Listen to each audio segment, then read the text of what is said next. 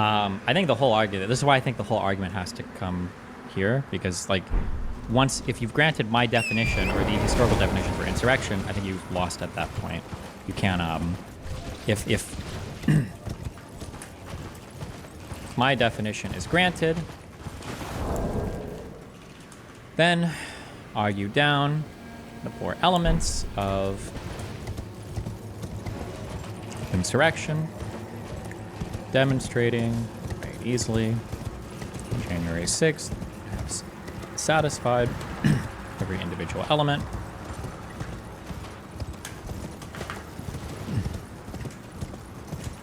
I think that's it.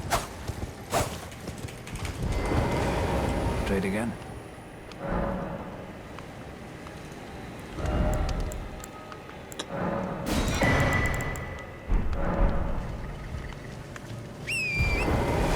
Yeah, I think that's...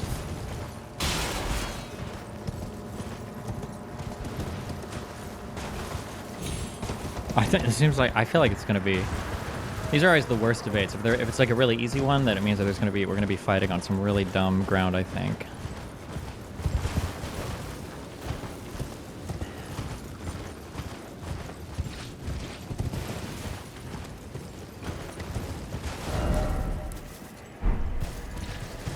There was an assemblage. That was obvious. Donald Trump called for people to be there for the 6th and sent them to the Capitol building. There was clear resistance to federal law. The whole point was to go and protest the counting of the electoral vote. They were holding up signs that said 1776. Donald Trump talked about Pence coming through and counting their slates of electors. They succeeded in this. They did slow down the vote. The resistance made extensive use of force. Regardless of whether you think a majority or not fought, or regardless of when he died, there was obviously force was used. Dude, there's tons of videos of people fighting with cops. And then for a public purpose, was resisting the stolen election.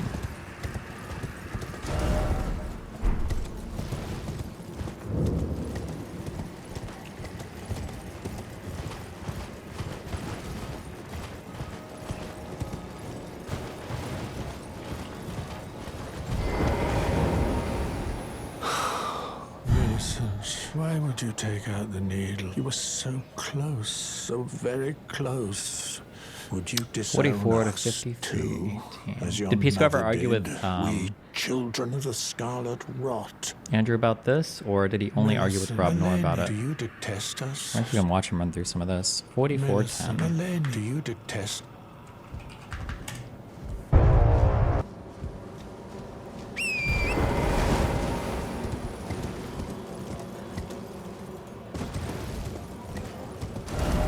Turn the floor over to you both.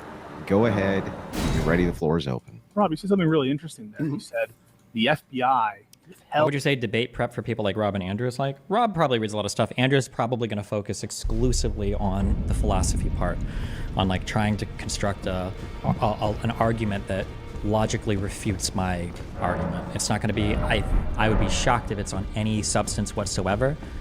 I literally think the entire debate, I think it's going to be about an hour and a half arguing over what an insurrection is, basically. And then if I give my definition and if he agrees to it, then it's going to be trying to whatabouts to like BLM and other, like, what about when they were violent here, over and over and over and over and over again. I shouldn't engage on any of those grounds. Well, let's check. Hold on. Only possible strategies and how to respond. So the first one is going to be defining insurrection in a personal way. His definition is irrelevant. What matters is the historical and legal definition used at the time. Claiming BLM, protests, whatever the fuck, must have also been an insurrection. Need to ignore / not engage on a single other event unless he fully concedes the argument on J6. The only way that I can like lose this is if I get like rabbit hole down some completely alternate, like what about when these 12 African Americans on July 4th, 2022 protested and did a sit-in, and it's like, oh, fucking no. I think these are the only two roads he can possibly go down.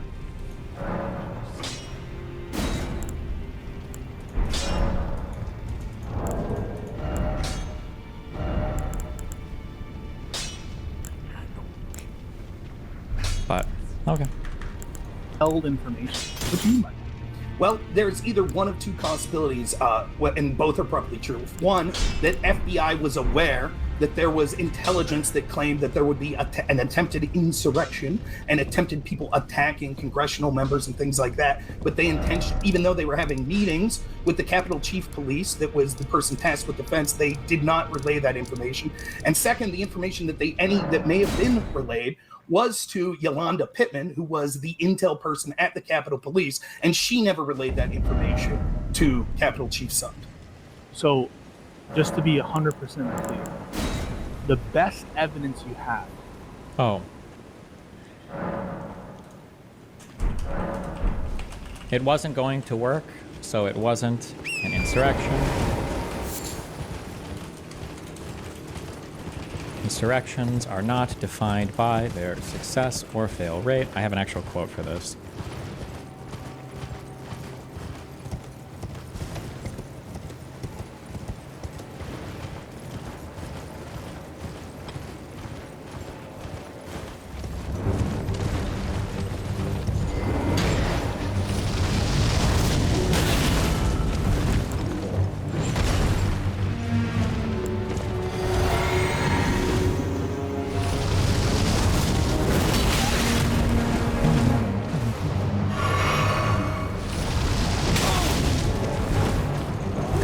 On what sound principle, then, can we say judicially that levying wars is to be treason when the war becomes formidable, that war levied by 10 men or 10,100 is certainly treason, but is no longer such when levied by 10,000 or 10,100,000?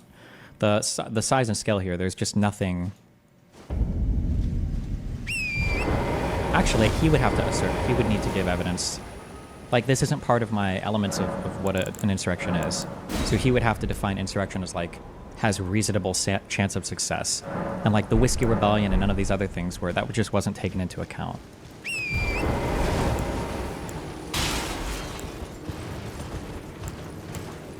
He could try to say that like, why was no one charged with insurrection?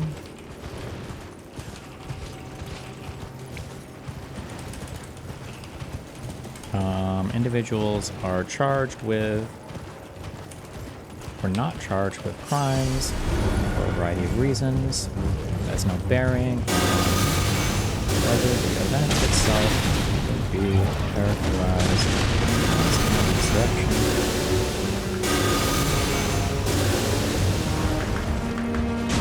The FBI not disclosing information to the Capitol Police, you just admitted that the Norfolk report that referenced South Field, blood, and violence that everyone points to as the most critical information. You just admitted that the FBI did give that to Capitol, didn't you? No, that's not true. They did not. They did, for example, Steve D'Antoni, the same person that was tasked with being in charge of the Whitmer Fednapping hoax, right? He personally was on a phone call with a bunch of other leaders January 5th. But let me ask you this. Let's start with this. I promise I'll answer. I promise I'll answer. Just answer this Rob, question. hang on. Please go ask the question. Go ahead. Is the intelligence division of Capitol Police part of the Capitol? And Yes. did the FBI relay that information to Capitol? We're not sure. Hey, Stephen Sund testified under oath that they did 2 times. So what Stephen Sund? Are you aware of that? Sorry, were you aware of that? Yes, and Stephen Sund testified that there was things that may have been given to Yolanda Pittman, but even that wasn't wasn't expansive of all of the intelligence. It was that the they had. exact report cited. Hang on, guys. Listen, first, before we get into this any further, for the audience is asking for this, and I would like this as well. Can both of you define insurrection for me? Uh-oh. Yes. So I go by what I think was an excellent definition by the District Court of Colorado. which defined insurrection as a public discord or threat of support by a group of people to hinder or prevent the execution of the Constitution of the United States. So that's an insurrection against the United States Constitution. Now, understand, that's a general term, that there's gonna be some hard cases of materiality. Like, is attacking a post officer, one post officer, one kind of insurrection. Hang on. I understand, but let's just go with the strict definition. And you pick this from Colorado as your definition. Why? I picked it because I think it's best in keeping with the historical definition, framers of insurrection. And whatever definition we have needs to include the Whiskey Rebellion, where very few people died, and the Civil War. It needs to be large enough to include both. That's the big And then, Rob, can you define it and tell us why as well? Yeah, I would say insurrection. The problem with the definition of this, you could use various competing legal interpretations, but there's also then colloquially what we continue. Oh, fuck. I was just going to criticize Pisco's answer because of a particular type of answer that Rob could give, and I think Rob is about to give it. This was 6 months ago, so maybe Pisco's understanding has changed. I think that in defining... Well, this is good for me. In defining an insurrection, it has to be defined as it was understood when the 14th Amendment passed, period. It doesn't matter what we contemporaneously define insurrection as. What matters is how was it defined, because what did they have in mind when they framed Section 3 of the 14th Amendment? Because that's who they were trying to prevent from running for office. If you don't keep in mind that what mattered was the time it was framed, then you, okay, so we'll see what happens. I mean, this was not like an unwinnable spot, but we'll see. Consider an insurrection. I don't mind Pisco's definition. I would, my just general definition would be an insurrection is a serious attempt to overthrow the government, right? The problem with using Pisco's definition from the Colorado case is there are a litany of organizations that have been sponsored by Democrats that would also meet that definition. For example, Black Lives Matter, the organization, talked about systemic police, talked about wanting to overthrow the systemic racism of the United States government and things that were issued in the United States government. They attacked federal buildings. That means that every Democrat, according to this Colorado rule, every Democrat in office should be removed from office because they supported insurrections. Particularly people like Kamala Harris that pushed bail funds. Okay, I think we get it too, right? So we now have both your definitions, and we have the reasons for those definitions. Wait, I just want to point out. I don't think you have. Rob said, I guess we could use yours or whatever, but it doesn't matter. What he's trying to show you is he's not actually interested in defining what is. To be fair, Greenwald floored Destiny in both debates. I hope there's a redemption. Greenwald got absolutely fucking annihilated. I don't think any man has ever left a debate with their balls smashed so fucking flatly as Greenwald did after he danced away from that conversation. What is it? He doesn't even want to talk about what's an insurrection. I just said, I said colloquially, it would be a serious attempt to overthrow the government of the United States. Oh, okay, where are you getting that from? That's the definition that I would use colloquially. Why are you using a colloquial definition for this? Because I think that that's the sort of thing that we should do, because if we apply a specific okay, that's good. Okay, so Pisco's diving into this. definition like you're doing, then we could say that there have been thousands of organizations that met that definition, which would then end up meaning thousands of people that are in office should be removed from office. What you're saying is you're going to let the outcomes dictate the meaning of the word. What you're Correct. saying is, I don't like the outcome of having so much legal consequence related to this definition that I don't like, and so I'm going to define the word in a way to make it more narrow so that I don't have to even think about what is and what's not an insurrection. No, the difference between me and you is this, that I might have disagreements on what I think an insurrection is or any particular law, but if it's going to be one way or the other, I just want it to be equally applied. So if we go with the definition you're saying, using force... So this is one of the only ways to get through, right? He either wants to define it in a personal way, or he'll agree, but then he wants to go on to these, okay, what about BLM protests and whatever else is going on, right? This is the direction that he wants to go. or the threat of force in public for, what was it, for by a group of people, by a group of people, that execution of the Constitution of the United States. So it would be Black Lives Matter. Insurrection against the Constitution of the United States. Black Lives Matter. Now, I just told you that there are many instances of Black Lives Matter violence which would be insurrections. Right. By the way, I don't think all of the January 6ers are insurrectionists, but there was at least one insurrection in January. Fuck, I don't know if Pisco had read that paper yet. You shouldn't agree. You should say all of them, technically, by... the paper lays it out and how you're going to read that, the second, the Confiscation Act, everybody that was there, even the people that weren't violently involved, would have been considered insurrectionists. That's not really relevant to the debate, though, but I mean. January 6th, there were many insurrections in Black Lives Matter. Chaz was undoubtedly an insurrection. Okay. Classically an insurrection. But what you want to do is, I don't want to think about it. I don't want to apply the standard. I don't want to have to apply it to Republicans. And so that's why I'm going to have a crazy high narrow standard that no reasonable person would accept that as a definition. That's not what I'm doing. What I'm doing is, it is unprecedented in the attempts that they're going after Trump and Trump supporters, claiming that it's an insurrection, including kicking him off ballots before he's even been criminally charged with anything like an insurrection. And what I'm saying is, if we're going to use this definition from 1860 or whenever it is that the Colorado court seemed to suggest, isn't resorting to semantics almost always an immediate L? Now it's define insurrection? What? Semantics is not an L. Semantics is sometimes the most important part of a conversation. You have to have the same definitions for words. I don't know what you're talking about. a possible definition, although they didn't accept that as their definition. But if we're going to use that, then we should say, okay, that's fine, we could use that, and then let's see how that applies across the board. I think that's a bad idea, but that's okay. If we want to, if that's the definition we set on, and therefore we say Kamala Harris can't be on the ballot because she pushed the bail fund for violent Black Lives Matter. This is the key counter for that is Kamala Harris pushing the bail fund doesn't matter and wouldn't meet the threshold for insurrection anywhere, because bail funds are completely and totally legal means of helping somebody. There's nothing illegal about contributing to a bail fund. You can't define an action like that unless you can give other parts that she was taking towards like supporting insurrection. You can't define like having a bail fund as engaging in insurrection. Or people, no, please let me finish. Yeah. Or we say, for example, people like AOC that supported groups that were literally attacking ICE facilities and removing American flags and then flying flags to other countries. This is the whataboutism. Yeah, oof. This is a big one. This is a big one. If we're going to say that those are people that engaged in an insurrection as well by providing aid and support to them, then I'm totally fine with that. But what I'm saying is that oftentimes what can happen is you could go back to some of these older laws and things like that have passed. The intent of the law, if we really look at it, was about the Civil War, which, by the way, they basically gave a full pardon on this specific part of this law within like 10 or 15 years, even if... That's a really big argument that cuts against Rob. Oh, I hope Pisco picks up on that. When Rob says they basically gave a full pardon, Pisco's only response should be, Rob, you are absolutely right, and I'm so happy that you brought up that the framers of this amendment had in mind reasonable remedies that Congress could exercise if they wanted to free somebody from the injuries of Section 3, of enacting Section 3, right? That if you were hurt by this in a way that prevented you from taking office, the framers had a way that Congress could pass legislation to free you of those penalties. That argument cuts heavily against Rob there.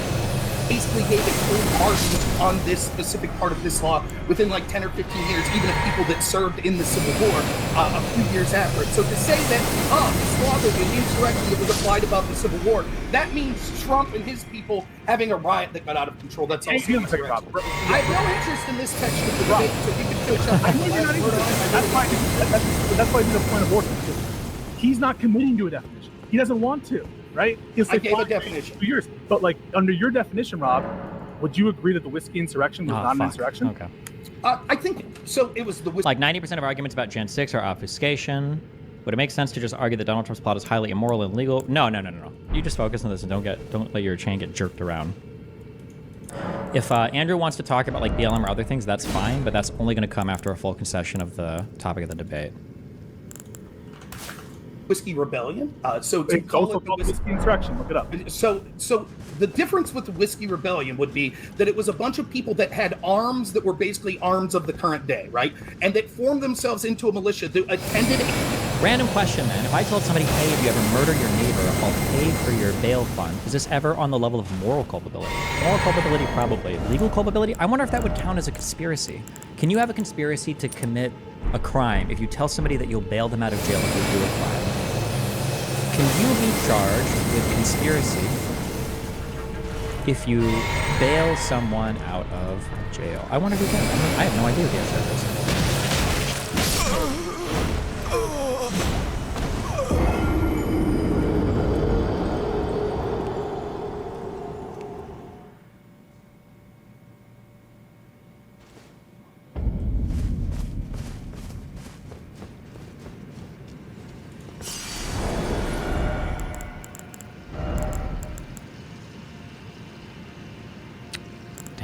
my criminal lawyers at? Conspiracy to commit a crime is an agreement between two or more people to commit a crime. I don't think you're furthering a crime by telling somebody what you'll do afterwards, are you? Let's say somebody said, I'm going to kill someone. Can you help me hide the body? So if you say yes, and then they kill the person, and then you buy bags and you're using it to come hide the body, would you be charged with conspiracy to commit murder, or would you be charged with conspiracy to obstruct an investigation by hiding the body? And then maybe felony murder? I'm not sure. I don't know. It abets, like keeping watch for someone is conspiracy too? Aiding and abetting. Accomplice liability or conspiracy. I'm not sure. I don't know. Accessory after the fact. When you charge with accessory after the fact in Florida, if you aid someone who committed a felony in hiding or fleeing from the criminal justice or correctional system. But hiding or fleeing from the correctional system, it can't possibly be just paying bail, can it? Otherwise, wouldn't like every single bail bondsman be theoretically... I guess if they could prove that you had the intent to help them pay bail for them to run, maybe?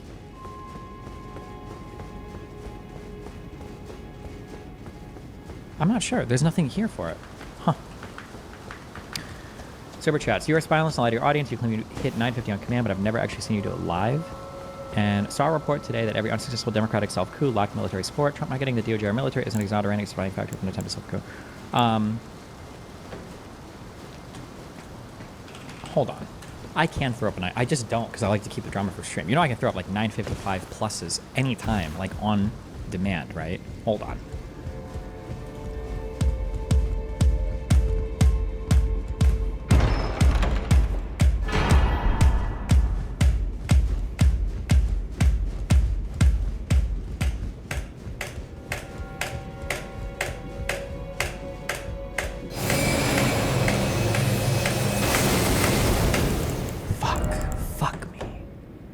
A battlefield, literally intending to provide arms to clash with the United States federal government.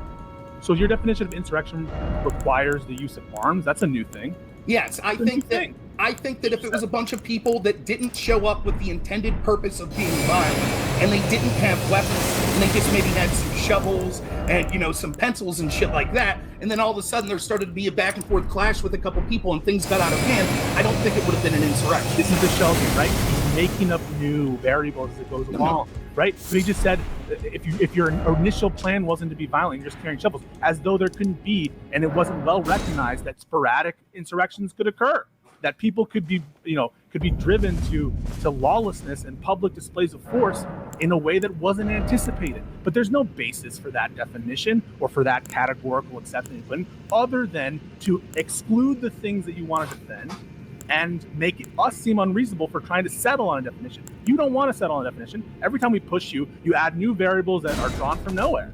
Settle on a definition. I gave my definition. I'm going to get hang on. Stop. It's actually perfectly fine for Rob to have a separate definition than what you have. You've taken him to task on what you think the problems with his definition are. It's perfectly acceptable for you to have a different definition from his. He's taking you to task on what your definition is.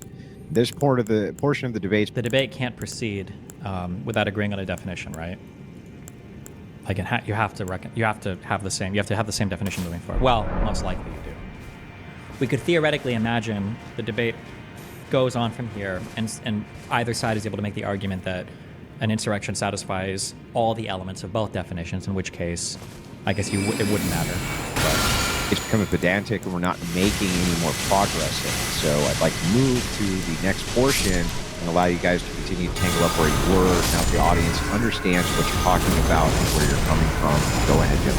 Okay, who was the principal person that you think was the most important person, or the principal person that was tasked with the defense of the Capitol on January? Donald J. Trump, President of the United States. And so you think that when it came to the tactical decisions on the ground and things like that, that Donald Trump should have been the person that was the... No one said that, but he's the point person, and in matters of utmost national security, he has an absolute duty to stay informed. And guess what? When he has any role, forget about everything I have to say about his volitional role in bringing everyone there and his incitement. Forget about that. Put that to the side. For him not to pick up the phone and the foreign call McCarthy, call Miller, and say, hey, do you think I should tweet to get these people out of here? This is horrible.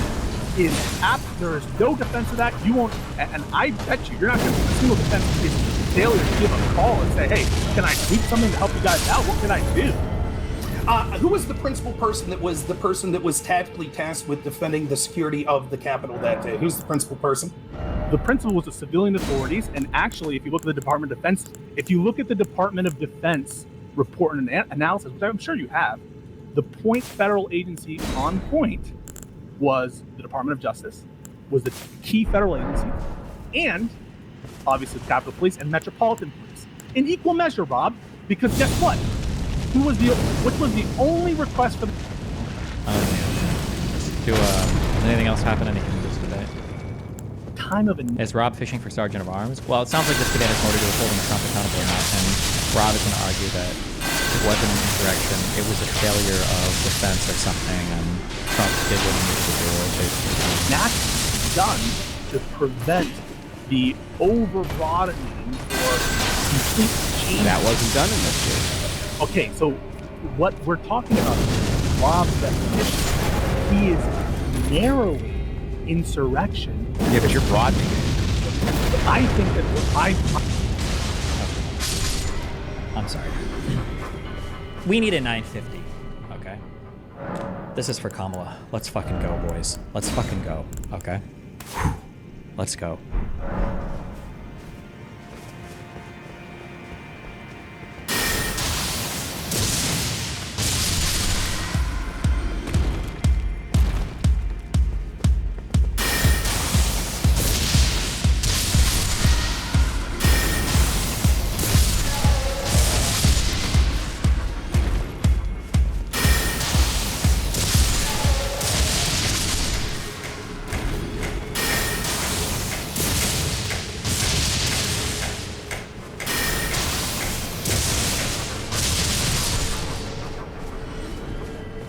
We can do better. Let's go. Come on.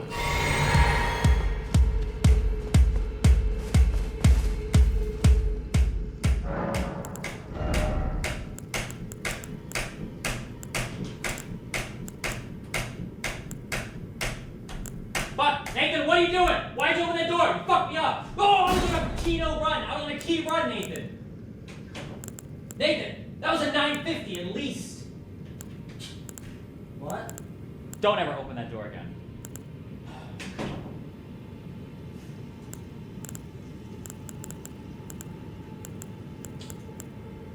Fuck. Look at this. Look at this run.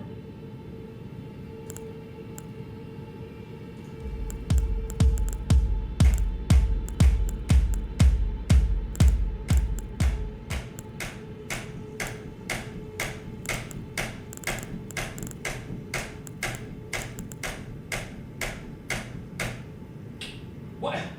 What? Wait. This should have been at least a 9.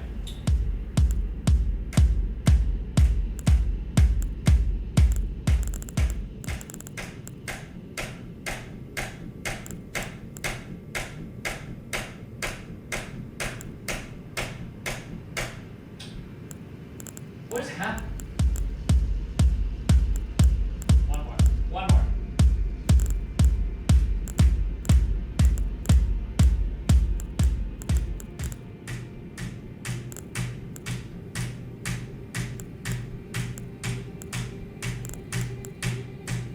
Oh my god, I fucked up second to last so bad. Oh my god. Just one good run. One good run.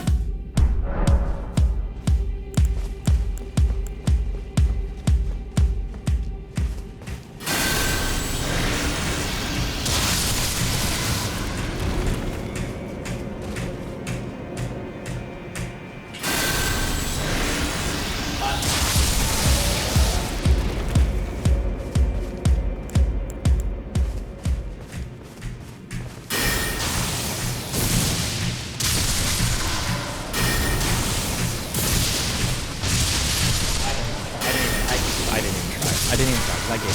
Just fuck this game. I'm gonna use rest real quick and then we'll hop into this.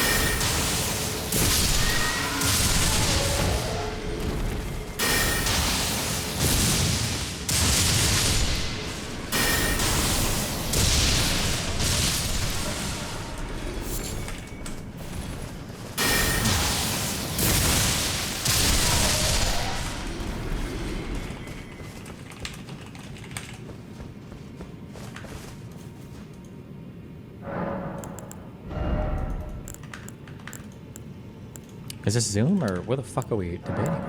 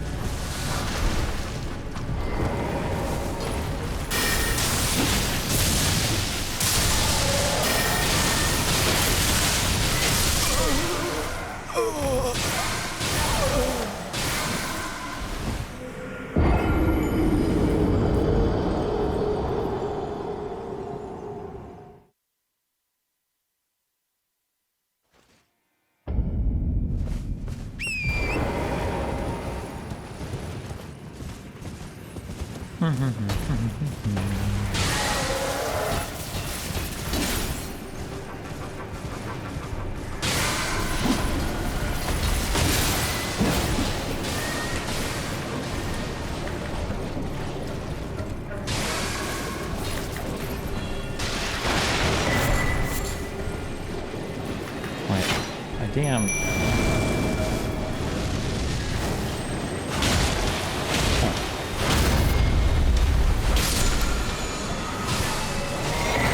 Oh, it's setting for 8 difficulty.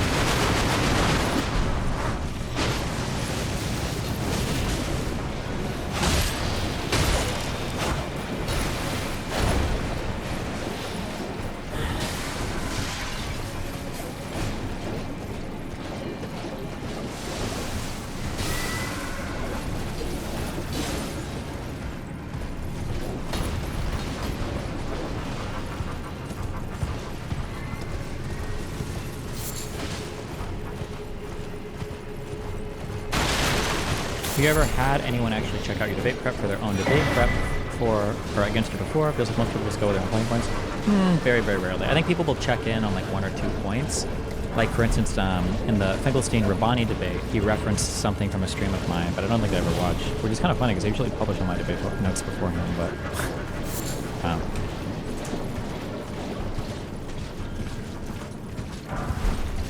what the fuck?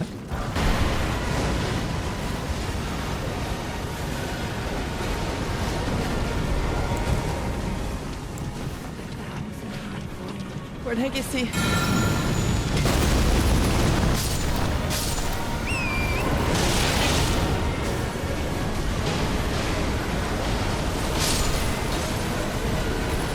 No!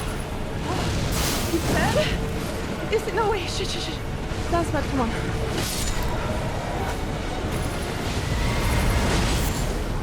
Come on. Yes! Oh my god. Jesus. I can't believe it!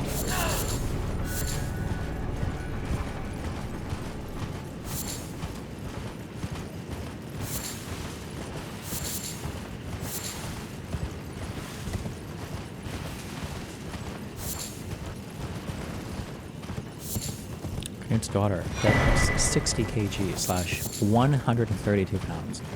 Give her the 135. God damn. What a brutal.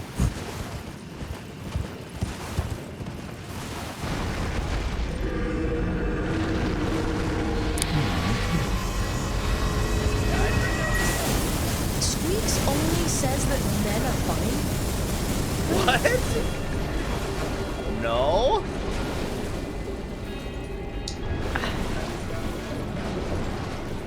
What's wrong with this cat? Why is it just like... Why is it just standing here? It's always Ludwig this, Chibley that, Northern Lion this. He never says... Oh, all the women streamers I watch, guys, are so funny. Squeaks has never said that. I was gonna say because I don't watch women stream. Yeah, Have you ever noticed that What's going on with this cat? What is happening here? Squeaks only says... He's like sleeping, standing up, doing nothing, being autistic.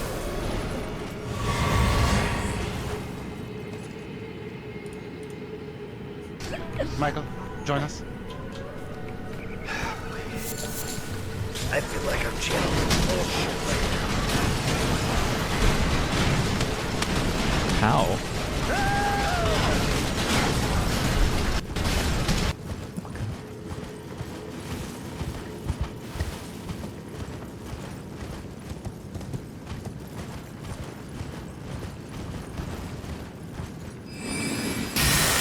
That's it. Oh, 30 minutes. I did see the butt controller. That's how you burn muscle or burn fat. Maintain muscle. Ah! Oh my god! Is that a fucking roach, bitch? There's a fucking roach. Oh my god, what the fuck? It's huge, bitch!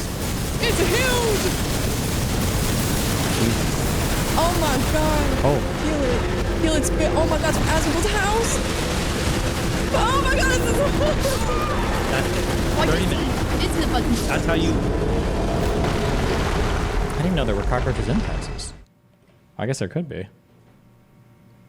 Or I guess there are. They must be, huh?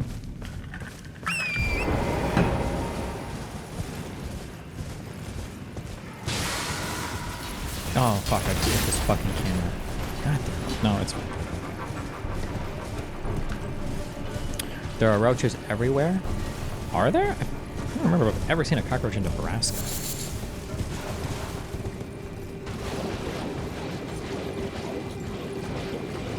I guess there could be. I don't know.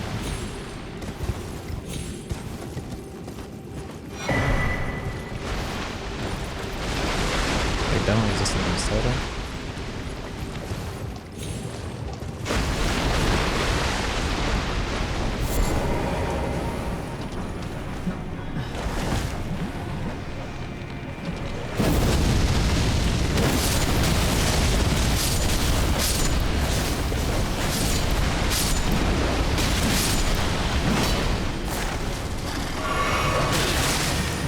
Years of sending the Lincoln bro, you're killing me.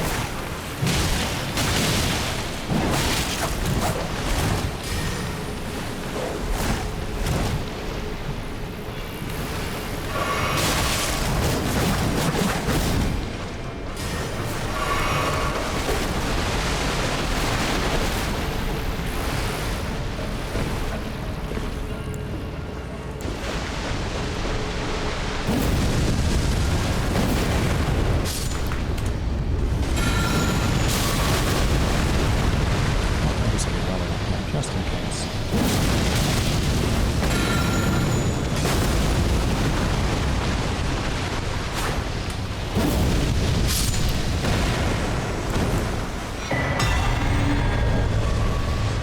I should really move that much. I don't like my camera setup. Or maybe I just need a better lens that zooms more. No, I feel like it's. Oh, fuck. Right? Right? Fuck it.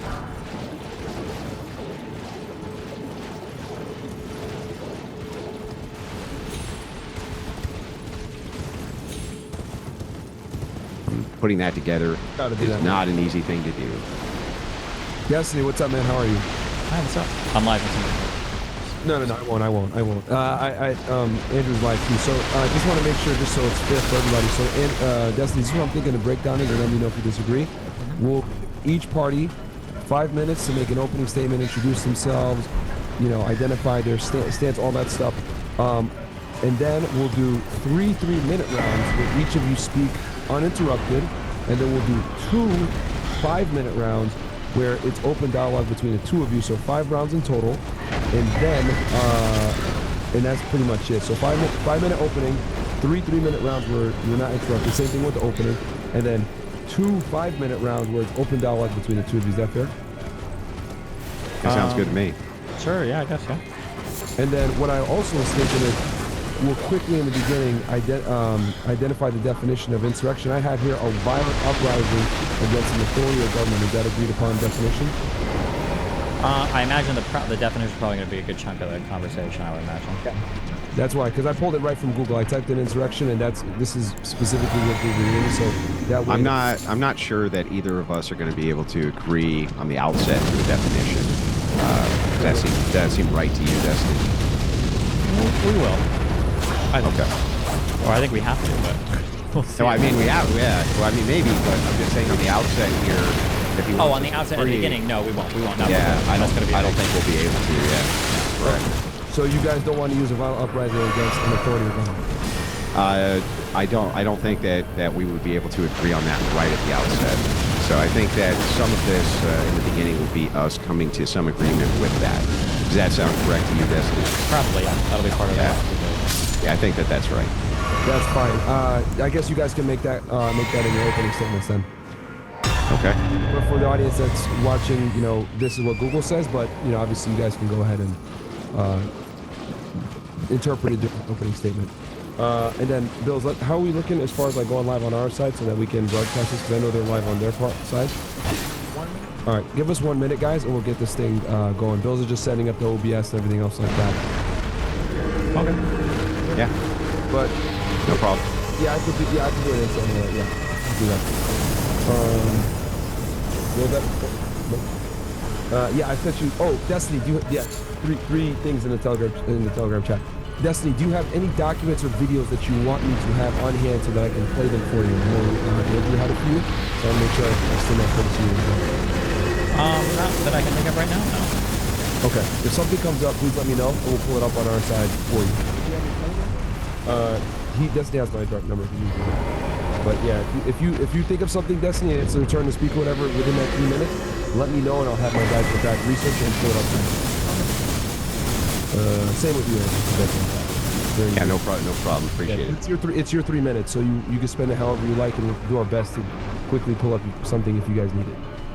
Yeah, no problem. Thank you. Cool. You think the majority of the people? Oh, yeah, that was So. Sorry about that, guys. But other than that, Destiny, good to see you, bro. I'm glad that you're still here with us, man. I am still barely alive, but I'm still here, yeah. Oh, man. Going crazy on Twitter, man. It's crazy. Oh, Jesus. Oh, man. Are you sick? Are you okay? Yeah, I went to the RNC and I just came down with a bug ever since. I sound like all fucking congested and shit. It's a lot better now, though. Yeah, it's way better than before. It was worse than this. I went ahead and commingled with all the people you hate. They made me sick. Definitely. Nice. Well, that's what happens because they were all unvaxxed, you know?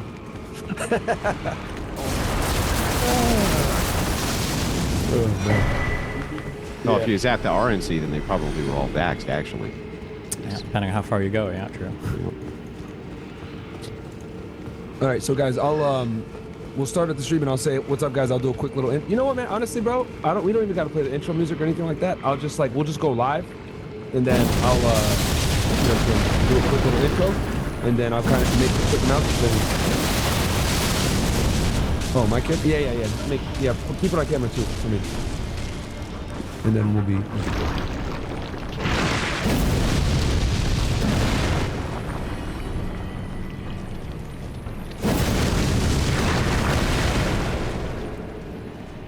That's good.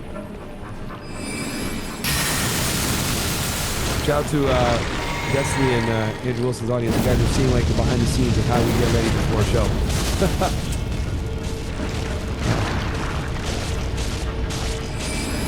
Well, I appreciate you moderating this. Very kind of you. Well, of course, man. You guys are both the homie of both you guys, so it's totally cool. Don't mind it. I see some familiar names in this chat too. Yeah? They know who they is. Yeah. So. You're gonna start the live now? So I won't even do my intro, guys, like normally with the music and all that shit. I'm just gonna, what's up, guys? Welcome to Fresh Event Podcast. I'm here with Destiny and Andrew Wilson. Boom. We'll do some quick announcements, and then I'll just turn. Oh, who wants to go first? Andrew or Destiny? I'll open first, if Destiny has no problem with it. Yeah, I feel like that's fair because I was the challenger. All right. Destiny's okay with that. So what I'll do is I'll also give you guys like a 30-second warning. So you guys kind of know, hey, try to wrap it up if you can. Okay. And I'll time each round. So the first one for the 5 minutes. We'll open this in 5 minutes.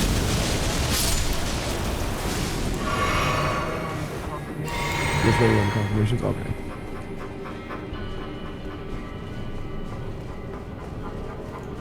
You got my friend Big Mo in studio or what? Yeah, he's here. Tell him I said what's up. Because they knew what we were doing, so like, nah, we don't want to fuck this one up, so they're both gonna come down. Awesome. Yeah.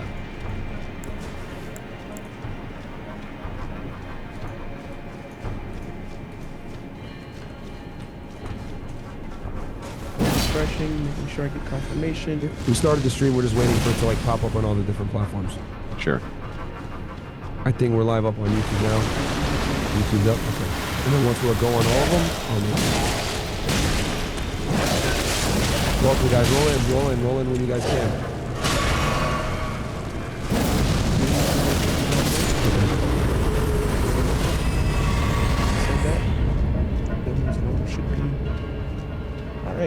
We're live on all of them?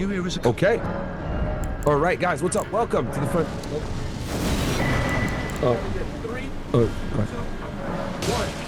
All right, and we are live. What's up, guys? Welcome to the Fresh Air Podcast, man. I'm joined by two people that I call my buddies. Good guys, contrary to what people might say. Andrew Wilson and Destiny. Today we're going to be I'm going to be hosting a debate between them on was January 6th an insurrection?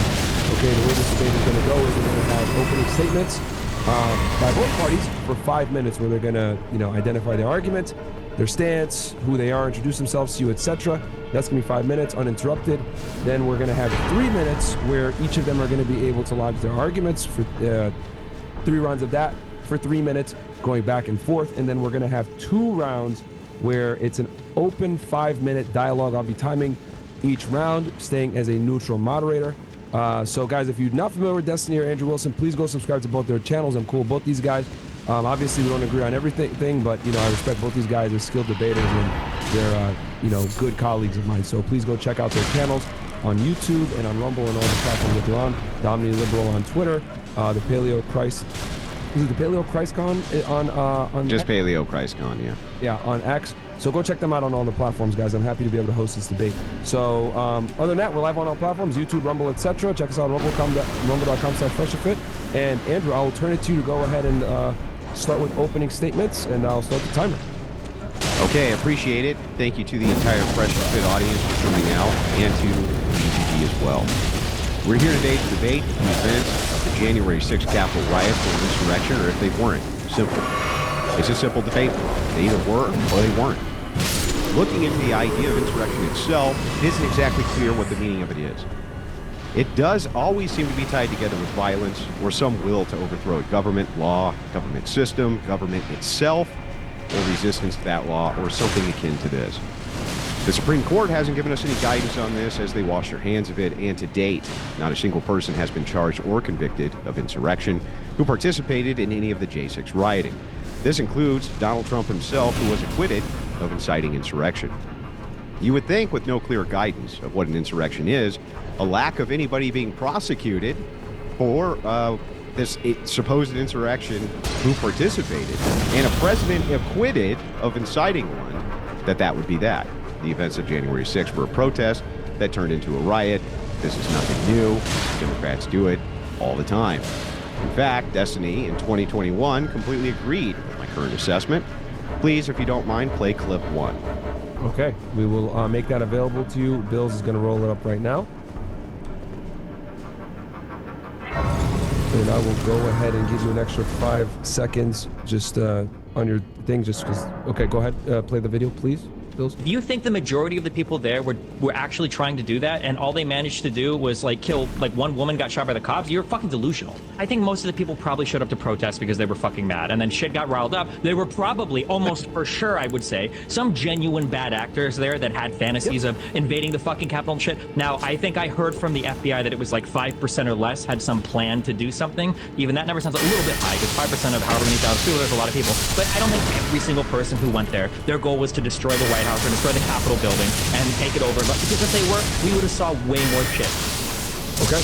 Now, just so you know, I have no visual on my end when those play, and I'd appreciate if you guys could put the visual up on my end as well. Okay. In fact, Destiny even agrees that rioting and political violence is part of the democratic process, akin to voting, he says.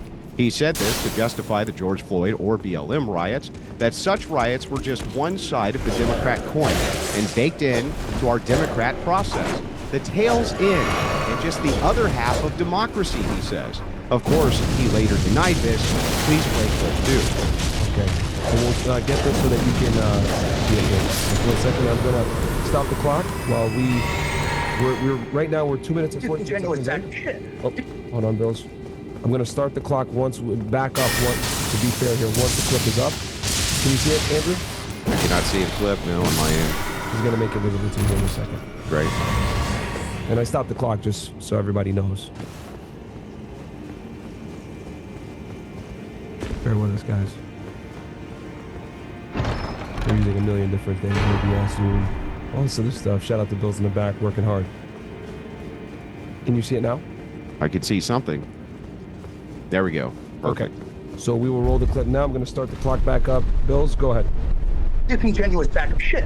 Because, as I've debated you in the past, you started talking before January 6th ever occurred about how the BLM riots were justified. It was just the other side of the coin of voting. Of course, once you realized that grip wouldn't do as well for you when you were debating the Rittenhouse shit, you completely 180'd your position. Did I ever say writing is the other side of the coin of voting? Probably did. That's a really straight statement if I did. If I did, that's a really straight statement. But go ahead, okay. Right, find the clip. Activism and riots are one side of the coin and the other side is voting. I think there's conspiratorial at all. I think that affecting political change like this is fine. Like, that's part of the goal. Like activism and riots are one side of the coin and the other side is voting. Okay. Woo. So, this is 20 seconds in. Go ahead. So why the radical change of heart on this topic from Destiny? This complete 180? Well, that's simple. He hates Donald Trump. A simple motivation, but at least understandable. He also hates Trump supporters.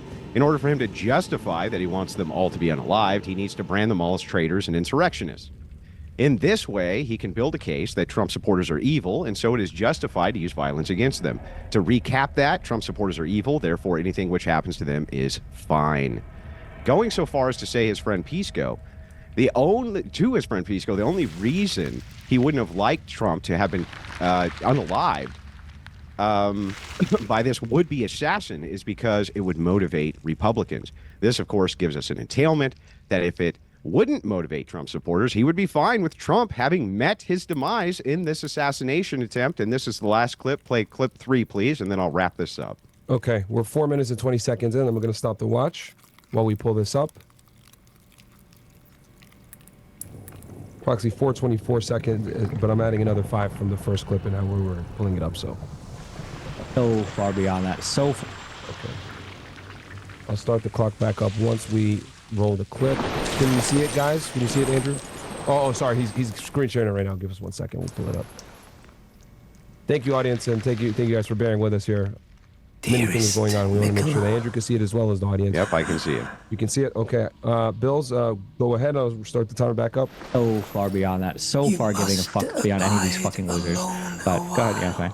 Can I ask you a question? So, and you don't have to answer if you don't want to. Yeah. Do you wish the attempt had been successful? Honored the guest. Do I wish that the attempt had been successful?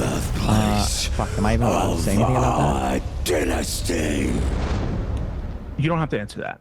Here's what I'll say. This is what I will say. I don't know, because I'm trying to fed post whatever. Here's what I will say. A failed attempt is probably the worst outcome of anything that could have happened. I'll say that much. I disagree. I think a successful attempt, if that had happened. Well, actually, hold on. We might agree. The successful attempt would be an attempt on mine. The successful. So, guys, we just hit pretty much the 5-minute mark. Destiny, if you're okay with it, I can let this kind of go on another minute or so, and I'll afford you an extra minute and give you 6. Yeah, you can. Yeah, you can. Okay, all right. So we'll complete this out. I'll time it. Whatever I gave Andrew, I will give to you as well on the opening statement. Good. Thank you, guys. Whatever. It might be the worst thing that happened. But if it was the worst thing, it was just because of like the country's reaction afterwards, basically. Who could possibly have? So, ultimately, Destiny needs to be able to provide us with what an insurrection actually is. An actual working legal definition, or even personal ones, we can work off of that to understand the mindset of the person who claims this was an insurrection, even as nobody ultimately prosecuted for an insurrection. He, to date, hasn't done this for the same reason the Supreme Court and higher courts won't. If they do define it strictly and categorize it strictly, then it's likely Democrats and even Republicans are engaging in them all the time. Non-stop, in fact. I am, in fact, willing to, in the ultimate spirit of good faith, concede that if Destiny just can't really define an insurrection or tell us what goes into that category and not into the category of a riot, that he really has no business calling anybody an insurrectionist, especially when nobody's been charged with an insurrection in regards to J6. Nobody, and certainly not convicted. I will concede, however, if he concedes Democrats are likely involved in insurrections all the time, using violence for political change, I'll concede Republicans may be as well if his definition is that broad. However, that will eliminate his moral high ground for the justification of do what you want to them because they're traitors. That would also make you a traitor. With that, I'll cede my time. Note in that video that the entire audience, when he was asked this question by Pisco, he said, yes, we would have preferred that Trump was alive during that assassination attempt. Go ahead. Okay, so that I have approximately 6 minutes and 45 seconds there. Destiny, I will reset the clock and allot you the same exact amount of time to stay there here. Let me know when you are ready, and I'll restart the clock. Yeah, I'm ready whenever.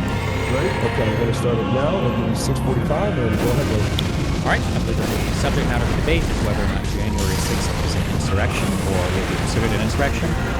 Originally, I thought this was going to be a 1v1 debate, but I can do a 1v2 debate against my 2021 less educated self as well. I have no problem speaking to arguments that made in prior clips. I have no problem speaking to current arguments made by Andrew. So head down that road. I think that the first thing we need to acknowledge when we talk about the structure of the United States government is that the Constitution of the United States is the supreme law of the land. The Constitution is what powers our two branches of government, and it sits above every other part of our government, and every part of our government must report to the Constitution. I think it's a foundational American belief. In principle, if we don't share on this foundational belief, then we're never going to connect in any sort of meaningful way when we talk about how U.S. law or U.S. process or whatever should go down. So, that being said, there was an amendment to the Constitution, the 14th Amendment, and Section 3 of that amendment basically goes on to say that any prior oath taker that has engaged in or aided in an insurrection is no longer allowed to hold office, essentially. Now, the question that we come today is trying to define what is an insurrection.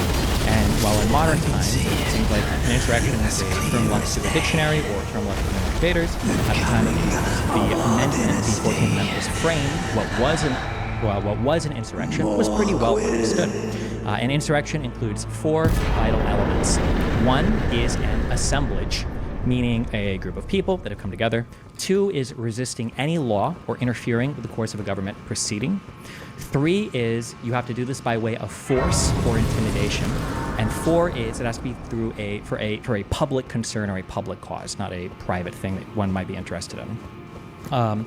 Just for some understandings of when we say an assemblage, we can look to in 1861, Justice Benjamin Curtis said a combination or conspiracy by which different individuals are united in one common purpose. So not just a bunch of people in a city protesting different things, but a group of people that are united in one common purpose. We can look to Justice Samuel Chase in the case of Freeze in the year 1800. He says if a body of people conspire and meditate an insurrection to resist or oppose the execution of any statute of the United States, a statute such as the ECA, the Electoral Count Act, which is what they were united on January 6th to insurrect against. They were opposing the execution of that. They are only guilty of a high misdemeanor, but if they proceed to carry such intention into execution by force, which we did see on the day of January 6th, regardless of if every member engaged in force or just one, they are guilty of the treason of levying war, and the quantum of force employed neither lessens nor increases the crime, whether by 100 or 1,000 persons is wholly immaterial. Doesn't matter if you have an insurrection of 50 people, 100 people, or 1,000 people. You only really need 2 people there to make it an insurrection. In terms of whether or not they were resisting a law or interfering with the cause of government, we can quote here, an insurrection against the United States requires resistance to any statute or some public law of the United States. This is a quote by Judge in, I think, 1826. Curtis spoke this to a jury. He says, the law does not distinguish between a purpose to prevent the execution of one or several or all laws.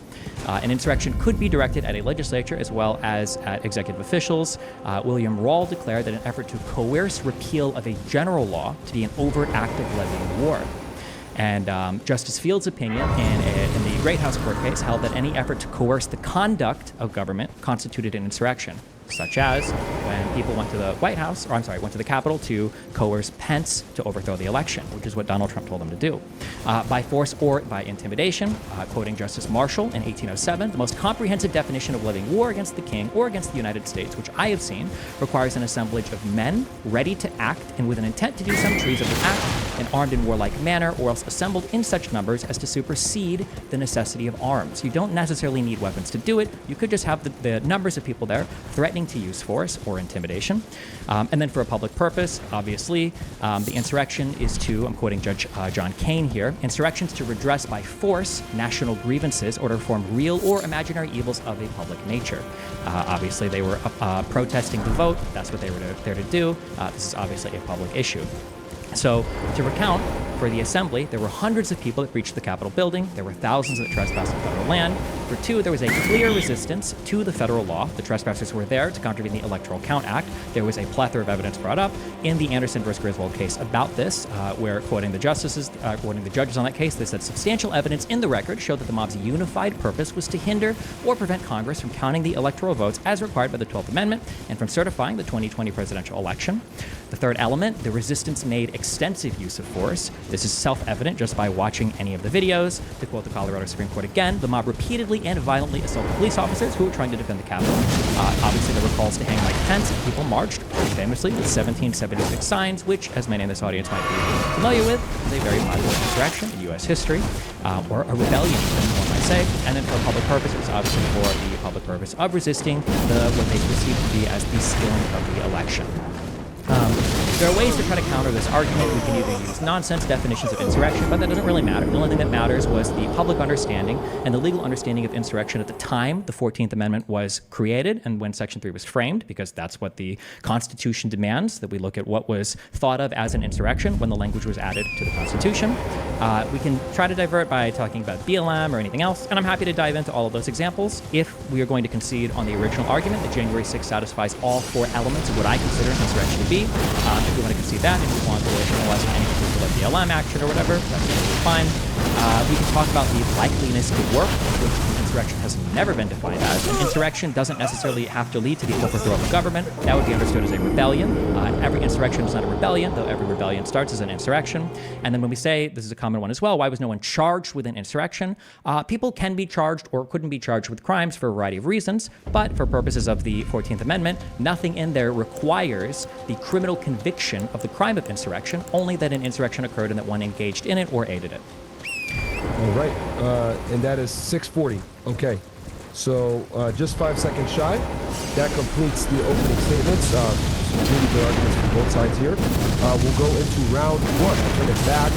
So we just completed opening statements, guys. Each party had 6 minutes and 45 seconds to make their original stance and their first opening statements. We'll go to round one. I'll set the clock for 3 minutes. Andrew, let me know when you are ready. And I'm ready. Okay, timer is going now. Go ahead. Yeah, so let's start with this idea of my definition. What the hell do I care about your definition? Nobody has been prosecuted for any insurrection by any definition. Destiny comes through and he gives us this list. He says 1, an assemblage. Okay. 2, resisting any law or interfering with the course of a government proceeding. Okay. 3, by force or intimidation. Okay. 4, for a public purpose. He has just outlined basically almost every single political riot I've ever heard of. That is what that is outlined. So let's see, an assemblage. This would cover a riot, a bunch of people assembling. Resisting any law or interfering with the course of a government proceeding. That could be shutting down roadways for commerce. That could mean anything. By force or intimidating, if you have Black Lives Matter, other groups like this who are out there saying no justice, no peace, that would be very intimidating. And then for public purpose, very nebulous. All of this is completely nebulous language. He has not actually given us a definition per se would be the at all. Buff section. By the way, if you can cam me while I'm talking, I'd appreciate it. With the he has not given us a definition at all. The game as if it was he's just kind of given us this loose, nebulous, the dragon a couple more times and leveled up. You know, framework. Obviously, you can level up as much as you want here. My goal was just to get to 60 intelligence, hit the soft cap, and 23 faith. So let's kind of dive into a couple more things here. Also, he says people can or can't be charged for a variety of reasons. That's not saying anything. We're going to use this. So what? Yeah, that's true. maybe they committed insurrection and they weren't charged for insurrection, but also maybe they did not commit insurrection and that's why they weren't charged with insurrection. That's a non-argument. You could definitely spend a couple more minutes. He says that these elements, third element, self-evident Colorado Supreme Court using 1776 signs. People use 1776 signs all the time. And the only reason we're actually here right now is because no this boss is gatekeeping the ritual sword talisman whatsoever. We're going to use it's this very to gain common for 10% people to more have those damage as while we're at bumper full health, stickers. That which doesn't for mean that they're most going to boss be fights, that engaging should in be the any kind of case. rebellion And speaking or of boss fights, we're insurrection going to jump straight at into all. one. So He we're going to go fight also, World Knight as he Loretta, but I'm going to show talks you a way about to these cheese various this. rulings, he says treason of levying war comes in. Obviously, insurrection seems to have something to do with levying war against the United States, or at least some type of start to levy war against the United States. He still has not actually demonstrated any of this. He's just given us this really nebulous idea. An assemblage resisting any law or interfering with a course of government proceeding by force or intimidating for public. This is very nebulous. So unless Destiny is going to concede that anything which meets this criteria is an insurrection, then I'm not even sure how to go forward with this debate. How in the world can he say essentially almost any riot on planet Earth or any assemblage, even a peaceful protest where they shut down the roads, is an insurrection? That can't be true. That just can't be true. Okay. We had ended there at about 2:57. Andrew, you're up on our channel. They can see you. I don't know if it's on. Yeah, we're good on mine too. You are okay. Perfect. I just want to make sure that we're there. So, but you are definitely up on, and whoever's speaking, I always make them the main person. So, Destiny, I'm gonna put this is round one. I'm gonna put 3 minutes on the clock for you. Are you ready? Yeah. All right, go ahead, buddy. So I think my definition is pretty clear. There is an assemblage. There's a clear resistance to the implementation or the execution of some federal law. The resistance has an aim to make use of force or intimidation, and it's gathered for a particular public purpose. BLM almost automatically fails on the fact that these were not usually demonstrations against federal law. I don't know the federal law or the federal thing that was being resisted by BLM, but again, I'm happy to dive into any particular BLM supposed insurrection or riot if you'd like. But again, I mean, that has nothing to do with January 6th, and if you want, then you see that entire argument, and we can move on to analyzing individual BLM instances. But again, you'd have to show that there was some implementation or carrying out of some federal function for it to be an insurrection against the United States government. States might have their own definitions of state insurrections. I'm unaware of any. So to say again, my definition of insurrection, like very clearly, has 4 elements. If you want to suggest an alternate definition that you feel more accurately comports with what you would consider an insurrection to be, that's fine, but we can't just say that it's nebulous and there is no definition when we have we've got references made in our Constitution and in our Federal Criminal Code to insurrection. That doesn't make any sense. We can complain about people being charged with an insurrection or not, but whether or not somebody is charged with an insurrection, again, has nothing to do with the event itself. For instance, if I were to look and see at any number of BLM riots, if I were to look at a riot, would a challenge to that riot be, well, was anybody charged with rioting? If I could show you a riot where people clearly engaged in a riot, where there was a mass of people that were engaged in violent behavior that involved the destruction of some property or violent activity, but I were to say, well, look, nobody was actually charged with rioting, would you say then that, well, I guess nobody was actually, or there wasn't a riot that actually happened? Nobody would make that claim. There's a whole list of reasons why a prosecutor may or may not charge for particular crimes. In this particular case, there were really good reasons not to head down that insurrection charge road, because it would probably put the Supreme Court in a very hairy area, which they might end up getting into anyway, in terms of actually having a strict definition of what an insurrection is. But again, the 14th Amendment doesn't require a strict definition of insurrection in order to disbar somebody from running from office. All it needs is for a court to engage in asking the question of whether or not somebody had engaged in an insurrection, and if they had and were a prior oath taker, then they were barred from taking any public office in the future. So yeah, again, if there's an alternate definition that wants to be explored for an insurrection, then I welcome that, but that definition needs to have, it needs to comport with the historical and legal understanding of what an insurrection was. Otherwise, it's just meaningless, meandering, opining that means nothing, when we should be thinking, like, what was the definition of insurrection at the time the 14th Amendment was drafted. Okay, that's 2 minutes and 40 seconds. You don't want to use the rest of the 20 seconds, Destiny? Okay. Yeah, I mean, like, we can, if this ends up going into, like, a whole bunch of, like, BLM stuff, I mean, we can get to that, but that has no bearing on whether J6 would be considered an insurrection or not, so. Okay, so 2 minutes, 57 seconds. That completes round 1. I will restart the clock. We'll move into round 2. I'll turn it back to you, Lord of Blood's Andrew. favor, which is the final task. Let me know when you're ready, and I'll turn the clock on. And the So what- I'm not and claiming and that tell this them has that the two anything to fingers do with didn't seem BLM. right. I'm doing an They'll internal reward you with the critique and festive saying that bloody if you're going to finger. apply these nebulous standards to this, then you must apply them to this. If this category, if category A over here, also would include everything which includes a riot, then we would need to know what the delineating factor is. He claims here there must be some federal element. However, that's not in his definition. His definition does not include any federal element. To go over his definition again, an assemblage resisting law by force or intimidation for public purpose. It doesn't say anything about a federal element. He just pulled that out of his ass. I don't know where the hell he got that from. It's definitely not in his definition. If it was, he should have said that that was in his definition. He keeps going back to this illogical idea that just because X doesn't happen doesn't mean X isn't true. Yeah, that's true, but it also doesn't mean X is true. So making the claim that, well, wait a second, Andrew, just because they weren't actually charged with insurrection doesn't mean they weren't guilty of insurrection. Well, that's nice, but it doesn't mean they were either. And I have the evidence on my side, as none of them were actually prosecuted for insurrection. None of them were prosecuted for insurrection, and Trump was acquitted for inciting insurrection.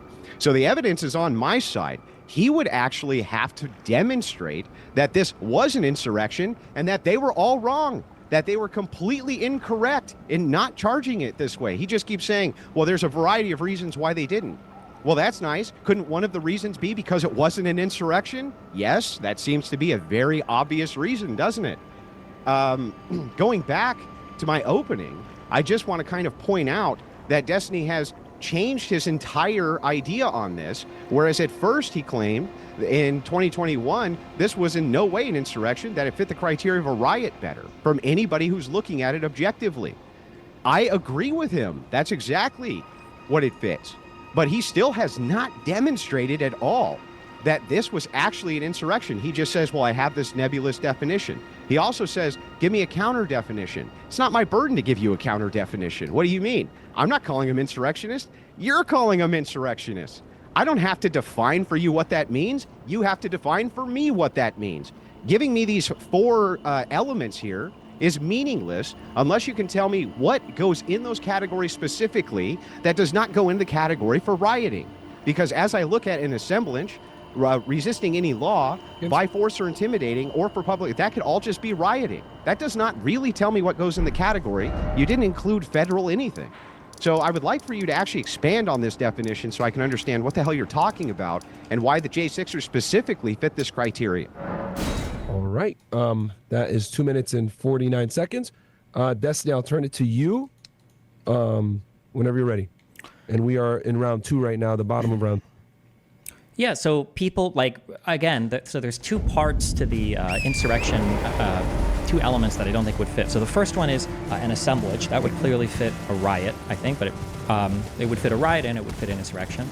The second part is resisting a particular law or interfering with the course of a government proceeding. There are plenty of riots that aren't riots to resist like the implementation of a law or to interfere necessarily with like some government proceeding. We can imagine a million reasons why people might riot outside of a baseball game. People might riot in protest to a statement that was made or in relation to, I don't know, the outcome of a sporting event. Like, there's tons of people that can riot that aren't rioting with the goal of resisting the implementation of a particular law or trying to interfere with the course of some government proceeding. So the part two, the second element I've listed, really wouldn't comport with most riots. And then the third one is the third element by force or intimidation. I would say that riots generally have a forceful or intimidating aspect to them, although they generally happen spontaneously. Usually they're not planned in advance to use like force or intimidation. To quote Justice Greer, quote, legal authorities carefully distinguished planned insurrections from spontaneous riots. Justice Robert Greer charged the grand jury in the United States v. Hanway that a defendant who was not leagued with violent resistors to federal law could not be prosecuted for treason.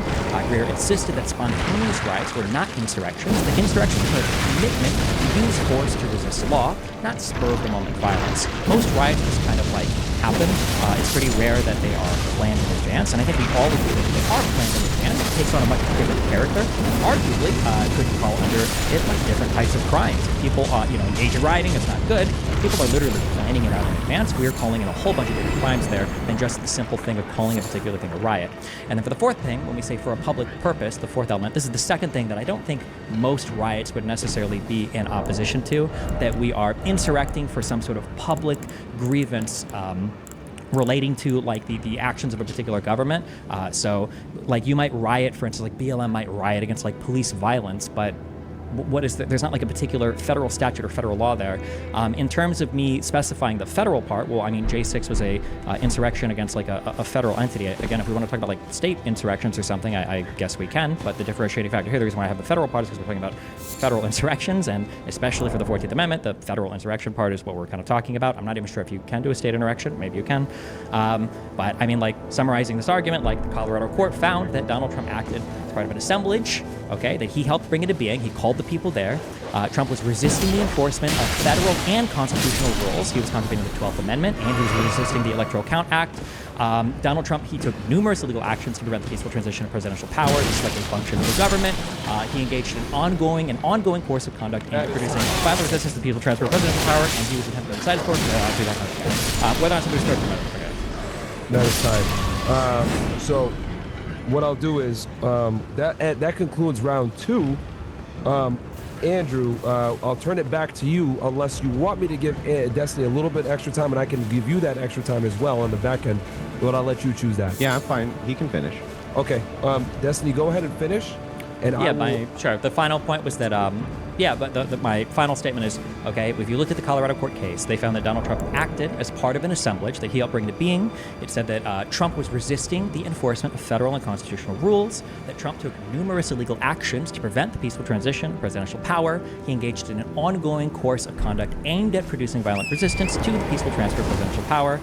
He attempted to incite his supporters to attack Congress, which they did, and that Trump's speech occurred sufficiently close in time and place to when and where the insurrection took place to be considered an incitement. Like every single part of this, like very easily and very cleanly meets the definition of an insurrection. If we want to argue that my definition isn't clean or that my 4 elements aren't being met, that's, well, I don't know how we can argue that. I think all 4 elements are being met. If we want to argue that, well, every single riot would, fall into this, then we could say, well, fine, Destiny, I agree. For your definition of insurrection, fine, January 6th was an insurrection. Now let's talk about these other events, and we could talk about whether they fit or don't fit. Or you can give me your own definition of insurrection, and then we can go from there. Okay, that added an extra 55 seconds, so we'll go into round 3.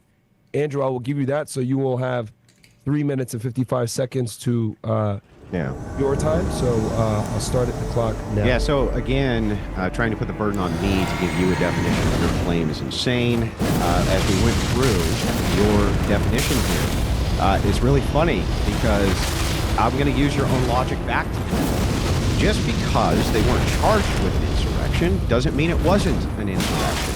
Oh, okay. Well, they were actually charged with elements of rioting. So I'm going to say it was actually rioting. And I'm also going to say that, wait a second, your definition here seems to be more about rioting than anything else by your own claim. An assemblage would fit a riot, says Destiny. That's his first claim. Resisting any law or interfering with the course of a government proceeding. It wouldn't fit rioting itself, says Destiny, even though rioting itself is against the law. What do you mean? Of course it's impeding the law. How could it not be impeding the law? Rioting itself is against the law. I don't know where the hell you came up with that. By force or intimidation, Destiny concedes riots require force for a public purpose. He concedes that's a riot. So really, under his definition, this is just a riot. The only thing that we're arguing about here is number 2, resisting any law or interfering with the course of a government proceeding. Let's try this again. Resisting any law or interfering with the course of a government proceeding. A riot itself is resisting the law because it's illegal to riot. So I don't understand how that, again, would not just be a riot. All of these things seem to fall into the category of what people were charged with, which is much more along and akin to rioting than it is any type of insurrection. He still hasn't told us the distinction that fits in this category, why this isn't a riot, even though everybody was charged under that kind of branch of rioting. and not charged You for have a insurrection. taste. This I is wish a to garbage anoint a definition. knight It's to totally serve nebulous, luminary right? mode. And he keeps on saying, well, wait a second, Andrew. Why don't you go ahead and concede that unless you can go against all 4 of these points, why don't I actually have to do that? All I need to do is say, okay, all of these 4 points fit a different criteria better than insurrection. And apparently he agrees. He agrees on point 1, point 3, and point 4. The only thing he argues is point 2, but his argument for point 2 makes no sense because rioting itself is illegal, so therefore you are resisting any law or interfering with the course of a government proceeding. Well, the government proceeding is to enforce law. You would be interfering with the government enforcing law if you're rioting. So all of these fall under the better criteria of riot, which is it's totally consistent in my mind because that was the criteria in which people were charged, not with insurrection. And I really need Destiny to answer to that. Now. Okay, that was 2 minutes and 40 seconds. You still have a minute left, Andrew. You're going to concede that round then? Yeah, I'll let him go ahead and answer Normally to this cool. So I'm gonna I will turn it back to Destiny. We're in round 3, and this is the second part of round 3. So your turn, Destiny. I'll start the clock back up for you. Breaking a law and resisting law are not the same thing. Usually when people riot, they're not rioting with the purpose of making arson or murder or whatever other crimes are being broken to make those legal things. Usually they're breaking laws, not with the intent of like resisting the implementation or the execution of those laws, or resisting or contravening the execution of like some function of government. When people were rioting on January 6th, the goal of that was to stop the execution of the Electoral Count Act. It was to stop the purpose of the government, the execution, the function of government to do the peaceful transfer of power. They weren't simply engaged in violence and breaking the law. They were resisting the carrying out of the law, the Electoral Count Act, the ECA. And I don't know, we can loop on this over and over again, but again, if I can show you in Kenosha, if I can show you in Seattle, if I can show you a riot, if I can give you a video of cities burning, of people screaming and throwing shit, of, you know, property being destroyed or damaged, and then you were to go, wow, that kind of looks like a riot to me, I would go, yeah, it kind of does. However, nobody was actually charged with the crime of rioting, so do you change your mind on that? Probably wouldn't affect your opinion at all. Again, whether or not you levy a particular charge at a person is way different than whether or not a particular event was a thing. Remember, when you levy a charge at somebody, a criminal charge, what you're really saying is that you can take a person, an individual, and prove beyond a reasonable doubt that no reasonable mind would agree that something else could have happened in front of a jury. That's what criminal court is for. Proving that somebody engaged in a crime beyond a reasonable doubt in a criminal court is not the standard that we use to declare a particular thing a thing. You don't have to prove in criminal court beyond a reasonable doubt that a thing was an insurrection or that a thing was a riot unless we were charging somebody with an actual crime. Okay, that's 150 on the clock. So that concludes round 3. And I'm going to turn it to you, gentlemen. You guys can let me know what you want. We can either do another round of 3 minutes uninterrupted debating, if you guys want to formulate your arguments a bit more, because I know there is some... I would like to do one more round if we could. Or Destiny, are you okay with that? Sure. Okay, and then after that, so we'll go into a 4th round with the 3-minute debate time limit where no interruptions. Then after that, we can get into the 5 minutes of discourse between you two where you can actually speak. But is that fair for everybody? Sure. Sure. Cool. All right, so I will go ahead and reset the clock. This will be round 4. Take it away, Andrew. Yeah, so this is an absurd argument. We'll go right back to Destiny's logic again. He says just because somebody wasn't charged with X doesn't mean X didn't happen. This is the same. This is complete and total obfuscation, by the way, because ultimately what's going on here is that these do fit the criteria much better for a riot, and under the purview of rioting, these are the types of charges which were levied at these people. Destiny says specifically under point 2, he said, and he didn't answer to this. He said, resisting any law or interfering with the course of a government proceeding wouldn't fit rioting. Yes, it does fit rioting. It fits rioting better than anything else I can think of. Yes, you are immediately, upon rioting, resisting the law, and you are obstructing the law immediately. That is what a riot is. It's an unlawful assembly. So how he could say this, in fact, each point, he concedes on point 1, an assemblage that would fit a riot. And with this, an assemblage would fit a riot. That's point 1. He agrees. Okay. Point 3, by force or intimidation, he agrees on point 3 that is a riot. He agrees on point 4. He conceded on that as well. And then he just conceded on point 2. He couldn't exactly tell us why resisting any law or interfering with the course of a government proceeding wouldn't fit a riot. Of course it fits a riot. All of these, in fact, fit the events of January 6th perfectly. Perfectly. And if he's conceding that, hey, these fit a riot perfectly, the events of January 6th were a riot under this definition, which he essentially has conceded is true, then the charges were appropriate that this was a riot and not an insurrection. This could not have been an insurrection. His own definition proves that this is more akin to a riot. He still hasn't really told us, by the way, what an insurrection is, just these kind of four nebulous points. But these four nebulous points fit a riot perfectly. Perfectly. And he's basically conceded to three of them on the outset, and then on the second, he's basically conceded that as well. Because resisting any law or interfering with the course of a government proceeding would fit a riot by its very nature. The reason it would fit a riot by its very nature is because it's immediately an unlawful assembly. You're resisting the law, you're resisting the police, you're resisting. So whether that's done at a federal level or a state level, I think it would still meet the same fate of being more akin to a riot. This definition really moves towards a riot and not towards an insurrection. He has not told us the distinction yet. And so again, I think that the entire reason he wants this only painted as an insurrection, even though nobody's ever been charged with an insurrection, even though Trump was cleared of inciting an insurrection, is so that he can make justifications for why the other side deserves what it gets, because they're a bunch of traitors. Thus far, no, I'm sorry, this definition nor this logic adds up. The logic of saying, well, just because they weren't charged with a thing doesn't mean it wasn't the thing. Fine, but that doesn't mean it was the thing either. And by your criteria, it seems like it was this other thing. Okay, that's 3 minutes and 10 seconds. I will make the clock the same for you, Destiny, to keep it fair. I will start the timer if you're ready now. Yeah, I guess we're just going to loop on these points.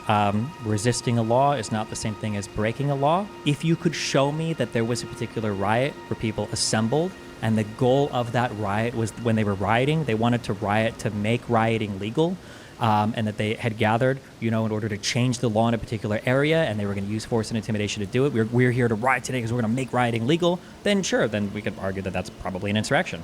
But I mean, these are the four elements that were historically understood at the time. Nobody had any issues at the time charging people with crimes of insurrection. Nobody had any confusion at the time historically. There were Shays Rebellions, the Whiskey Insurrection, the Burr Insurrection, John Brown's raids. You had convictions of, like a Pennsylvania farmer, I think, set fire to a house of a tax collector in 1794. He was charged with insurrection. John Freese and friends made a show of arms that resulted in the release of persons charged with federal tax evasion. That was considered an insurrection. In 1847, when Hispanic and Native Americans attacked occupying American officials in New Mexico, that was considered an insurrection. In 1851, when Pennsylvanians obstructed official efforts to capture an alleged fugitive slave, that was an insurrection. In 1856, when there were rival forces in the United States that were violently resisting the laws on slavery, that was considered insurrection. These aren't just like riots where people are like, we're mad and we're breaking the law by being violent. It was they were resisting the law. They were resisting an actual federal law claiming that particular law shouldn't exist. They were trying to air a public grievance through force or intimidation with an assembled group of people in the goal of overturning that particular thing through violent action. And then on this final thing, so there is a difference between resisting law and breaking a law. Just because you're engaged in a riot doesn't mean that you're resisting the implementation of law. People that are engaged in riots aren't usually rioting to make riots legal. That's what would make that the equivalent. And then just the crime of X is not the same thing as the event of X. I don't know why we keep saying this. Nobody was charged with insurrection, therefore there was no insurrection. If I walk into a room and I see a person's throat cut, can I not say that there was a murder here if nobody was charged with murder? If I see 20 people setting fire to a house and they all run away and nobody gets charged with arson, can I not say that an arson happened? If I look on video and I see that there's 500 people blowing up, some shit, and they manage to run away, or the cops, can't arrest any of these people or charge them with the formal, crime of rioting, does that mean there was no riot that took place? The crime of X is different than the event of X. And right now, we're talking about if January 6th was an insurrection, not did any individual person engage in the criminal behavior of insurrection. That would be a separate conversation. If we want to have that conversation, we could, but we would have to first concede that an insurrection did indeed take place on January 6th, and I believe that the Colorado Supreme Court engaged in good analysis, and they decided that an insurrection had taken place because it comports with all four elements that I gave to an insurrection that were commonly understood in the historical and legal record around the time that the 14th Amendment was passed, when they were putting insurrection in the Section 3 of the 14th Amendment to prevent prior oath takers from holding office again who had engaged in insurrection. Okay. So that completes round 4 of the 3-minute uninterrupted rounds. If you guys are okay with it, we will move on to the 5-minute round where you guys are able to actually have open discourse. Well, I have a quick counter if Destiny wants to agree to this for the purpose of fairness. I'm willing to do 2 rounds of internal critiques, and I'll allow Destiny to start with an internal critique if I can move to an internal critique after. So 2 5-minute rounds of internal critiques. Does that sound fair? What do we mean when we say internal critique? What does that mean? It means that I'm just here to answer your questions for 5 minutes, and you're here to answer mine. Sure. Okay, I'll let you go first. Okay, so just so I make sure I have this right, so I can moderate it properly. Is he going to question you, Andrew, and you're going to... Yeah, he gets round 1, 5 minutes, and then I get round 2, 5 minutes. Okay, so basically, so it's essentially a Q&A between the two of you where, so, Destiny, if you're okay with that, we can do that, or we can go to just open discourse between the two of you where you... I think I feel like I probably... Because I feel like part of my argument is going to be that he hasn't put forth like a positive position yet for me to even attack or interrogate, so I'm not even sure what I would do on the Inquisition round. So I feel like it'd be better to just do back and forth. Okay, well, if you want to do it back and forth, I'm prepared for that. Okay, so you guys, with no more, you don't need any more 3-minute rounds to solidify your stance? No? Okay. So I will go ahead and set the timer here for 5 minutes. I guess, who wants to kick it off? I can kick it off real quick. So, Destiny, would you agree with me that the motivation for demonizing the opposition political party often revolves around calling them traitors, accusing them of treason, and pushing for some type of villainization that they are against the country, they are against you, they are against everybody? For another debate, maybe, but that's not at all the subject here, the subject matter here. Well, I think it is. I think it ties in because I believe it's the motivation for why you're claiming that the other side are a bunch of insurrectionists, though you have no correct evidence of this. And your own criteria is just that of basically a riot, that your motivation is just to demonize the opposition. Sure, but this isn't a debate over my motivation. I could be motivated by 100 million different bad faith factors, and literally none of them would be relevant to this conversation. It could be the fact that the DNC actually paid me money to give this precise argument, and Kamala's on the phone with me right now, and it wouldn't have any impact on this particular debate. I think it would. I think the motivation for why you're making the argument itself would have an impact on the debate, but I am willing to concede that if you just want to keep it to the material we can, let's move over to point 2 then. Point 2, you say resisting any law or interference with the course of a government proceeding wouldn't fit rioting itself. How does that not fit rioting itself? Of course it does. Well, let's say, for instance, the purpose of a riot was because you felt like the law wasn't being enforced. It wouldn't make sense to call that part of an insurrection. Let's say, for instance, that there was let's say that there was a lynching of a person, and you felt like the cops weren't, upholding their duty or whatever, and so you decided to have a protest that turns into a riot, and you'll show up with the goal of protesting and rioting because you felt like the law wasn't being carried out here. You wouldn't really call that an insurrection because they're not trying to contravene a legal process. Just because, again, you engage in unlawful conduct doesn't mean that you're trying to resist, like the implementation of the carrying out, resisting the laws. That would be the same case with insurrection then.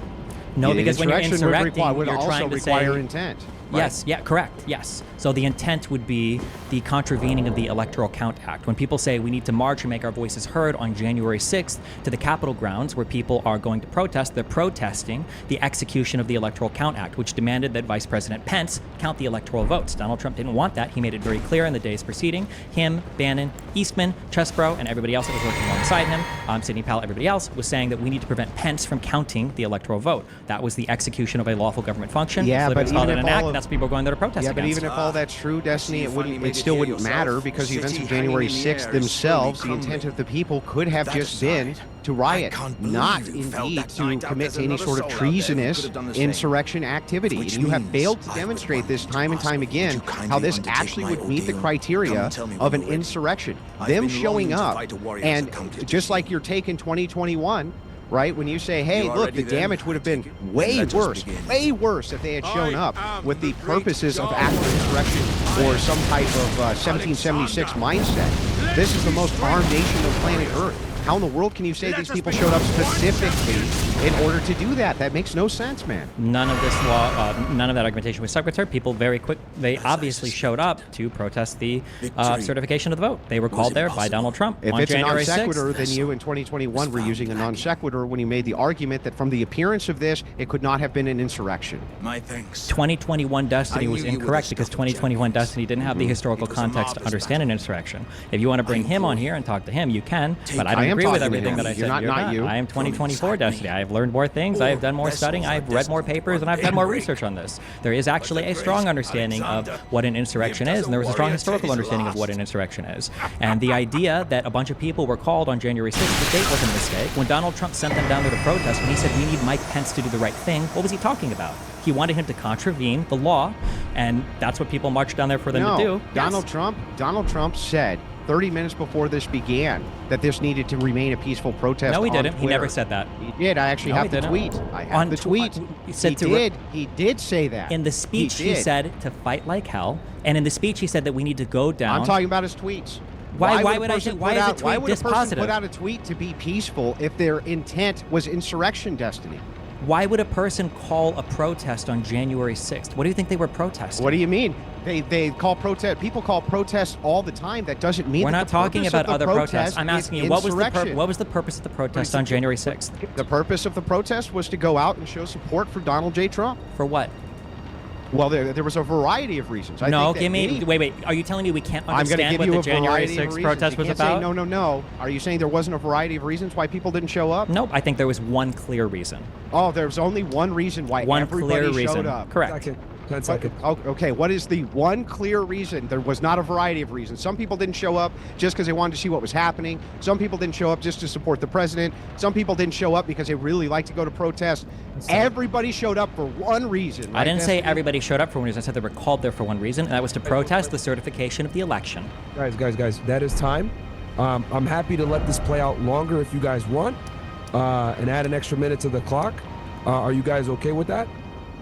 Yeah, we can add an extra minute. I'm fine with that. Clock, and this is still round one of the open discourse, but just try to limit it to 1 minute, and then we'll go into round two of it, and we can go from there. And if we need more rounds at the 5 minute mark, we can now do that. So I have a problem with him ascribing motivation to all. He says there's one clear reason why everybody showed up.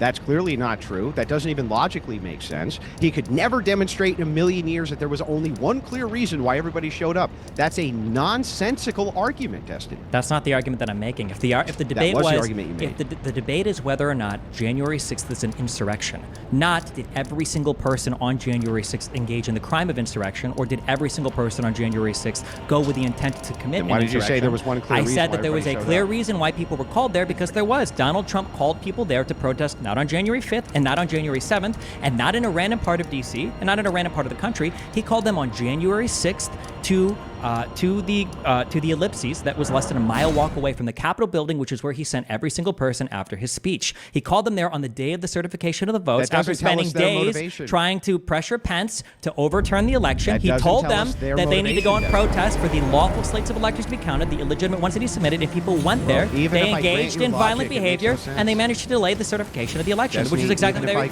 So then, do you admit then that they happened to do exactly what? Even if I grant your logic, they happened to do every single thing that an insurrection called for without actually engaging in an insurrection? Give me a chance to respond. So, I not only do I concede nothing, but your logic. We ran out of time on that round. So what I'll do is this. I can see that this is a dynamic conversation, and clearly it's going to go out the bounds sometimes of a time round. So what I'm going to do is I'm just going to go ahead and set the clock for 10 minutes. That completes round one of the open discourse. But I see that this is a dynamic argument, and me just stopping it randomly at 5 minutes would probably be stupid. So I'm going to let it play out. I'll put 10 minutes on the clock and have you guys go at it. Is that okay with both of you? Yeah, I'm fine with that. Sure. Destiny, okay with that? Yeah. Okay. So, because I don't want to interrupt you guys again like that. So I'll just go ahead and put 10 minutes on the clock, and I will start it right now. You guys, you can pick right off where you left off. Yeah. And sorry about that. So to respond, right, and I'll be more charitable with the time back your way now that we have 10 minutes, Destiny, but it's actually an illogical argument to make, to say, even if Donald Trump had some certain intent in his head, that would not mean that the people who were showing up for the protest had that intent. So the thing is like, for you, both ways, it's a double entendre for your own logic. Either one, you claim, wait a second, there's one clear reason everybody showed up, or two, no, there was no clear reason why everybody showed up. They had multiple motivations, even if Trump himself had a different motivation. This is illogical argumentation. I'm sorry, but this would never be applied to anything. If somebody says, hey guys, we're all going to show up That's so not we an can go argument and... I'm making the argument right now. If somebody were to make the call and say, hey guys, we're all going to show up to go and blow this building up, and a bunch of people showed up, and then a bunch of them marched with the crowd, and then they all went, and a building got blown up, we wouldn't say like, oh, well, we don't know what the intention of the crowd was. We don't know what the intention of the leader there was. We don't know what actually happened because we can't divine the intention of every single individual person. That's a ridiculous we can say straw man. that's, you can call it a straw man, but the idea that in order for me, okay, hold on, what would I need to show then? What would I? No, wait, hold on. What would I need to show? What would I need to show? I'm not spurging, but you're not even letting me talk. You can respond to my argument. You can phrase the question as part of this. You made an argument. Let me respond, and then you can ask the second argument. I think that's fair. Okay. So when you're talking about this from a logical standpoint, when you say, oh, if somebody called and said, hey, we're all going to blow this building up, yes, I would agree that you could probably ascribe the motivation to it then. Can you show me a tweet or any type of anything from Donald Trump saying, hey, guys, show up, we're going to do an insurrection? No, he just made this shit up. Okay, fine, so I can. So as part of Donald Trump's speech, I'll give you 2 quotes. Our country has had enough. We will not take it anymore, and that's what this is all about. And to use a favorite term that all you people really came up with, we will stop the steal. Today, I will lay out just some of the evidence proving that we won this election. We won it by a landslide. This was not a close election. The first quote. The second quote, we must stop the steal, and then we must ensure that such outrageous election fraud never happens again, can never be allowed to happen again. When he says stop the steal, when they're at the Capitol building on January 6th, and when the election is being certified, what does stop the steal mean there? Wait a second. So, first of all, you're attributing to Donald Trump's rhetoric here something which he may not have intended. None of that actually shows or demonstrates that he was calling for an insurrection on the Capitol. You are just kind of ascribing that motivation onto it for the purposes of convenience. You have to show me there where he calls, like your example was, if I say we're all going to show up and blow up this building, that was your example, and then people show up and do it, we can understand their motivation. I agree. You have to show me where he says, okay, guys, we're all going to show up and do an insurrection. You can't then take words that don't say anything about an insurrection and say, but I think he meant that, though. So then just before I answer this, what would I have to show you to show that an insurrection was what Trump was planning? You would have to give me the criteria first and foremost of something which fit the criteria of an insurrection better than some other thing. And you would have to make it refutable to that thing from what people were charged under. So if the criteria is, I'm going to give you what I think an insurrection is, and it fits a different criteria better than an insurrection, and under that criteria, that's what people were basically charged under, then it sounds like the other thing makes more sense than an insurrection. So we're going with the argument that for X event to have happened, like some person needs to have been charged with the crime? No, your logic there is faulty. Then as well. why do you have the second element let there? Me respond. Let me respond. Hold on, you can't just talk for 20 minutes and then as soon as I say one sentence, you ramble for another 20 minutes. You can't ask me a question and then move to another question. I can ask you a question and then ask another question as part of my question. I'm able to do that. Yeah, but I wasn't even able to respond. You gave 2 elements to what I needed to prove. The second one was that I have to show why people weren't charged with a crime. I've answered this thing 50 million times. We can center on just as one point if you want. Just because somebody hasn't been charged with the crime of X doesn't mean that an event related to X didn't occur. This is true of but the opposite would equally be true. The opposite is also true. Just because they weren't charged with the crime of X doesn't mean they committed the crime of X either, I'm not making that argument. You're using this argument as a way to negate my argument. Just because I'm not making it's called a counter argument, yes. No, hold on. That would be like you saying John couldn't have murdered Jane because John wasn't there. And then I say, well, no, that's not true. And then you going, well, just because John was there doesn't mean that he murdered Jane. Nope, that's the not opposite. The element that I'm nope, giving. the opposite is I've true. given you 4 clear things. Wait. Wait, hang on. The opposite is true. Or give me a definition of insurrection. Or do you think Stop. Thing? Hang on. The opposite is true. I'm not saying that. So you say, oh, John murdered Jane, but that can't be true because he also may not have murdered Jane. You're making the claim, John murdered Jane. And so I say, okay, that's your claim that he murdered Jane. Can you define for me what the criteria would be in which you would consider this to be murder? And you go, well, and then you define for me something that is not murder or fits some other criteria better. Would not a rational human being, including you, take that and understand, wait, if it fits this other criteria better, it probably isn't actually murder? What part of my... Can you give me an example? I'm just curious, and I shouldn't even engage with this so just up to this point, you've given me no definition of insurrection. You seem unwilling to commit to a single It's not my definition. burden. Yeah, I understand that, but I'm just saying you've given me no definition I'm of not gonna- insurrection. I'm You not- seem I'm unwilling to giving do you so. nothing. So then my It's not my question burden would of be, can you give me a It's not my riot? burden. Can you give me a riot that would fit all 4 points that I've given of Not what my I've burden to defined do. insurrection? Well, then you must accept my definition of insurrection. I Because don't you're need saying to that, you're accept. saying Why that would my I need to definition, accept your definition? Because you're saying that my definition of insurrection isn't valid because it also applies to riots, and I'm telling you very clearly, no, it doesn't, because riots don't typically happen in a planned manner to contravene the execution of some government function or the implementation of some particular law. That's So not I'm what your asking definition you- says. I Your said definition says it's under point two, resisting some any law law. or interfering with the course of a government proceeding. Correct? Yeah, so you're just changing your definition. I'm not resisting. Do you think that resisting a law is the same thing as breaking a law? I think that it could be synonymous inside of people's minds, but no, I could see the distinction with merit. But when you say resisting any law or interfering with the course of a government proceeding, that sure sounds like a fucking riot to me, Destiny. Okay, can you give me an example of a riot where that happens? Where BLM burned down a police station. That seems like it's resisting the law. Yeah, so that's what law were they resisting the implementation of? What law were they the law resisting? of arson, the law of rioting, all Okay. sorts of laws. So you're telling me that those riots were trying to make it so that arson was legal? Can you point me to a tweet? Can you point me to a statement where somebody was saying we're rioting because we think that the laws against arson are Wait a illegal? second. Can you show me in your definition where it says that the purpose of the insurrection is so that they can make something else legal? Because that's nowhere in your definition, does it? Resisting any law or interfering with the course of a government proceeding. Doesn't say Yes. anything about making something else legal. You just made it up. No, you're saying that they're resisting the law of arson. Nobody's arguing that the law of arson is bad. Just because you're breaking a law doesn't mean you're resisting the What's law. the or? What's the or? The or for what? 3 minutes? It says or interfering with the course of a government proceeding. Would you not consider, if somebody interfered with the FBI, for instance, for that to be interfering with the course of a government proceeding? Or if somebody interfered with police officers, that would be interfering with the course of a government Police proceeding? officers are not federal police officers. They If you don't- want to but talk about federal- interfering with, federal's if you not want to talk required. about, if you want to, where you are, because we're talking about January It's 6th. not. We have your definition. It's not Where did required. January 6th Hello, happen? cuz. But it I doesn't. didn't We think have anyone your knew about definition. Why would I be Yes. arguing about the definition of an insurrection in a state when we're talking about an insurrection that happened Well, on the then can Capitol you show me grounds? in your definition where it says it must be It's federal? not I don't even need to. federal. We're talking about an insurrection that Well, occurred then on if it federal doesn't- It grounds. doesn't matter. So then any of the criteria which would apply at the state level would still apply at the federal level for rioting. It's the I same don't know thing. if insurrections are state your defined. skin I'm not aware of that in the historical record. Can you Well, you point can't have somewhere? a state It has to insurrection? be I'm posted. not aware of You some. know, Can you I'm show me where in the sorry, historical cuz. record where that's ever I'm been just stated? asking why you I couldn't have don't one. think Because I'm not It's a aware of any shame. having occurred historically. That doesn't mean you couldn't Don't have look one. so glum, cuz. You can just still claimed chat. that it's possible. I didn't Come make a back and claim. visit me. Oh, okay. Then no one is claiming here that an insurrection is a state. Don't No, look you so are glum. making Gotcha. a claim. You're making a claim I'm on making your a 4 positive points. claim that there could be a federal insurrection right. because I have a historical record of there being statements about insurrections federally and historically. I've never had a statement about a state insurrection. I'm not aware of any of those. If you are aware but of one you of those, not feel free being to tell aware me. of any doesn't mean that the criteria could not apply to a state insurrection, correct?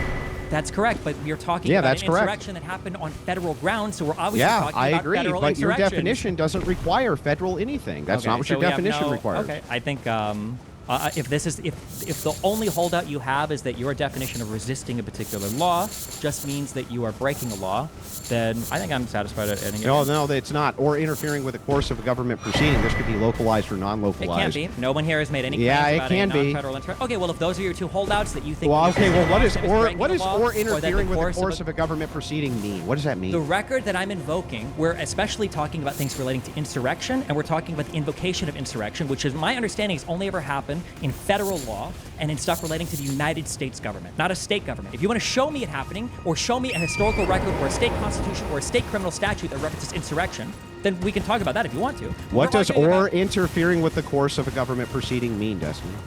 or interfering with the course of the implementation or the execution 30 of some seconds. particular federal law? It has to be federal? Yes, because we're talking about the federal government. We're No, talking that about doesn't mean it. insurrection. Hang on. Yeah. So you're doing a classic kind of Destiny bait and switch, where you say in this particular case it would, because that's what we're talking about. Okay, that's fair, but that doesn't mean that that's what the definition says. The definition itself does not say that it must be federal. Well, It you doesn't even say agree that. with my what Hang on. definition are you It referring doesn't to here? say that anywhere. What does or interfering with the course of a government proceeding 10 minutes? mean? What does it mean? That real quick, guys. That is 10 minutes. what I could do is, because I see that there's a discussion here between federal, if an insurrection can be federal or state, I will go ahead and reset the clock. I think maybe this is something that we could kind of hone in on. Can an insurrection be, obviously we're talking about it from federal level, but can also be at a state level. Do you guys want to shift that conversation to there and make this round specifically for that? Are you guys okay with that? I don't know.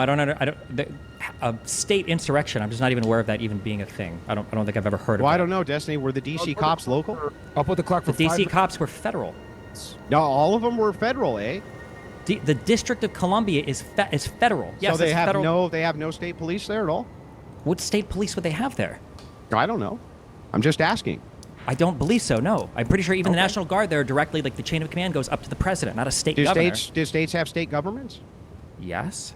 Okay, well, I don't understand why you couldn't have an insurrection against a state government by You this should definition. consult the historical record and come with an example next time. Well, just because you never have one, I'm asking you if you can. I'm not here to debate whether or not you can have an insurrection against a state government. I'm here to debate whether or not January 6th was an insurrection because January 6th. No, this is like asking if a murder occurred on January 6th. In that case, I would only be talking about murder as it's defined in federal law, not in state law. We're talking about an insurrection on whether or not January 6th was an insurrection or not, so I'm only going to be appealing to federal law or federal historical understandings of an insurrection against the United States. So I don't know why we're saying, well, what about a state insurrection? I don't know. I'm not even aware if a state insurrection is a possible thing. I've never heard of that reference before. It's not semantic. It's legal and it's historical, and that's where the understanding is rooted in. I'm fine with a semantic distinction. I'm not saying there's anything wrong with it. I'm actually just trying to make one.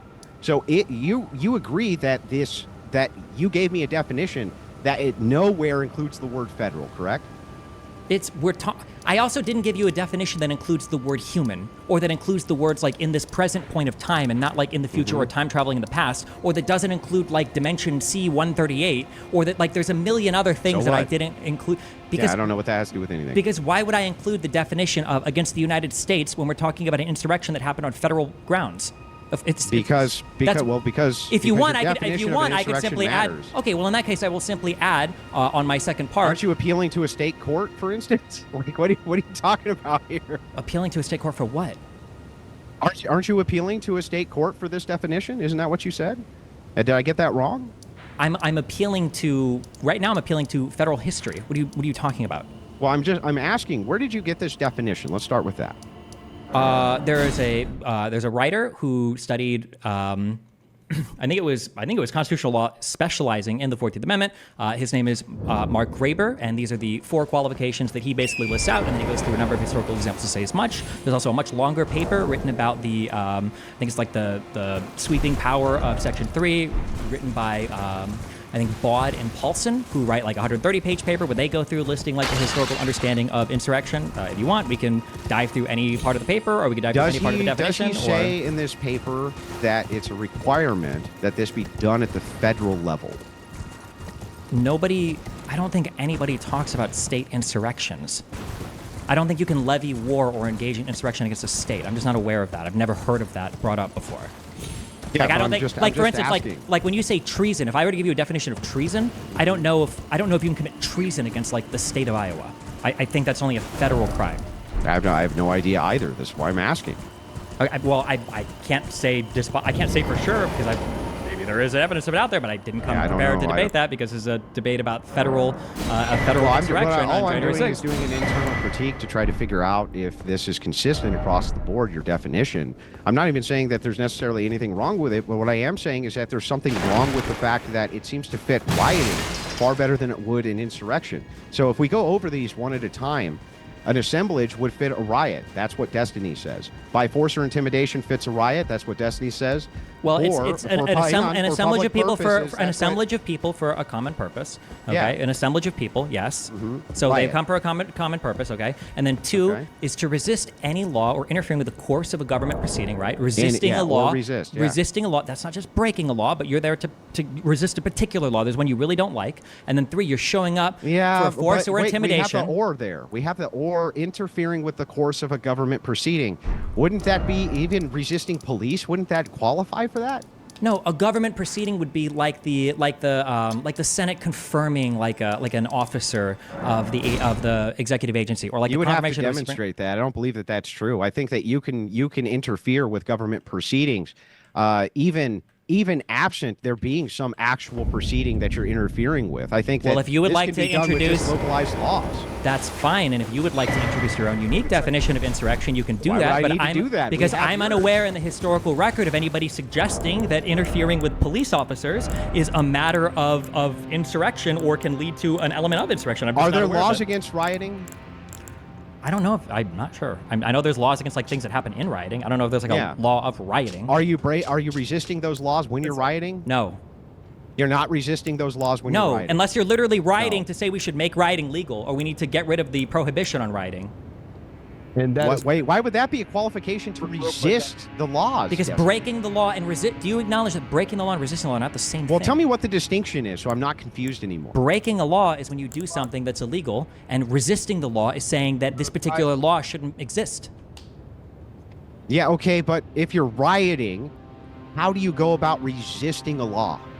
Well, you could riot for the purpose of overturning a particular law. You might say, Yeah, I but don't you're like resisting other laws then, right? No, you're not saying that rioting should be made legal. Yeah, but even if you weren't, you would still be resisting laws that were on the books against rioting.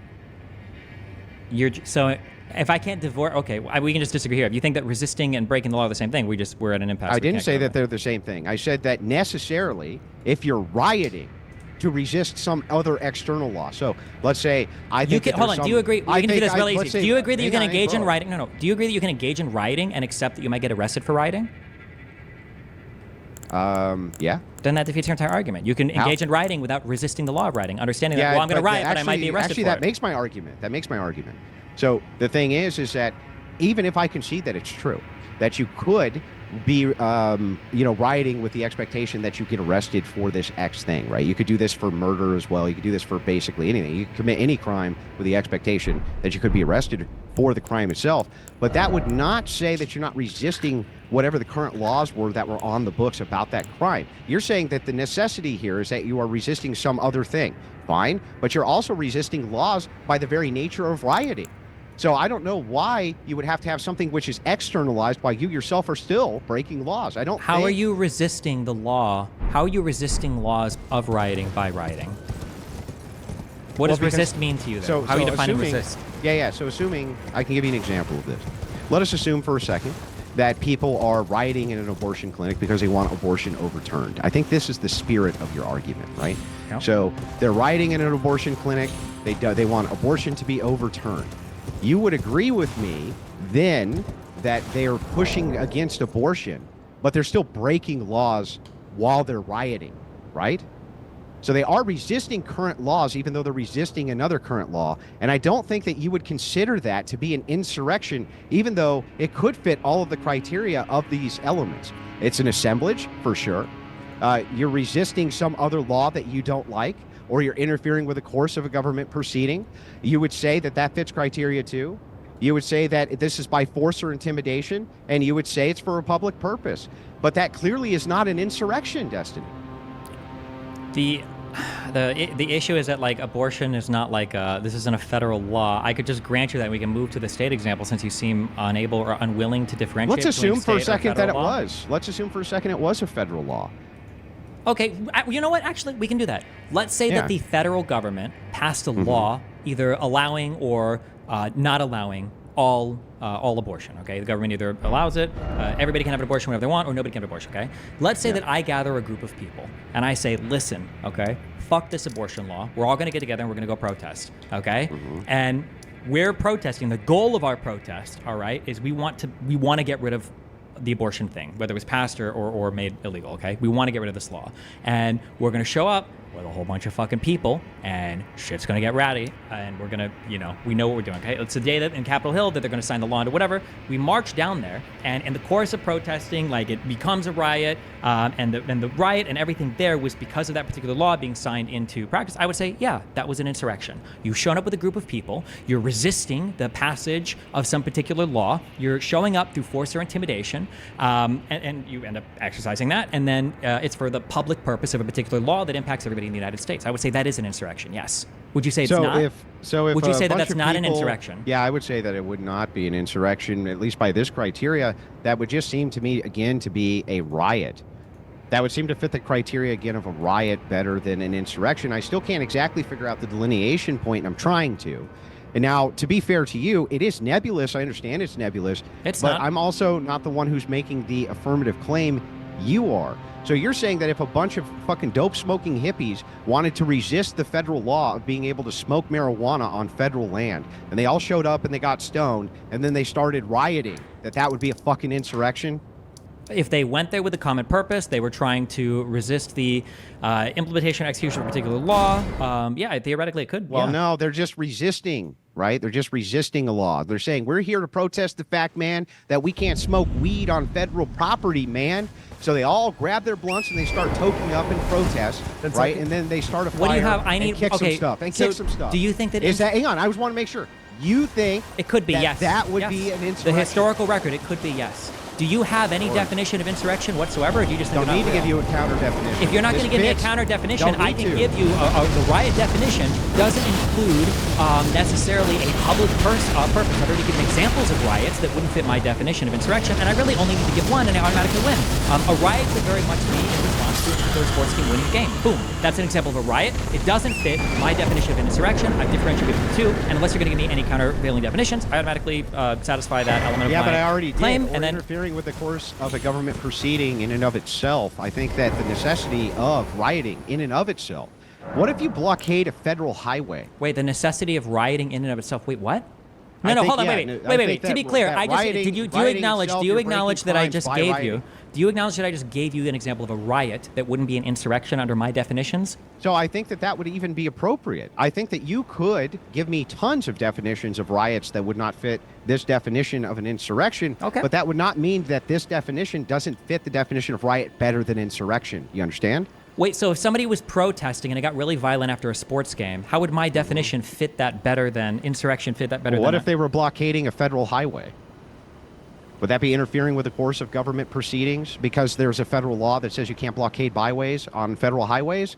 I mean, this is the thing. I don't know. I don't think that counts as a proceeding. So, do you see what I mean, though? This becomes so broad that we can begin to just add all sorts of things and call them insurrections. What is the government proceeding? So, let me give you an example. So if we're going to be totally good faith here, right, which I've been trying to be this entire debate, and I think you would concede that, if we're going to be really good faith here, do you really believe that if a bunch of hippies showed up to smoke a bunch of dope on federal property, okay, and a few of them got wild and started a fire and kicked some shit, right, and fucking, I don't know, somebody got beat up with a bat because there was tens of thousands of them who showed up for that protest, do you really believe that that would fit the criteria of what most people think of, including you, as an insurrection?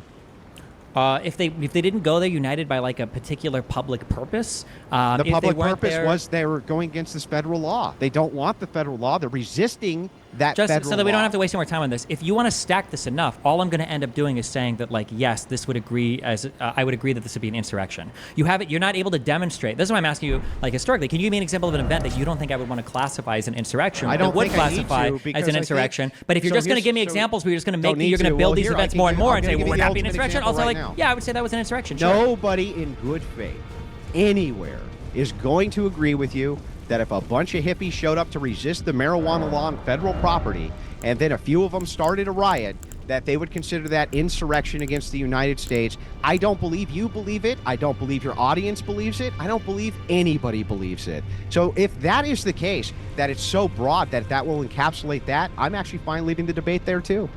Okay. I mean, again, it doesn't really matter what we would consider to be an insurrection. The only thing that really matters is what the historical record says at the time was considered an insurrection. And Yeah, I, well, I don't again, know, I literally because think nobody's prosecuting anybody for it, so... you don't have to. Well, you're just retreading. Technically, I think this might be a gish gallows when you keep bringing up arguments that have been rebuked over and over and over again. I don't You think can it keep was bringing it gish up over and over and over again. But again, we agree that like we can walk in and see, wow, this person was murdered, and go, oh, really? Who was charged with murder? Okay, fuck. Or wow, there sure is a riot here. We saw that a riot happened. Well, who was charged with rioting? Oh, fuck, I guess. Like, you don't need a charge of a particular crime, and the barrier or the bar for charging somebody with a particular crime is probably a lot higher than declaring an event a thing itself. It just doesn't make any sense to say because somebody hasn't been charged with a particular thing, a certain It also event doesn't didn't make any exist. sense to say We're not that talking just about criminal because- charges. It also doesn't make any sense that to say that because they haven't been charged with a particular thing, that means they're guilty of the particular thing either. I'm That's not. the flaw in That's that my argument. I've pointed it criteria. out multiple My times. criteria Your is not. doesn't you can keep actually repeating flow something. with this. My correctly. criteria is not because they weren't charged. That's why it was an insurrection. I would never use that as part of my criteria. I don't know why. Yeah, well, hippies everywhere. Don't show up to federal property to protest by smoking weed. And because if a couple of you start a fire, you're going to get brought up on insurrection charges, and nobody ever. That's insane. I don't know why we keep bringing up insurrection charges. No one is talking about a criminal charge or a criminal proceeding here. That's not yeah, what's criminal charge or criminal proceeding. That would be a charge, right? Yeah, That's why I'm bringing nobody's up criminal talking about that charges. here. Nobody's talking about criminal charges here or criminal proceedings here. So but you would still consider that an insurrection, right? An insurrection doesn't have to be a criminal matter. I just want to make sure that you would still consider that an insurrection. If all 4 elements of what I said were met, then yes. All right, fine. Well, then I'll leave the debate there. I'm good with that. So what I'll do, so we went 7 rounds here, and I was just timing it and everything else like that. I see that there's obviously a difference of opinion in the definitions of what fits what, etc. So what I'll do is I'll go to closing arguments. I'll put, are you both okay with 3 minutes on the clock to make your closing argument? Sure. Or I can make it a little bit longer if you guys want, and then we can close that after that. Yeah, whatever you guys want to do, I'm fine with. Are you okay with 3 or do you want more? 3's probably fine. 3 minutes? Okay. Who wants to go first? Well, I opened first, so usually person who opens closes last. Okay. So, Destiny, I'll turn it to you. I'll put 3 minutes on the clock, and you can put your closing arguments here. And this was a fantastic discussion. Obviously, you know you have a good debate when the chat is like, if almost 50-50. So,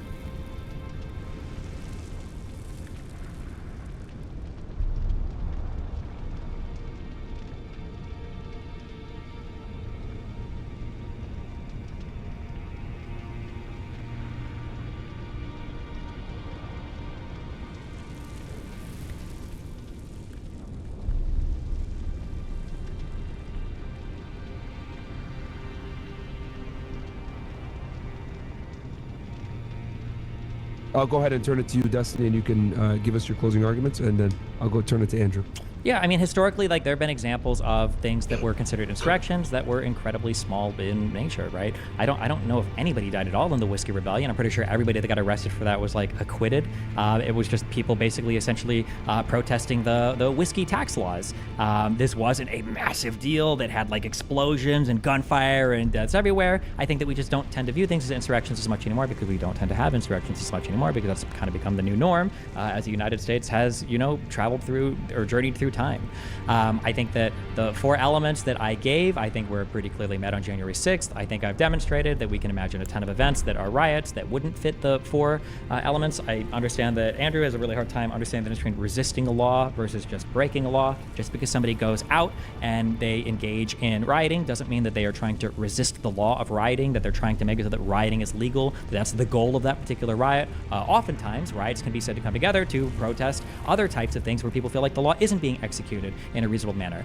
To say that a bunch of people that show up and end up rioting as a result of a protest that's against, like, say, a cop they feel like wasn't fairly prosecuted is the same as a bunch of people showing up to resist the certification of the vote as laid out in the Electoral Count Act is just not at all the same thing. But we can continue to misread the second element of this, and I understand why, and that's because if you grant the definition or any definition of insurrection, January 6th almost certainly follows from it, and the only way to escape January 6th being labeled as an insurrection is to use either a ridiculous type of definition that literally nobody historically has ever agreed to, and again, you will never find historical citations, people that use these very unique and contrived definitions of insurrection, or you set the bar of evidence as being unbelievably high, which is saying something like Donald Trump needed to say, hey, everybody, we're going to go do an insurrection, and absent that, even if he's telling people to fight like hell, even if he's tweeting the day before, Vice President Pence has the ability to overturn the election.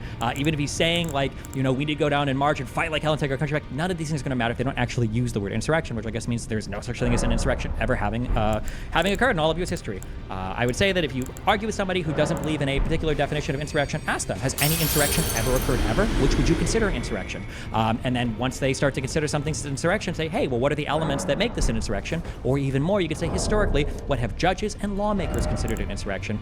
People like Andrew will never do that. Instead, they will just play word games all day and try to say, well, riots fit, and what about states, and all these other things that aren't really relevant to defining an insurrection, which, however you define it, January 6th clearly does. All right. Okay. That was 2 minutes and 30 seconds. I will turn it to you, Andrew, to make your closing arguments. And then, Andrew, from what I understand, you wanted to open up the phone lines, right, and have a discussion with the people after? Yeah, I'm fine with that. Even if Destiny has other places to go, I'm willing to stick around for call-ins. I've always done that on the Crucible. Sure. Sure. And I'm sure there's people. Right now, as we speak, Bills is firing up the phone line, so we'll get that phone number out and put it on the screen, and you guys can, Destiny, if you want to stay, you can telegraph it to your audience, and we can answer some questions for the people. But I will turn it to you, Andrew, to make your closing arguments. Yeah, well, it's really funny, this appeal to authority. Destiny grabs this entire nebulous definition from some guy that he respects on the internet and then claims that this is some authoritative definition. This is the authoritative definition because I read it from some guy on the internet. Oh, okay, great. Even though the courts themselves have not ruled on this, and nobody was charged with insurrection. Nobody was charged, again, one more time, nobody charged with insurrection. Trump acquitted of inciting an insurrection, which again, nobody was charged with. Talk about nebulous definition. He says, I'm playing word games. Meanwhile, he takes time today, all day, to assemble a 4-point, kind of, this is my definition, completely based on some other guy on the internet, which is crazy to me, right? This is Destiny's personal definition of what this means. And it clearly fits 3 of the criteria for rioting right off the gate. We only had an issue with 2. And then when we apply these, and remember my opening statement, I said in my opening statement, this is going to become very broad, right? There's no way that we're not going to be able to call all sorts of things insurrections that clearly are not insurrections. We come up with the idea of what if a bunch of dope-smoking hippies all show up with the united purpose of smoking dope on federal land in order to resist the federal law. And then a couple of them start a fire and one gets beaten up with a baseball bat or something like this. Suddenly that's an insurrection. Clearly nobody would think that that was an insurrection. Clearly nobody would think that that's a completely unreasonable standard, right? But it's the Destiny standard. And the reason, again, that he had to have such a broad definition, the reason that he needed this and he needed me to come in and give him some definition he could do an internal critique on, is because his idea that this was an insurrection is only there specifically to villainize the opposition for the purposes of demonization, so that when bad things happen to them, he can call them traitors. That's it. That's the whole game. It's been his whole game now for a while. And this is what got him on Pierce and all these other things, which I recently reviewed, was that take. And so in order for him to justify that take, he has to make you a traitor because you don't believe that that was an insurrection that nobody was charged with. Okay, 2:15. Guys, that was fucking fantastic discussion. Obviously, people are going to have different viewpoints on where they go, but that's, I think, the beauty of any discussion like this in debate, that it, good debate always has people with different viewpoints saying like, oh, I think this guy did better, I think this guy did better. So great discussion from both. I am going to open up the phone lines right now. I think the number is going to be Block Talk, Bills? Yeah. So, guys, the number is going to be 505-605-9740. Welcome to Block Talk Radio. Yeah, I remember, yeah. But yeah, so that is going to be the phone number, guys, to call into the show. You can interact with us, whether it's me, Destiny, or Andrew. Your show now, press 1 to hear him. Your show is scheduled to start in 33 seconds. And you just, and Andrew, how do you normally run this? 505-605-9740. That's the number to call in, guys. Again, that number. Usually just whoever calls in, they have a single question. You answer the question and then move on to the next caller, maybe like a 30-second, very quick back and forth, so you can get to as many callers as possible. Yeah. Usually that's how I do it. Okay, no, that's cool, because we're going to Your show will go live in 5 seconds. 4, 3, 2, 1. Block Talk Radio. Okay, so guys, the number to call in is 505-605-9740. Again, that number is 505-605-9740. We're manning the phone lines here at Fresh and Fit. So if you call in, if you super chat, we'll go ahead and put you at the top of the list. Get you in there faster. As usual, super chat with the last 4 digits of your number. And I think we just opened up the lines. Okay, so do we have anyone on now? I know we literally just opened them, but... Yeah, we do. Okay, so as usual, guys, normal rules. If you want to skip the line, super chat the last 4 digits of your numbers in, and we will go ahead and get you on the line. Let's go ahead and hit the first caller here. We got 6327. You're up. 6327. You're up. Go ahead, 6327. And I'm going to be hosting a Zoom call after this, guys. Andrew, if you don't mind dropping in on Castle Club after this. Of course. Awesome. At your service. Thank you so much for hosting this, and you guys coming in on your day off is very kind of you. Too, if you want to jump in and talk to my. Hey, you guys ready for me? But yeah, go ahead. But we'll do calls for a bit, and then we'll switch on over to Castle Club. And I appreciate you guys doing that for me. If you guys want to, thank you, Andrew. And if you want to come in, Destiny, awesome. We got someone online, right? Yeah. Okay, brother. Tell us your name, where you're from, and hit us with your question. My name's Rick from Miami, Florida. The question for Andrew. Very frustrating on his side to see the debate on his side, so I really do get an answer of what his definition is for an insurrection. Are you asking me my definition? Andrew's. I'm not going to give you one. It's not my burden. I feel like that's the cop-out. Okay, that's No, all. well, then you need to learn how to debate, because you not knowing how to debate doesn't mean that I'm copying out. It's not my position. The affirmative position, the person calling people insurrectionists, is not me. Wait, how are we supposed to have a debate on if January 6th was an insurrection if you don't even have a definition of insurrection? Why do I need to have a definition to note that whatever definition that you could come up with would be too broad to apply to this? That's not a logical statement either, Destiny. No, Yeah, hold on one second. Wait, hold on. He came in with some facts. He came in with some points, but you didn't. Okay. Andrew, do you want to respond to him on that, or? I think we missed like 30. Yeah, I'm sorry. We were having an exchange. I missed the actual question. No, I think his main criticism is he wants to know what your definition of insurrection is. Is that correct, caller? Correct. Yeah, it's not my burden. Point on his definition of an insurrection. It's not my burden. Which way to not answer that kind of a definition of question, and he's using the words "it's not my burden" to cop out of that definition question. Okay, how is it my burden? It was an insurrection. So let me ask you a question, caller. Okay, let's assume for a second I didn't know what murder was. and you were trying to give me the criteria for what murder was. Could I logically give you a criticism for why that actually would fit something else that I do know what it is better than the idea of murder? You understand that, Colin? Yes. Well, then what is your criticism? I think what you're asking me is something that you think fits another definition. Would you be able to apply to that definition? And you could. No, that's not what I'm asking. You're not providing an actual argument to that. Like, all you're saying is, well, this could fit something else. But you're not saying... No, I'm giving what's called an internal critique. An internal critique doesn't necessitate an argument. Hold on, this doesn't make sense. The question, an internal criticism. If the debate has to do with whether or not a person was murdered, if that's the debate, was John murdered, and the entire debate is just you critiquing another person's definition of murder, but you're unwilling to put forth your own definition of murder, the implication is that you were never prepared to debate the actual topic of the debate, which is if somebody was That's not the murdered. implication. That doesn't even make any sense. So, Destiny, let me ask you a counter question. My argument is that is arguing in bad faith. Okay. That's not only is that not arguing in bad faith, it's arguing in the best faith. No, okay, wait. Destiny knew for sure that he had the burden, not me. Destiny's thing. Next call. Let's get the next call. Oh, no, wait, quick, hold on, because this has to be answered. Hold on. How could you possibly deal with the topic if you don't have a definition of insurrection? Well, let's try. I was just getting to that. So let me ask you, Destiny.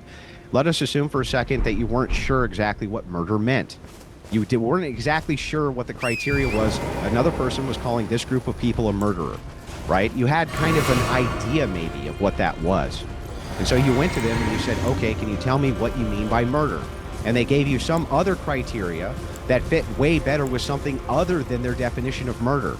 Why would that be illogical or in any way unreasonable? That's not illogical and that's not unreasonable, but that would only mean that you would be successful if the debate was, is Destiny's definition of insurrection satisfactory insofar as defining January 6th as an insurrection? But that wasn't the debate topic. It wasn't just my definition of insurrection. Yeah, the debate was, okay, wait, so how can do you agree that the prompt of the debate was January 6th an insurrection? Yeah, why does that mean that How can you answer that? Wait, do you not have to answer the prompt to a debate? Yeah, so I'm neutral on it. It could have been. I was willing to. Oh, you have no position? I was willing to concede that it could have been. I said right in my opening, in good faith, I'll make concessions based under A, B, and C criteria if he can make these demonstrations. You never did. Okay, so then, just to be clear then, just so we're all... So the prompt for the debate was January 6th an insurrection, and I came in with a positive, and you came in with no position. No, it wasn't no position. It was that it's possible that it was. It's possible that it wasn't. That's no position. And I was willing to hear you. No, it's a neutral position. That's not no position. That's no position. If somebody's looking... Okay. I'm sorry, is neutral not a position? Not really, no. Oh, no, not really. Does that mean no or yes, Destiny? Is neutral a position or is it? For the purposes of having a debate, no.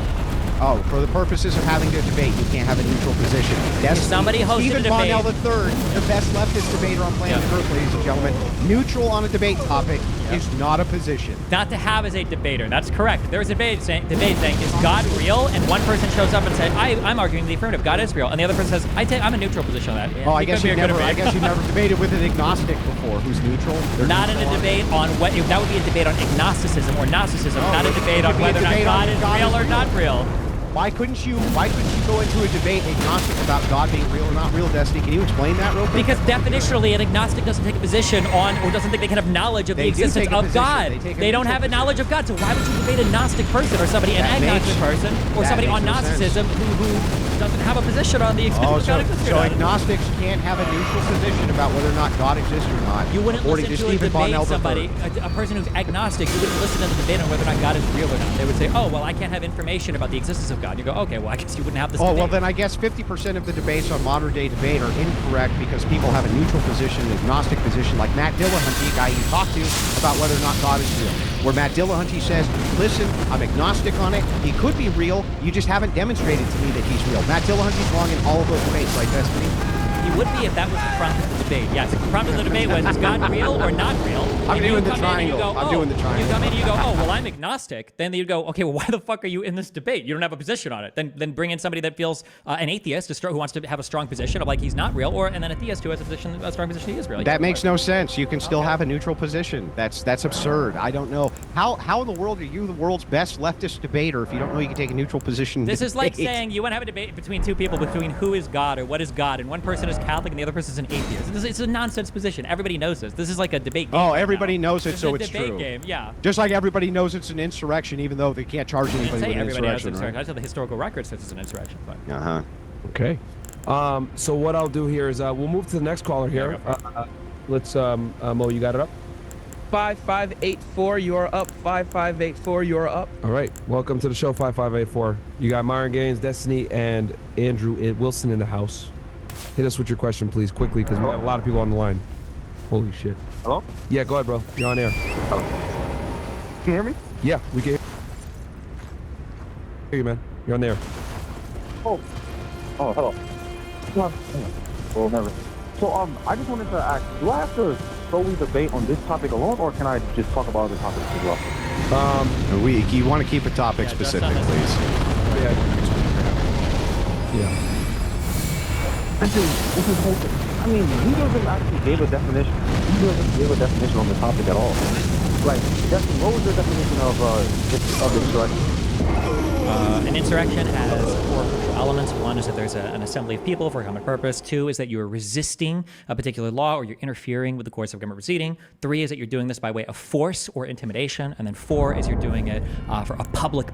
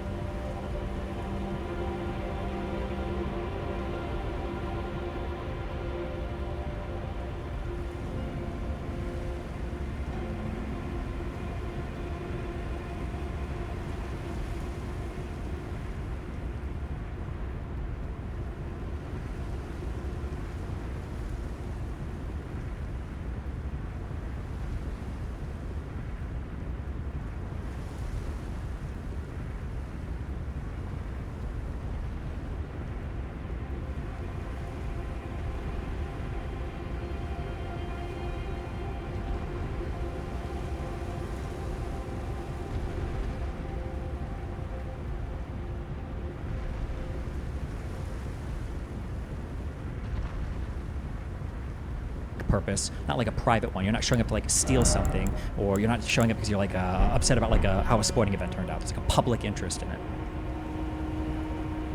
Damn. Yeah, caller, he said that at the top of his argument, bro. Caller, he said that at the top of his argument, dude, and he was referencing the 14th Amendment. You might have missed it. No, I'm just saying, I agree with him that it wasn't insurrection, but wasn't Andrew's whole point that January 6th was not insurrection? I believe that was his whole point. Well, Andrew doesn't have a point because he rejects my definition of insurrection, and then he appeals to some universal definition of riot, which I'm not even sure he's given, and then he appeals to, well, this is what everybody would think a riot is, and then he appeals to, well, nobody would agree that hippie people engaged in your definition of insurrection are committing an insurrection. So I guess Andrew's just agnostic on the question of whether or not J6 was an insurrection because he doesn't have a definition of what an insurrection is. Okay, but I think we answered his question, Destiny, so we can move on to the next guy. Yeah. All right, brother. Thank you for calling in. We're going to move on to the next caller. Again, guys, 515-605-9740. Shout out to Mo and Bills manning the phone lines in the back. If you super chat in the last four digits of your number, fnfsuperchat.com, We will go ahead and rumble right, whatever you want to do. We're live on all the platforms. We will get you to the top of the list. Last 4 digits of your number. Who's up next? 4086, you're up. 4086. Go ahead, 4086. Shout out to the production team in the back, man, making this fucking flawless. Go ahead, bro. Yeah, Loki, can you hear me? Yes. Welcome to the show. Yeah, so I got a question for Andrew. Just I'm not trying to debate on it. It's just a question. I'm just trying to gauge what you think about this. So, Andrew, if there was like a leader or whatever, per se, of the country or whatever, right? Like, and you genuinely thought, like, genuinely, wholeheartedly believe that this leader was like an evil person or whatever, and they're gonna bring rain and terror to your country or whatever, do you think it's morally justified to take him out before he causes some harm? That's really context specific. So I'm possibly, that this leader is like the next Hitler or whatever. You generally thought that. Do you think it's like okay to like kind of take over or like stop this? Again, that claim is really listen. That claim is really context specific. I'm going to tell you it's possible, yes, but I'm not sure because it would be under some type of, again, it's like a nebulous concept, the context behind it. So I'm not sure. Maybe it could be. There's a possibility, but that doesn't mean yes or no. I'm not sure. I mean, context for this. Okay, so I mean, let's take some shooting for example. Okay. Right, so I mean, like, suppose that guy that did it or whatever legitimately thought that like Trump was going to be the next Hitler. Do you think he was in the like almost a moral right or whatever to try to take him out? No. Okay. Why? Well, so we're not allowed to, in this nation, assassinate our political opposition. And if you want to know why that would be immoral, it's because that would be murder. But if you want to know why that would be illegal, it's because there's a crime against, killing people. That's why it would be illegal. It's a crime. You can't kill people. Okay, that's the point. So let's just take. Just to be clear, I don't think assassinations are allowed in any country. That's usually not okay. I just want to ask, do you think it's okay to just stop them? Just stop them from taking office? Like, just physically force and prevent them from taking office? I mean, I'm trying to follow this.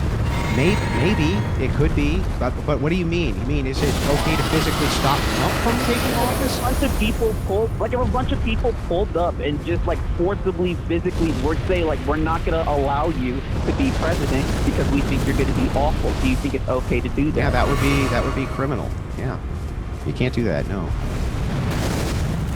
Okay. All right. Thank you. No problem, man.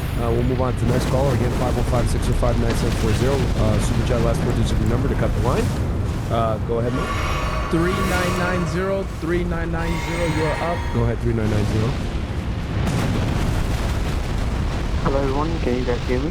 Yes. Okay, Andrew, I have a question. Can you define me a chair? Do you want? Well, it depends on. This is like the sandwich argument, right? So, what is a sandwich? What is a chair? This kind of thing. So, when you look at the essence of a thing, right? It is possible that all definitions could fall short to an essence of a thing, but that doesn't mean we can't recognize the essence of a thing. Which is why, if we were to take the idea of, a bunch of hippies smoking a fucking blunt in a forest somewhere to resist federal law, and then they started burning the forest down because, a couple of them got too rowdy, calling that an insurrection would fit the spirit of what that means. So while you're looking at both the definition, you're also looking at the application. So when you ask, can I define a chair? Sure. Can I give you a definition of a chair which you can't pick apart? Likely not. But isn't that what you're doing right now? No, it's not what I'm doing right now. Because there's still an essence to the thing. There's still something which we're perceiving to the thing, which makes it a chair. The same way it makes it an insurrection.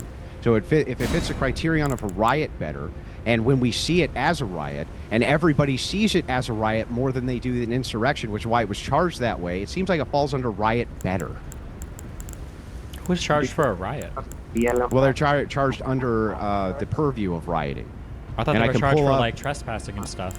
Yeah, well, trespassing as well. So these That's are not a these are gonna riot, be- though. Well, these are going to be tangential laws. What is and a again, tangential law? What does that mean? So if let's say for a second that you're arrested for I don't know, for trespassing, right? Certainly that's not going to fit the definition of an insurrection, right? Wait, is there That's not gonna fit wait, the is there a definition of an federal crime? insurrection. Is there a federal crime for rioting? Well, maybe not, but it would be under purview of what rioting is. I don't know what that means. Purview of what rioting is when we talk about criminal charges. I don't know what that means. Okay, well, you agree with me there is rioting. I don't know if rioting is a public or is a federal crime. I'm not sure. Yeah, I know. Okay, I get that. But do you agree with me there is rioting? I agree that riots exist. Yeah. Yeah, and do you agree that you and I could likely agree on what a riot is? I don't know. You don't want to give definitions for anything. Well, I mean, if I gave you examples, do you think we could agree? Like, if I showed BLM footage of their riots, do you think that you would agree that those were riots? No, I would ask you very specifically, was anybody charged with a riot? And if they weren't, then I would say that by your earlier definitions of insurrection, these must...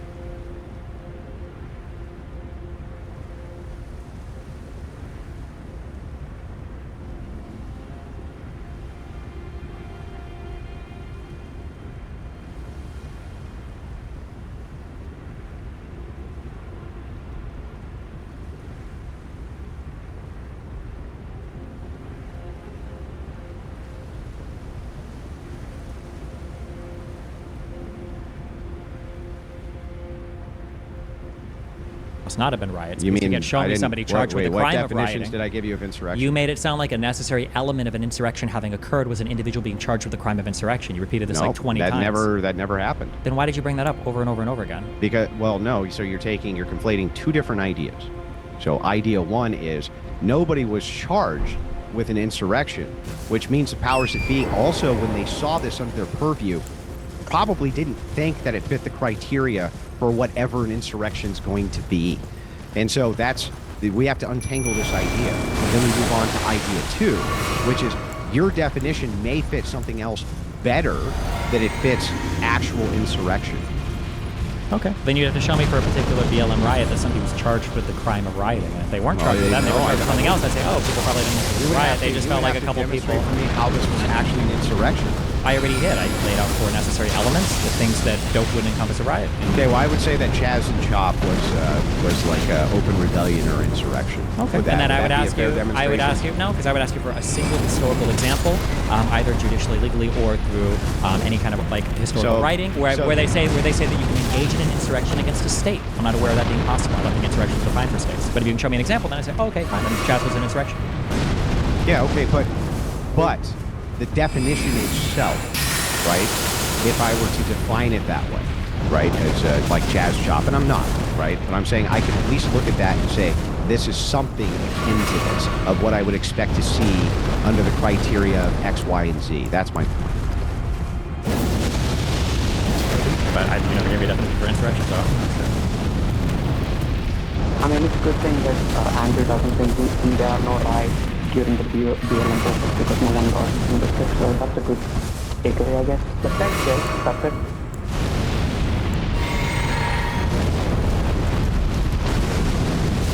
All right, so we'll move to the next caller. So, guys, I'll just discuss with my team how we'll do it. We'll answer a few more phone calls here, and then what I'll do is we'll stay live on YouTube and all the other platforms. As you guys know, obviously, go check out Destiny, go check out Andrew Wilson on the respective YouTube channels and streaming as well.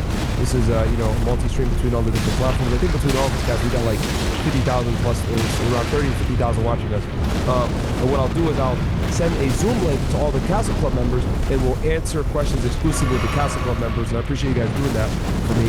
But we'll answer a few more phone calls for guys that are just watching the show regularly. We'll stay on, but we'll answer questions for Castle Club members only. But we'll do that a bit after we answer some more here. Who's next on the line? We'll try to get as many of you guys on. 1143, you are up. 1143, you are up. And before we bring him on, Destiny, do you guys want it where he just asks the question, then we just move on, then take him off the line, you answer the question, then go on? However you want. Okay, because I know you normally do some of these things. That would be better, is have the caller say what they say and then disconnect them. Otherwise, it's like a back and forth like it last quarter. Okay, yeah, we'll do that then. So, caller, go ahead, say your name, where you're from, ask your question, and then we'll, have them respond to your question and move on. Get as many people through. 1143, go ahead. Go ahead, brother. All right, I'll remain unnamed, but I just want to point out that the particular government proceedings that BLM as a movement was interfering with were the various court cases related to police brutality. Okay, in that case, more of a comment. BLM meets the criteria of an insurrection. You wouldn't. I wouldn't define like an entirety of a summer of protests or riots or insurrections as like a particular insurrection. Also, I don't think that I'll ignore the federal-state distinction now. What? One entity. Sure, but okay, like if we look consistently as BLM through the whole summer. Do what? Say that again. And they profess themselves in favor of a certain type of outcome in various court cases relating to police brutality, and demanded forcefully with intimidation that the government bend to what they wanted the outcome to be. How does this not make BLM an insurrection? It's if you can, you might there. My guess is going to be that if we went through every single like BLM riot, that we could probably find some that I would say might meet my definition. If we ignore the state-federal distinction, we might find some that meet my definition of insurrection. And that Trump is a bad president because he led an insurrection, then Kamala Harris directly provided aid and support to insurrections. So wouldn't this also make Kamala Harris an insurrectionist? No, because I don't think any court has reviewed any of that behavior and found any of it to be an insurrection, number one.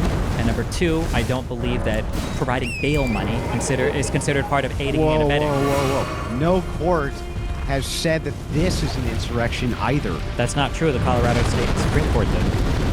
Why wasn't anybody charged in Destiny with insurrection? Because the court wasn't reviewing it for a criminal proceeding. It was the Colorado State Supreme Court. They don't have the authority or jurisdiction here. And what has the Supreme Court said?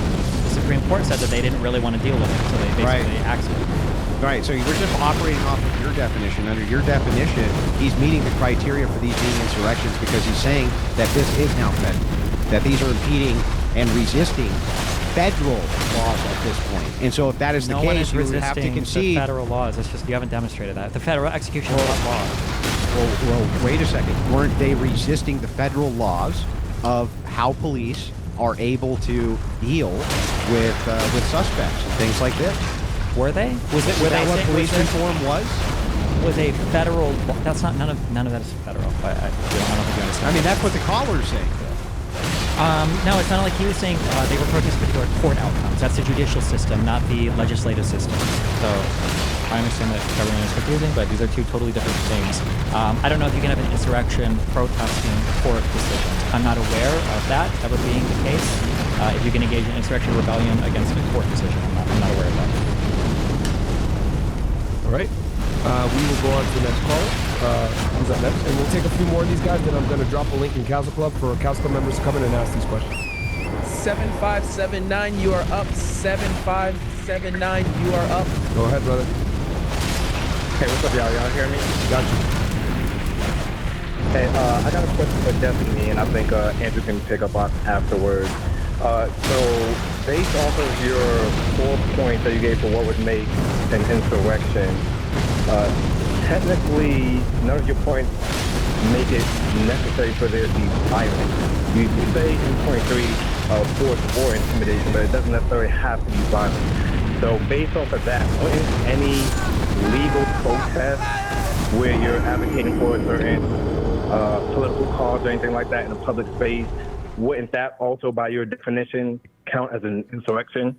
No, because I think that the intimidation part is important. The quote that I borrowed from here was from Justice Marshall in 1807. He said, quote, "The most comprehensive definition of levying war against the king or against the United States, which I have seen, requires an assemblage of men ready to act and with an intent to do some treasonable act and armed in warlike manner, or else assembled in such numbers as to supersede the necessity of arms."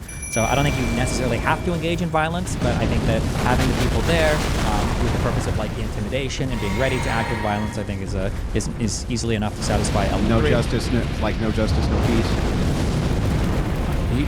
You would have to point to a particular thing that like what is the I'll point to Jazz Chop. So do you think that if you were to take over a big portion or even a small, tiny portion of the state and consider it to now be neutral from the United States itself, that becomes a federal matter? I don't know. Was it considered a federal matter?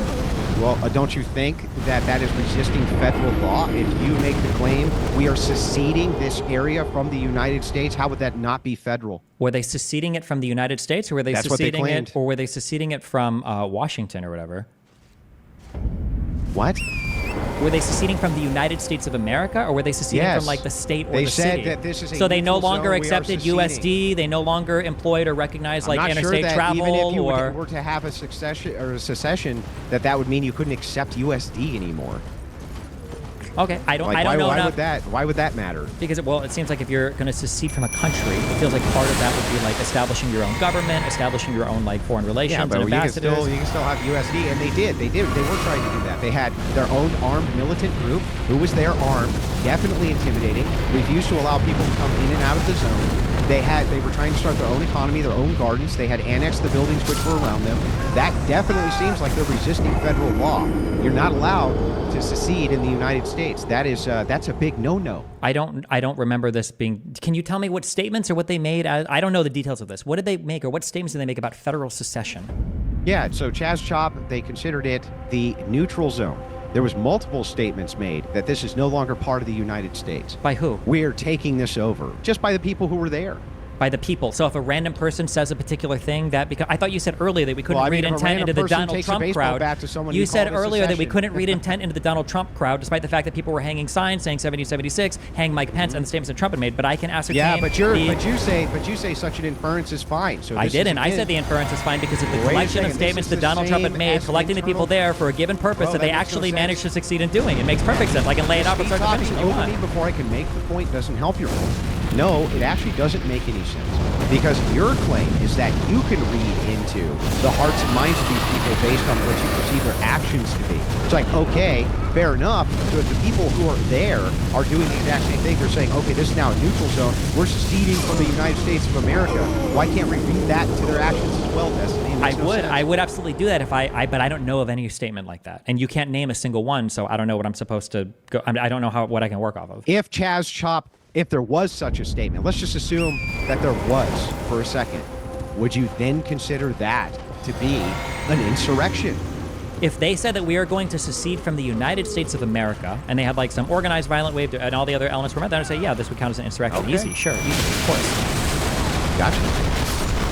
But you wouldn't say the same for January 6th, though, because you haven't given a definition of insurrection, but that's the difference between good faith and bad faith. No, that's not bad faith for me to do an internal critique of your definition. When I can at least take your definition and say, wait a second, all of these apply to a different category. Yeah, but and that was established very well. You're critiquing my definition without even having a definition of your own. I don't need to have a definition to critique yours. That's absurd. No. That's illogical but and absurd. The debate. Stop using illogical. It doesn't mean anything. You're abusing the word. Okay. The debate was whether or not. The debate was over whether or not January 6th was an insurrection. If you only came to that debate to critique my position. And I shouldn't even let you get away with this. You said earlier that you were neutral on it. You're not neutral on it. The answer for you is you can't compute the question. It's undefined. You don't have a neutral position. If you don't have a definition of insurrection, you can't possibly take it. It's like dividing by zero. The answer is not neutral or nothing. You just have an undefined position on it because you don't even have a definition of a term. I know you hate this. That is true. I don't like arguing with illogical. That's actually an illogical statement to say that I would need to have a definition of anything to critique your definition of it if I have something else that I can make a comparison to that fits with better, that you agree it fits better in.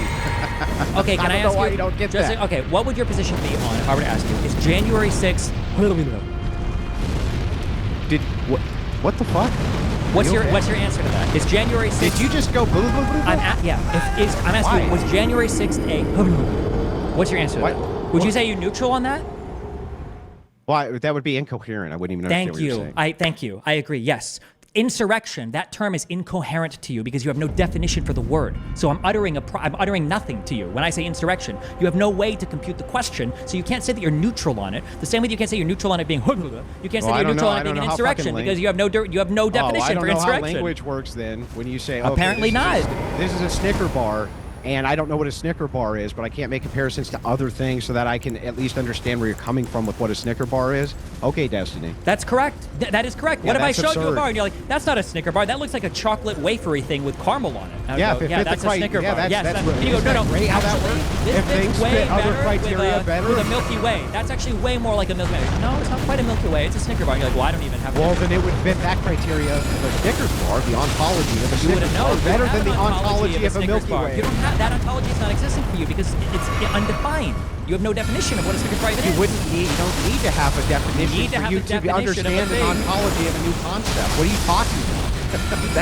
That's crazy. You're arguing over whether a thing is a thing, whether A is B, and for you, B is undefined. So you can't even be agnostic on the question. You can't compute it. It's gibberish to you, like when I utter gibberish. No, this is gibberish to me. This makes no sense. Why? There's absolutely no reason why, if you've never, even if you were to grant, I'd never even heard the term insurrection before, that I couldn't understand if you came up with a term for insurrection. I said, well, fit this other criteria better, why it is that you couldn't concede that that was true. That's this absurd logic. And yes, Destiny, it's illogical. Okay, we can move to the next caller. I'll take a few more of these that we're gonna Castle Club guys. I'm going to send you guys a link on Castle Club where you can join in and be the people that ask these guys the questions. And it'll be and don't worry, we won't have your face on camera because we're streaming on all the platforms. So we're going to protect your identity. If you want to be on camera, maybe we'll do that. But in general, you will just have your voice play. Who's up next? And whoever is 7983, I see you donated, but you're not in the phone line, so. Okay, 7893, get in there. Who's up next behind him? 1753, you're up. 1753, you're on the air with Destiny, Myron, and Andrew. Go ahead. 1753. There you go. What's up, brother? Yes, sir. Hello. How are you guys doing? Good, man.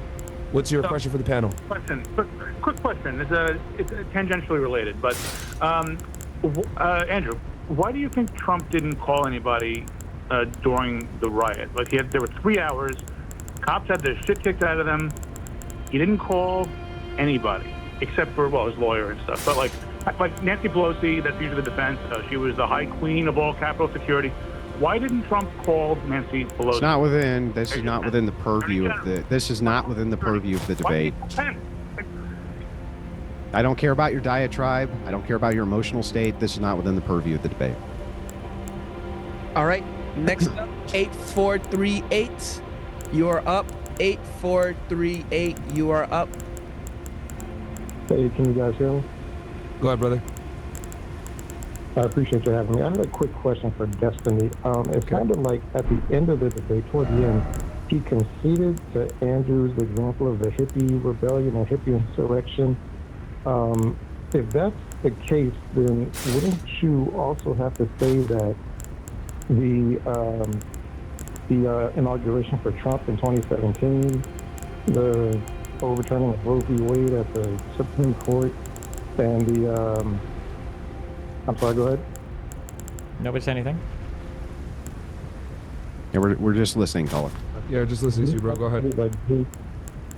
Wouldn't you have to say that those two events, and then, of course, you have the White House bombing after the George Floyd death with Trump and everything, wouldn't you have to say that those would fall within the same definition as well? I would have to go through the facts of each of these, but if you can show me that there was an assembly of people that united for a common purpose, that they were there to contravene some type of federal law, that the resistance's goal was to make use of force or intimidation, and that they were there for something that was like in the public interest, then whatever you're going to give me here, I'm going to say, well, yeah, that's my definition of insurrection, then I would say these were probably insurrections, sure. All right, thanks. Also, wait, hold on. Real quick, not only would I say that, you should say that too. let's say, for instance, let's say that when Roe v. Wade changed or whatever, let's say the federal government was going to do a particular thing, they were gathering to, let's just say they were doing a ban on it. Let's say that you had, let's say that Kamala Harris was marching with these people, chanting and cheering them on and saying like, we're going to stop the government from banning abortion, okay? They're going to sign this law today. We're not going to let them do it. We're going to make our voice here. We're going to go and fight like hell. We're going to do what we need to do to make them not pass this law. They show up when it's going to be signed. She's outside cheering them on as they break into the Capitol building. They go in. When we talk about whether an insurrection is occurring or not, right, and we talk about the 14th Amendment, you shouldn't want her to be president again. You should say, hey, you took an oath to the Constitution, and now you're engaging in insurrectionist behavior. You're violating your oath to the Constitution. I don't want you running for office again. We should all think that. I would think that all of us should have that feeling, that if somebody has engaged in or aided in helping people engage in insurrection, then you shouldn't want this person who was in office to run for office again, I would say. All right, we'll move on to the next caller. And guys, just so you know, we're going to drop the Council Club link, the Zoom call link in Council Club right now. So get in there and then raise your hand in the Zoom call, and we'll answer one or two more calls, and we'll go over to the Council Club guys only. But we're going to drop the link right now. Council Club guys, go ahead and join councilclub.tv. You know how to support, free speech on our side. And but we'll take a few more callers while we get that set up on our Zoom side. Who's up next, Mo? 4849. Okay, 4849. 4849. You're on there with Destiny, Myron, and Andrew. What is your question, brother? Hey, can you guys hear me? Yes, welcome to the show. All right, cool. So this whole debate was over a definition of was this event the thing of insurrection? So if you were to pick something like, we'll say there's a shape, and we were going to debate whether this shape was a square or not. Andrew's argument seems to be that, that maybe fits the definition of a rhombus or a parallelogram better, and that basically those definitions are mutually exclusive. I think that a lot of people would agree that the January 6th event does fall under the definition of a riot, but that doesn't necessarily mean that it also wasn't an insurrection. So if you say, oh, hey, this shape, well, it has four sides, and each of the four sides is parallel, and say, that's a rhombus or that's a parallelogram, that's not actually a square, then, okay, but you haven't said what a square is. And Destiny has put forth not just a personal definition, but the legal definition that's agreed onto by lots of courts, and that's how we do laws. We use courts' opinions to figure out whether this is falls under the courts, the federal definition of what everybody agrees that is. And so the saying, I don't have to define what a square is, it fits my definition of a rhombus fine, then I don't see what we're arguing, because it seems like Andrew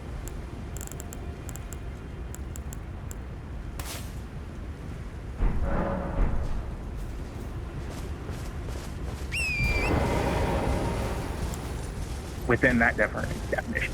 So you cut out, caller. He agrees, but he doesn't like the name. Bro, hang on. You cut out. Me and Destiny both missed maybe 15 seconds there. Oh, sorry. Do you know where it was that it stopped?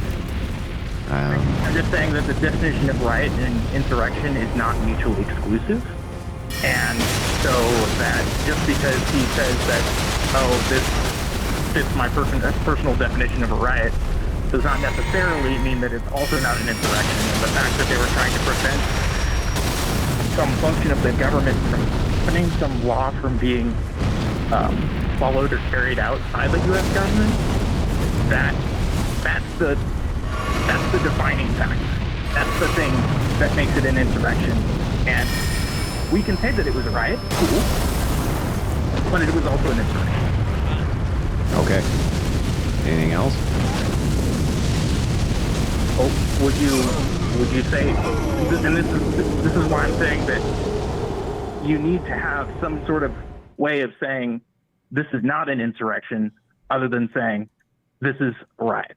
Yeah, we've already been over this though multiple times. I know you don't understand the argument, but that doesn't mean it wasn't made. Why it isn't. Yeah, but it's not. So I don't think you understand what. I don't think you understand what the burden of proof is. Okay. I never have to tell you why thing that it's not an insurrection. why don't dude, if you're just going to cut me off and not let me answer, then we're not going to have a productive convo. Caller, Go ahead. Let him make his point. Go ahead. Who's the burden of proof on here? It's on both of us. No, it's not. Who's the burden of proof on? Well, it's the burden of proof to say that it's not an insurrection is on the person who's claiming. No, it's not my burden to say it's not. It's not my burden to say that it is. You have no the burden of proof is on the person who makes the claim, not for me to negate said claim, but for them to prove it. That's the distinction. Do you understand that? You say you have no claim that it's not an insurrection. You're not. Wait, no. Answer my question. Do I need to negate a claim for you to be able to prove it? Can't you prove a claim? Well, if you're answer my question, dude. It categorically does not fit the term. Yeah, I know you're not answering the question, right? Term insurrection. All right. However you say it. I know you don't want to answer it, but it's fine. So. All right. We'll go to the next caller, and just a real quick thing. So, like the prompt was January 6th an insurrection? Debating my definition of insurrection doesn't satisfy the prompt. It only satisfies attacking my position. But even if you did manage to completely defeat my position, not by actually showing, because you're not even really defeating my position, you're just making my position incoherent. But by doing so, you're also admitting that your position is incoherent as well. Right? If you can prove that I don't have a good definition for do you remember it? If you can prove that I don't have a good definition for insurrection, you can prove that my position saying it is an insurrection is incoherent, if that means another word. So do you haven't even given a definition also. Yeah, that's the only appropriate neutral, which is Do you remember in the beginning of the debate where I gave you the criteria for the concessions that I would make if you were willing to concede on X, Y, Z point? Yeah, but we're not here to just argue. Does Destiny have a? But if I can negate it, and we both, but if I have no negation, then we end up on neutral because your definition is incoherent. Then do you remember when I said in my opening statement that the goal of that was to show that you no longer have the moral high ground because everything's a fucking insurrection at that point, and that means you're as much of an insurrectionist as the people you're accusing of being insurrectionists. To be clear, that wouldn't make everything an insurrection. That would just make all riots an insurrection. Yeah, I was being hyperbolic. Okay, well, it's kind of hard when you're also being illogical.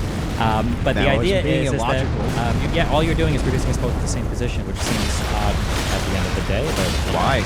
Depends on what the goal of the debate is. In this particular the goal was to show that both of us are neutral on whether January 6th was an insurrection. You know that you don't actually believe that. You believe it wasn't. If you're neutral on whether or not January 6th is an insurrection, your claim is voided. But then so would yours be, unless your claim is. What claim am I making? Well, my claim is only that. If you're a challenger, if I say that January 6th is an insurrection, you want to challenge that position. Generally, the challenge would be that January 6th wasn't an insurrection. Yeah, not that January 6th doesn't comport with Destiny's definition of insurrection, or I think Destiny's definition of insurrection is incoherent. That's a different kind of debate. Well, no, I don't think it's a different kind of debate. Saying loaded things like, well, generally this doesn't mean anything. So ultimately, if I can reduce this to a neutral position, then your claim that this was an insurrection is false.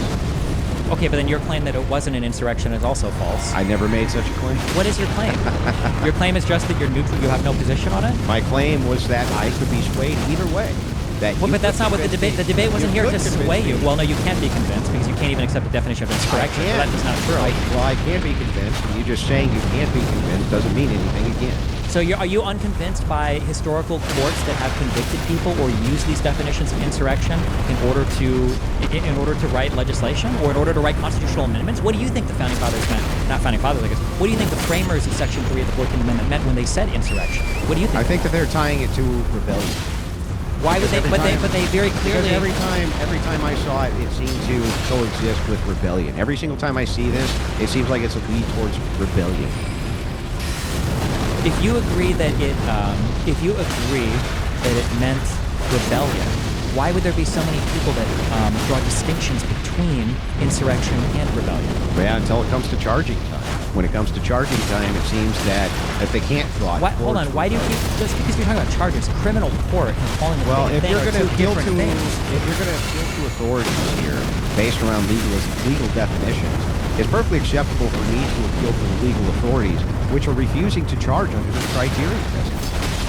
They're refusing to charge under this criteria for insurrection, and it seems every definition that I can find for this is somehow vaguely associated with rebellion. Yeah, it's associated with it because they believe every rebellion started with an insurrection, but that doesn't mean that every rebellion is an insurrection. That's why they use rebellion or insurrection, for instance, in Section 2 of the Second Confiscation Act. You can't give any historical things, though. So I think if right? there was- So, for instance, they say in any rebellion or insurrection, inciting and setting foot on, assisting, or engaging in any rebellion or insurrection, which is set under Section 2 of the Second Confiscation Act, they're not. They're two different things. Is what they use. But the reason that I think that the Supreme Court especially didn't want to hear this is because they would end up like you giving a definition which was so broad that it would encompass all sorts of things that we don't really perceive of as being insurrections, because we really associate insurrection and rebellion with the same kind of idea, which is exactly why I don't believe for a second, while you're over there saying you're good faith, that you believe for a second that if a bunch of dope-smoking hippies to, kind of resist federal law, went and smoked a bunch of joints on federal property, and a couple of them got rowdy, you would believe that that was an insurrection. I don't believe you. I simply If a don't bunch of believe people smoking weed went and started setting fire to forests in the United States, America, on federal property because they were trying to get them to overturn... No, a couple of them did. They started a small fire, let's say, right? Not a huge blazing forest fire. They just started a small fire. There was a little bit of rioting there, right? Somebody got beat up. A couple of them had maybe some melee weapons. I don't think we would associate that with rebellion, and so I don't think we would associate that with insurrection, which is what I think we associate with rebellion. I'm sorry, because I don't know the logical structures of argumentation as well as you do. When you say people probably wouldn't do that, what kind of an argument are we making there? When you say that, like, people probably wouldn't think that's an insurrection, what kind of logical appeal are we making to challenge my definition? But people probably wouldn't think. Yeah, so what is that? What structure are we hang on. So again, we're going to untangle two different ideas. So I already gave you the critique of your definition. When you ask me what do you associate with this thing, which is your direct question, what types of things do you associate with this? I tell you. Then I say, if that's the type of thing that I associate with it, I also think most people associate that type of thing with it as well. So these are two different I don't care ideas. what most people... I'm looking at the legal and historical understanding, right? So in the Amy Ward Price case, the Supreme Court said insurrection against the government may or may not culminate in an organized rebellion, but a civil war always begins by insurrection against the lawful authority of the government. A rebellion Civil War did not begin. The Civil War didn't begin with an insurrection? No, a civil war did not begin because of J6. It says insurrection against the government may or may not culminate in an organized rebellion. That's correct. So it could. So there was an insurrection against the government. It didn't culminate in a rebellion, but those are two different things. And I can show you Supreme Court cases where they said they're two different things. So your idea here of, well, they probably thought they were the same doesn't really seem... Unfortunately, it's too nebulous here for us to associate this specifically with only the idea of insurrection when there's other ideas that fit it better. Is there a single historical scholar, Supreme Court case, writer or framer or lawmaker ever that you can cite to that says that there is a nebulous, there's no understanding of what insurrection is? Well, actually, yes. So the Supreme Court justices themselves have stated this. I do have a quote from one of the Supreme Court justices who said, this is not an easy thing to tackle because the idea of it is contested and somewhat nebulous. I believe, in fact, that was just...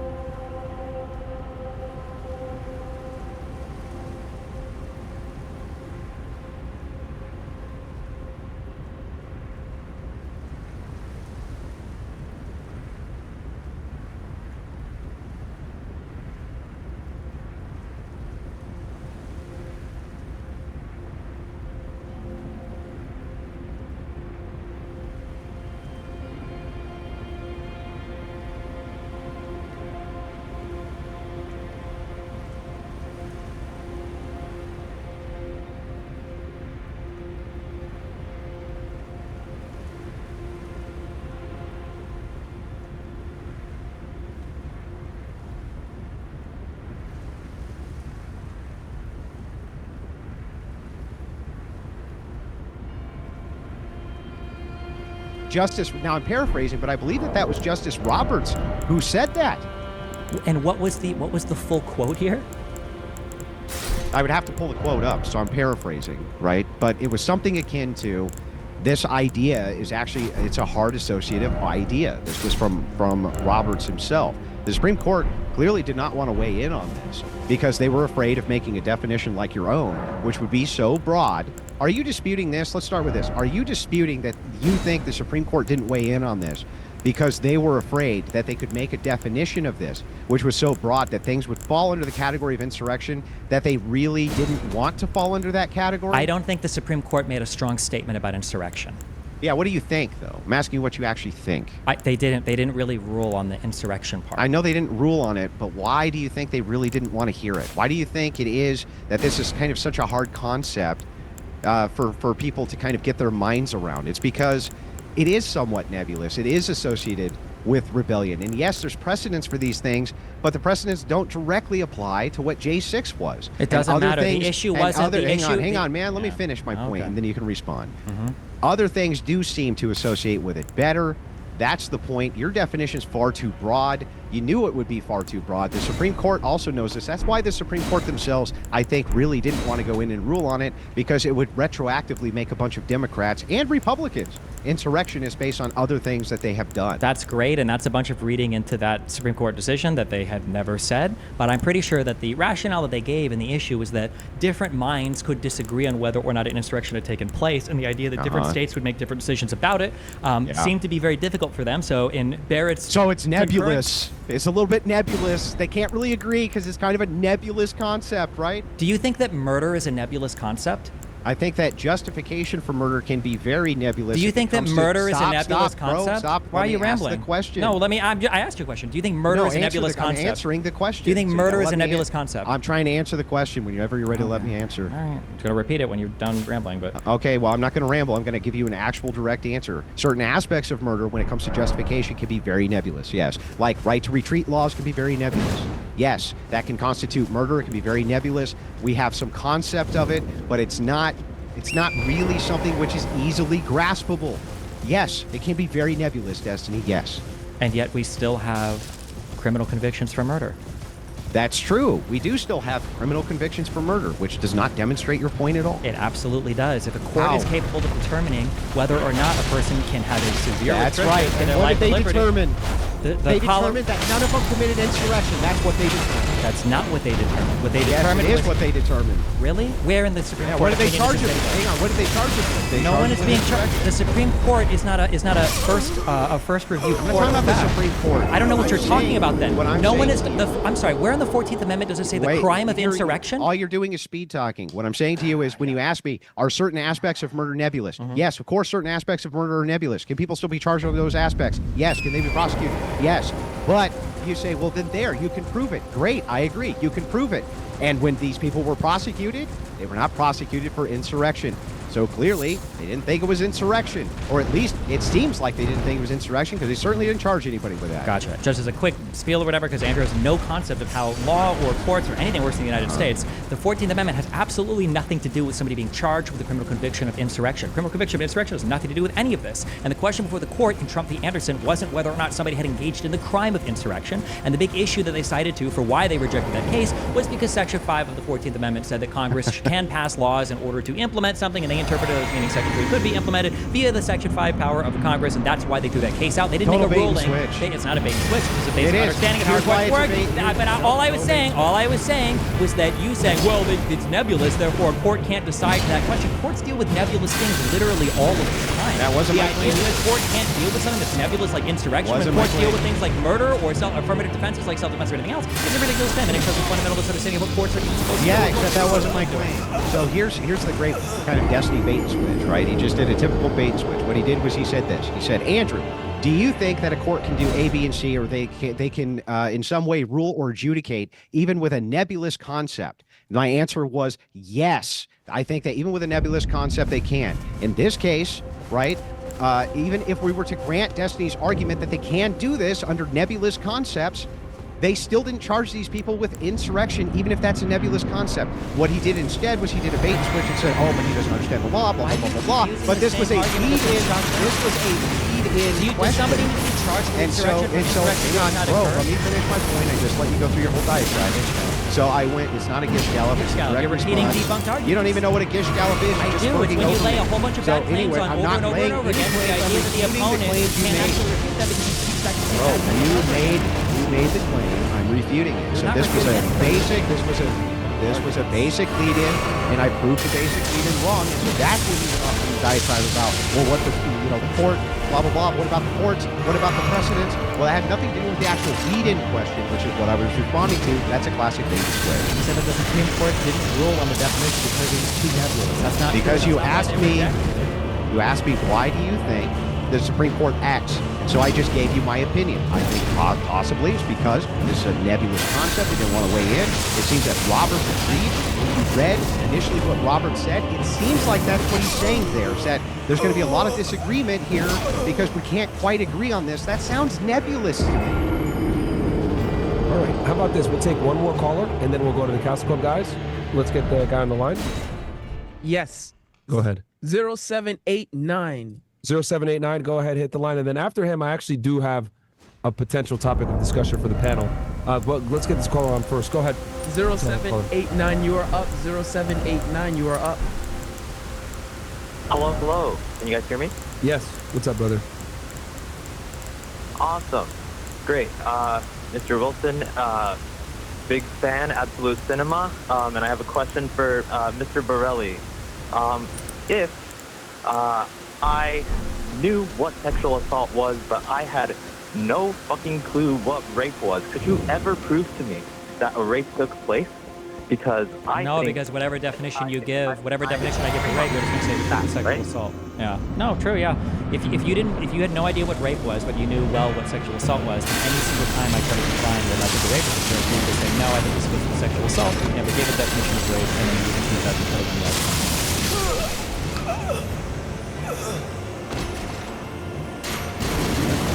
I think he left. Okay. Yeah. All right. So we'll go ahead and start switching on over to the Castle Club members. I'll hit a couple of these hands, and then I do have something that I was going to bring up to the panel. Who's the first person on, Bills? All right, we're going to go ahead. And just for the guys on Castle Club that are waiting, we're not going to put you on camera because we're live on YouTube and all the platforms, so I want to protect your guys' identities. But we'll go ahead and get the first person in that had something, Bills. Do we have them ready? Yeah, locals only. Yeah, Castle Club, yeah, same thing. Yeah. Oh, no, not for the stream. Yeah, I meant as in, like, it's fine. Go ahead. It's fine. We'll get these, because they're still live on their platform. It's whatever. Keep rocking. Go ahead, bro. Keep rocking. Going once. Going twice.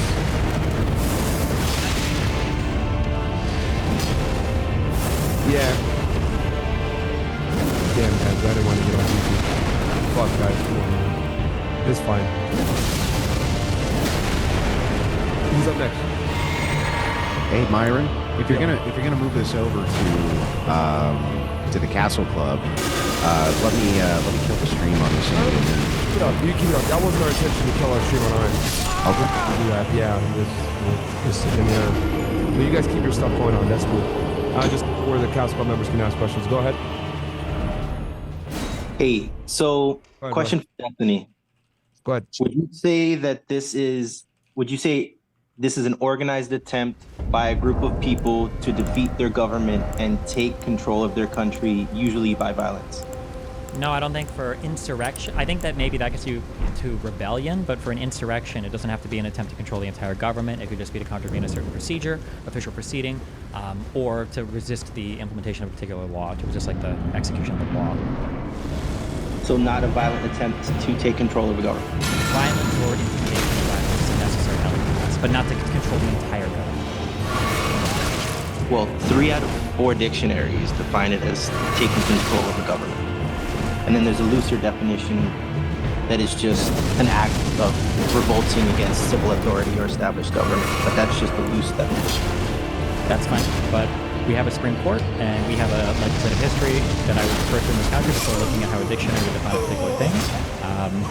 I don't think that at any time when you engage in statutory construction or legal review of a particular thing, you just open the dictionary and read the dictionary definition. Yeah, but the definitions come from a general understanding, and since there was nothing legally pursued, then I don't think the legal definition applies here. And more, it's just the definition of what we understand something to be. That's why I'm bringing this up. Well, even if you wanted to appeal to a dictionary definition, you'd be appealing to dictionary definitions at the time that insurrection was enshrined in the constitutional amendment. That's what you'd be looking for. And then number two, there were things that were declared insurrections, and there were people that were forgiven of crimes of insurrection. So there is a legislative and there is a judicial history that is in Okay, thank you.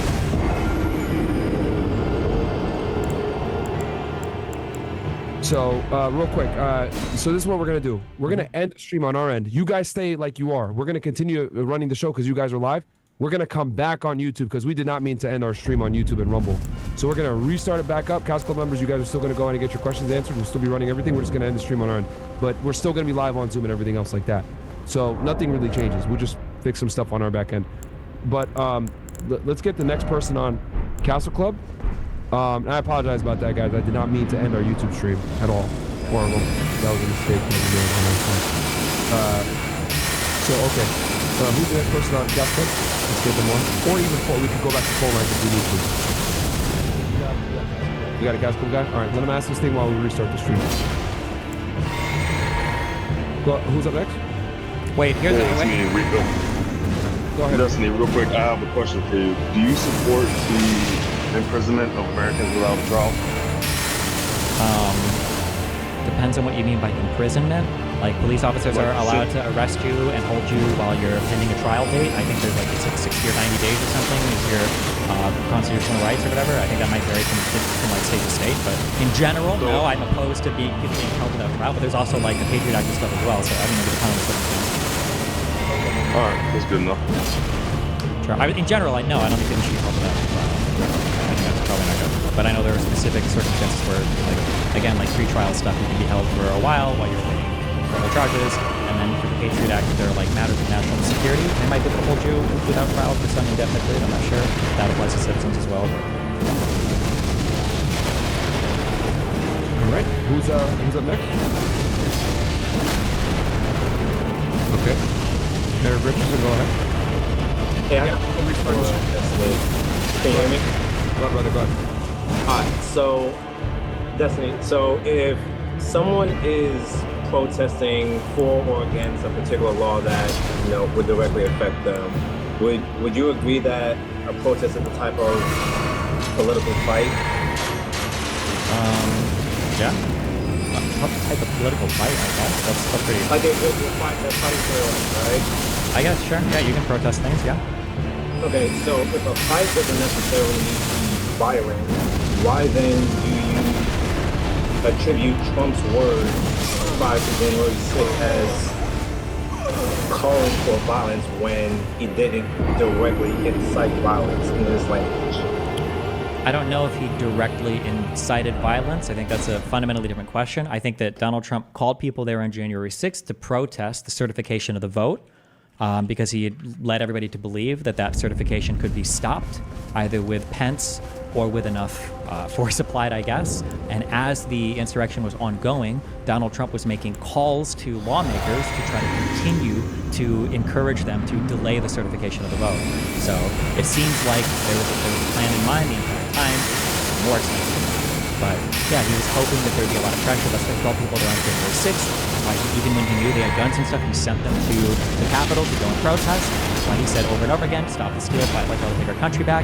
And it's why when violence started, and he watched violence happening on TV, and he heard it actually got it shot, instead of like trying to call people off and being violent, he tried to take advantage of the violence in order to further his scheme of having the vote not certified. So all of that's... Picking up to what Andrew had said, similar to that, he didn't, like I said, he didn't incite them to violence, right? He was calling to fight for the election that he believes he was robbed from. That doesn't necessarily mean that he was wanting a violent outcome.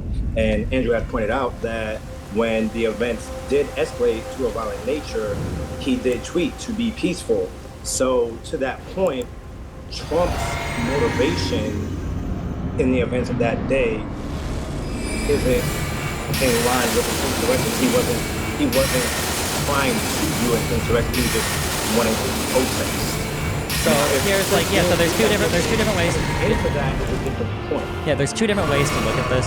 I think this is a very simple analysis. I can't believe that there is, I don't think reasonable minds disagree here, but if we were to look at a man who wanted a peaceful protest, and you were to look at a man who didn't want a peaceful protest, who wanted an insurrection, Donald Trump takes every single action of the man who wanted an insurrection, but didn't obviously want to be like legally charged for it by saying, go and be violent, right? He called everybody there on a particular day. He was already enacting a plot, both in the background and publicly, to pressure Pence to toss out the vote. He was encouraging people to protest on the day, saying, stop the steal, leading people to believe over months that the election had been stolen. And when violence broke out on the Capitol grounds, even after Babbitt was killed, he was making phone calls to legislatures to have them stall the electoral vote. These are the actions of the man who wanted violence, saw violence happening, and everything was happening the way that he wanted, except he didn't ultimately completely stall the vote. If Donald Trump didn't want violence, he either one, probably wouldn't have called him the 6th. That's obviously going to be a huge red flag. Two, as soon as it got violent, he would have made calls to the National Guard to figure out, like, hey, what's going on? Can I get people down there? Three, when multiple people were going into his office to ask him, hey, can you please tweet to get these people to fuck off to stop? He would have done it immediately instead of waiting until after Ashley Dow was dead, instead of waiting for hours of violence to go on. And four, he would have said right at the very beginning, like at the very second anybody complained about anything, he would have reminded people to like, hey, like either leave, don't go in, don't do this particular thing, stop this now or go home, instead of, again, waiting and capitalizing on the violence by making phone calls to people. Remember, when McCarthy called him, Donald Trump literally said, sounds like these people are a hell of a lot more mad than you are about this. Like, this is a man who is taking advantage of the violence every step of the way. You can't possibly look at this guy and think, man, he really wanted them to be peaceful, when he's taking advantage of the violence the whole time and doing nothing to stop it, when it's easily within his power to do so. So since you say then that, you know, he essentially all brushed off for the insurrection by choosing his words carefully, or however you want to say it, that my counter question to that would be, how could someone in his position want to peacefully protest the results of the election without you then saying it was an insurrection, being that was the people at the site who ended up being violent, not because he called for it, it just turned into that. So how can Trump have otherwise called for a peaceful protest without you saying it was an insurrection? Well, one is sending them to the place where the vote was being certified is already a huge red flag, number one. Number two is you've spent really months getting all these people to believe that the election was stolen with no evidence. Number three is you've used multiple parts of your government to engage in lies over and over again about there being evidence of voter fraud, which there wasn't, and he knowingly lied about all of these things. And four, there's probably never an appropriate way to protest the certification of the vote, because at that point, you're not protesting like voter fraud. You're not protesting like a court's decision. You're literally protesting the certification of the election. The electors already voted on the 14th of December. The election itself was already held on the 3rd or 3rd of November. Like at that point, what are you protesting? You're just protesting the certification of the vote, the peaceful transfer of power. Okay. Love it. All right, who's up next?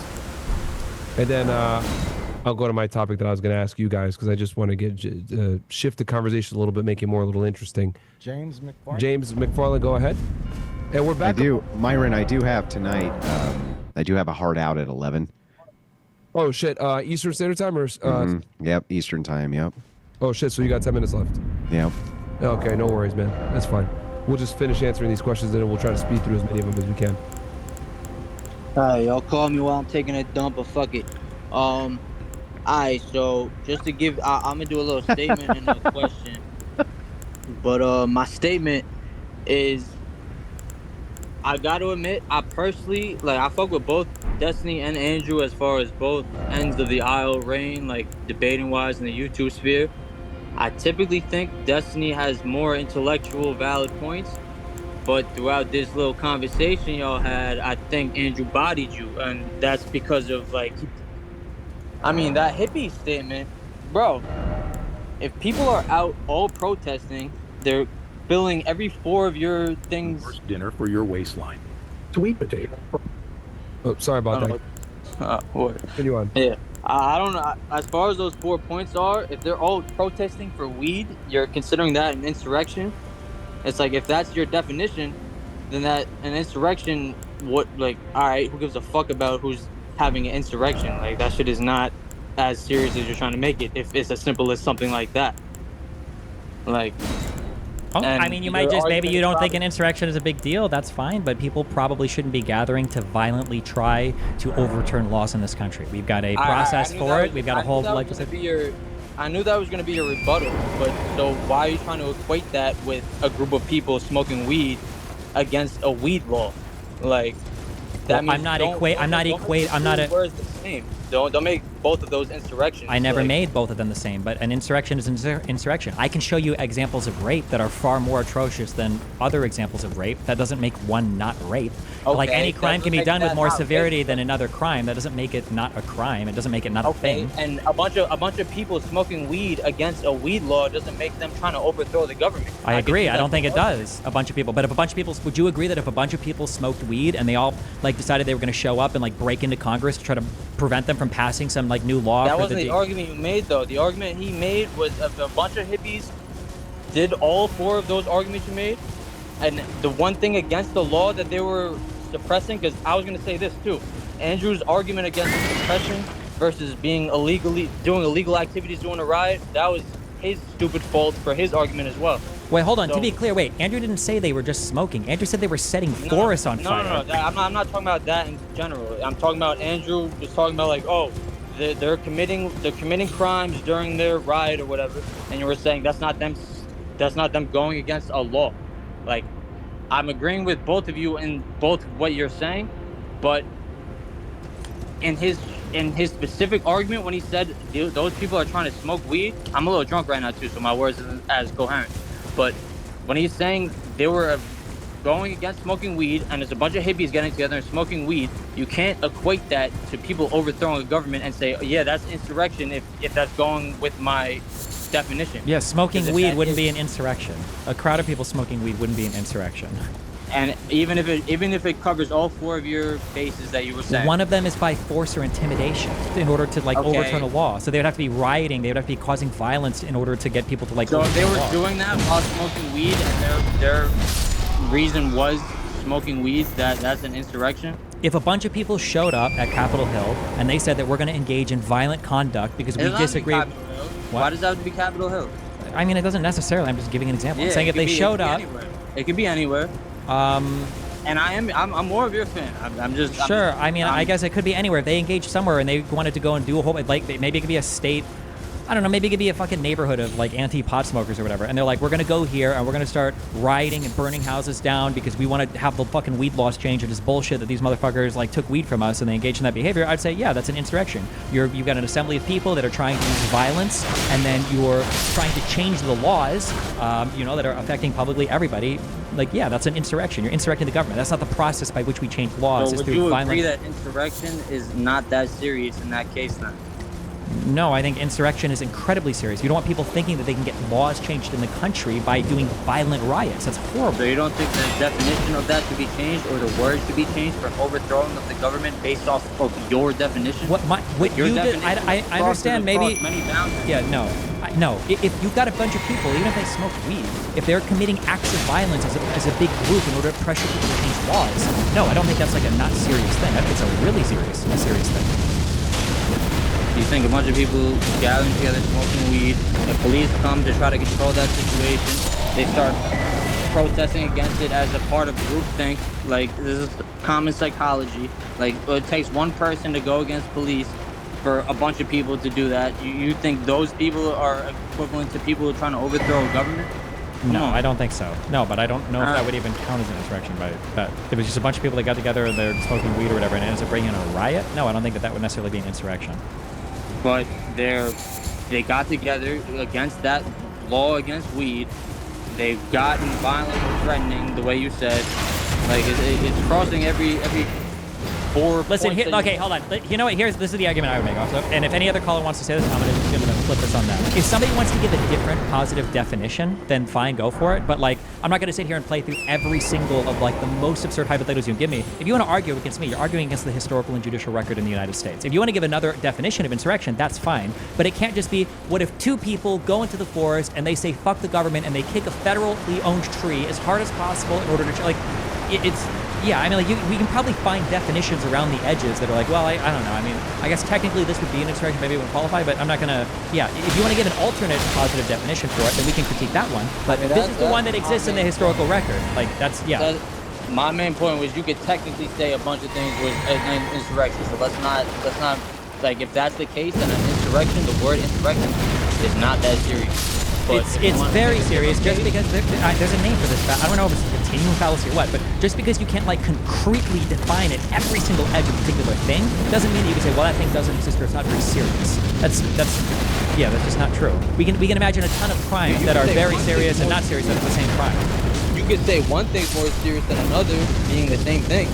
But yeah, so I could say there are some insurrections that are probably really bad, and historically in the United States, there are some insurrections that probably weren't that bad, right? Like that, I think that whiskey rebellion was over like fucking tax stamps. I think the biggest deal was that it was a big one, and it had to do with like the first time the national like army had been mobilized for anything. But like that, it probably wasn't that big of a deal. Every insurrection isn't the worst type of insurrection. I think this particular insurrection was really bad, but we can't even agree on what the definition of insurrection is. And the reason why is because Andrew knows if he gives any definition of an insurrection, it's either going to exclude everything from being an insurrection, or it'll easily include January 6th. What up? All right. Was there somebody else next?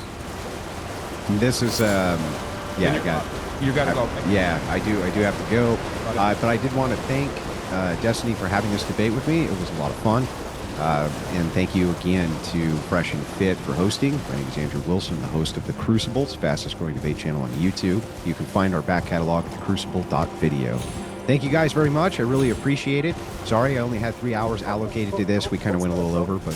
And if your people want to continue to watch the stream, they can come on over to either Fresh and Fit or... Are you on YouTube right now? Yeah, we're live back on YouTube. Yeah, I'll set up a raid so that they can come on over, okay? If you're going to do an after show or something. Yeah. I think me and Destiny were just going to have a conversation, because I was going to talk to Destiny about some stuff, too, and then the Couch Club members can chime in. But yeah, we're live back on YouTube and everything. You can send your people over to us or Destiny, whichever you prefer. Thank you. Yeah. You guys have a great one. All right, bro. I'll see you for Haas. Real quick, Destiny. I guess we'll shift this a little bit, right, from the January 6th stuff. And then I'll, obviously, after we have a discussion, we can turn it back to the Couch Club members. Shout out to all you guys, couchclub.tv. Obviously, the attempted assassination attempt has, created a whole bunch of news. It's been like, this has probably been one of the most turbulent weeks or 2 weeks that I've ever seen, like, in history, damn near. You got Joe Biden stepping down. You got the president almost was assassinated. You see Kamala Harris is more than likely going to be the Democratic Party's nominee. The DNC is coming up.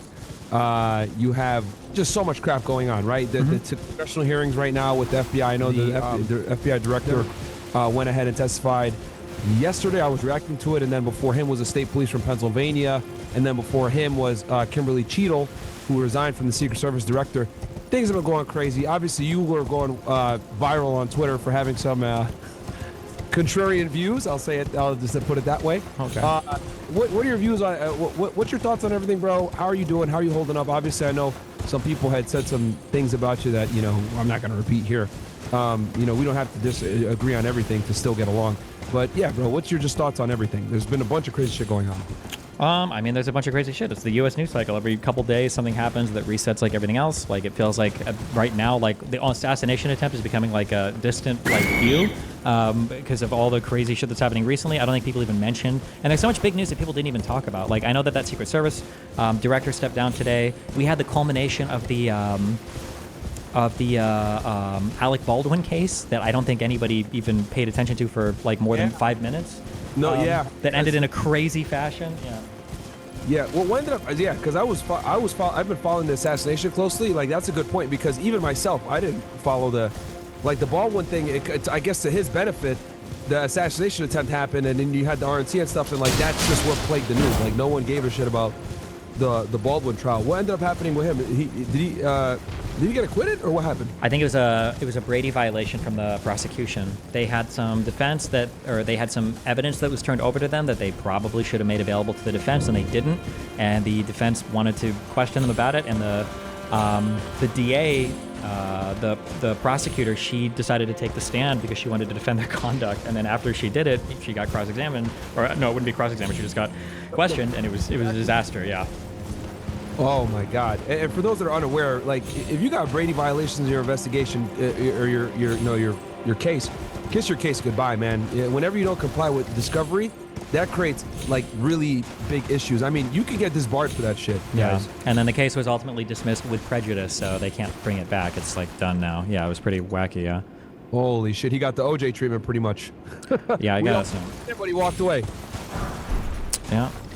Holy crap! That's literally just like the OJ case, with Furman and everything else that happened, where he was able to walk because, just sloppy handling of evidence, and in this case, you got sloppy prosecutorial, member people, so that fucks it up. What about what are your thoughts on the assassination, bro? There's a lot of speculation that there was a second shooter involved. A lot of people don't believe as though Crooks acted alone. Obviously this, you look at JFK, Oswald, people don't believe that narrative either. What's your thoughts on that? Did you think, I mean, I don't see any evidence that there was any broader conspiracy involved. I think that if anybody really was trying to do a conspiracy to get Trump, I don't think it would have been some 20-year-old retarded dipshit that's prone on a roof 100 yards away that misses those shots.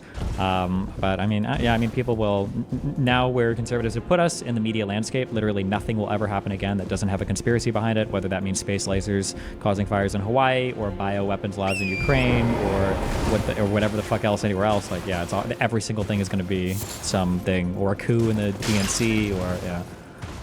Yeah, for me, looking at the evidence, to me it looks, right now, and of course my mind is open to be changed, but right now it just strikes me as a single shooter. The FBI testified yesterday that right now it looks like a single shooter. And for those that are wondering, oh, it's a cover-up, it's a cover-up, guys, trust me, with a case that has this type of media coverage, the FBI would love nothing more than to be able to say, we identified co-conspirators and we're going to go make an arrest. Like, that actually helps them. It doesn't benefit them to say it's a solo shooter. So, because at the end of the day, these federal law enforcement agencies do want status, they do want recognition, they do want praise, and most importantly, that leads to funding from Capitol Hill. So a lot of times they want to be able to say, we did X, Y, Z, do the press release, and walk the perp, etc. So I think that in itself defeats a lot of these, insider, conspiracy theories, whatever. Am I skeptical about official narratives like, Oswald, etc.? Do I believe the Warren Commission? Fuck no, I think that's bullshit too. But in this case, I just haven't seen damning evidence yet that there was a second shooter. And for those that are saying, oh, well, why did Crooks miss? He obviously knows how to use an AR-15. He had done some practice. Well, what people don't know, and this kind of came out during the testimony, was right before he shot, one of the police officers climbed the ledge to try to confront him, and Crooks saw him, pointed the gun at him. The guy said, oh, shit, and he, fell off because someone, hoisted him up. So he hoists him up, gives him a boost. Guys gets his head over the roof, sees Crooks. Crooks sees him. He points his rifle. The guy's like, oh shit. He just literally drops off and hurts himself.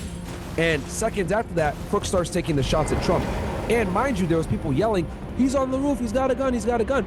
So, you could only imagine the amount of adrenaline that this guy had, because he didn't anticipate that people would find him so quickly. So he whiffed a bunch of the shots. Sure. Which makes sense. But yeah, it's just wild that he was able to get in that position. He flew a drone.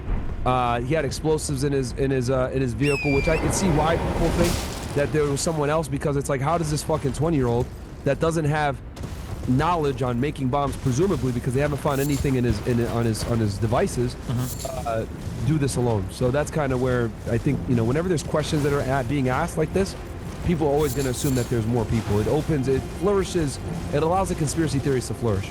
Sure. What do you think?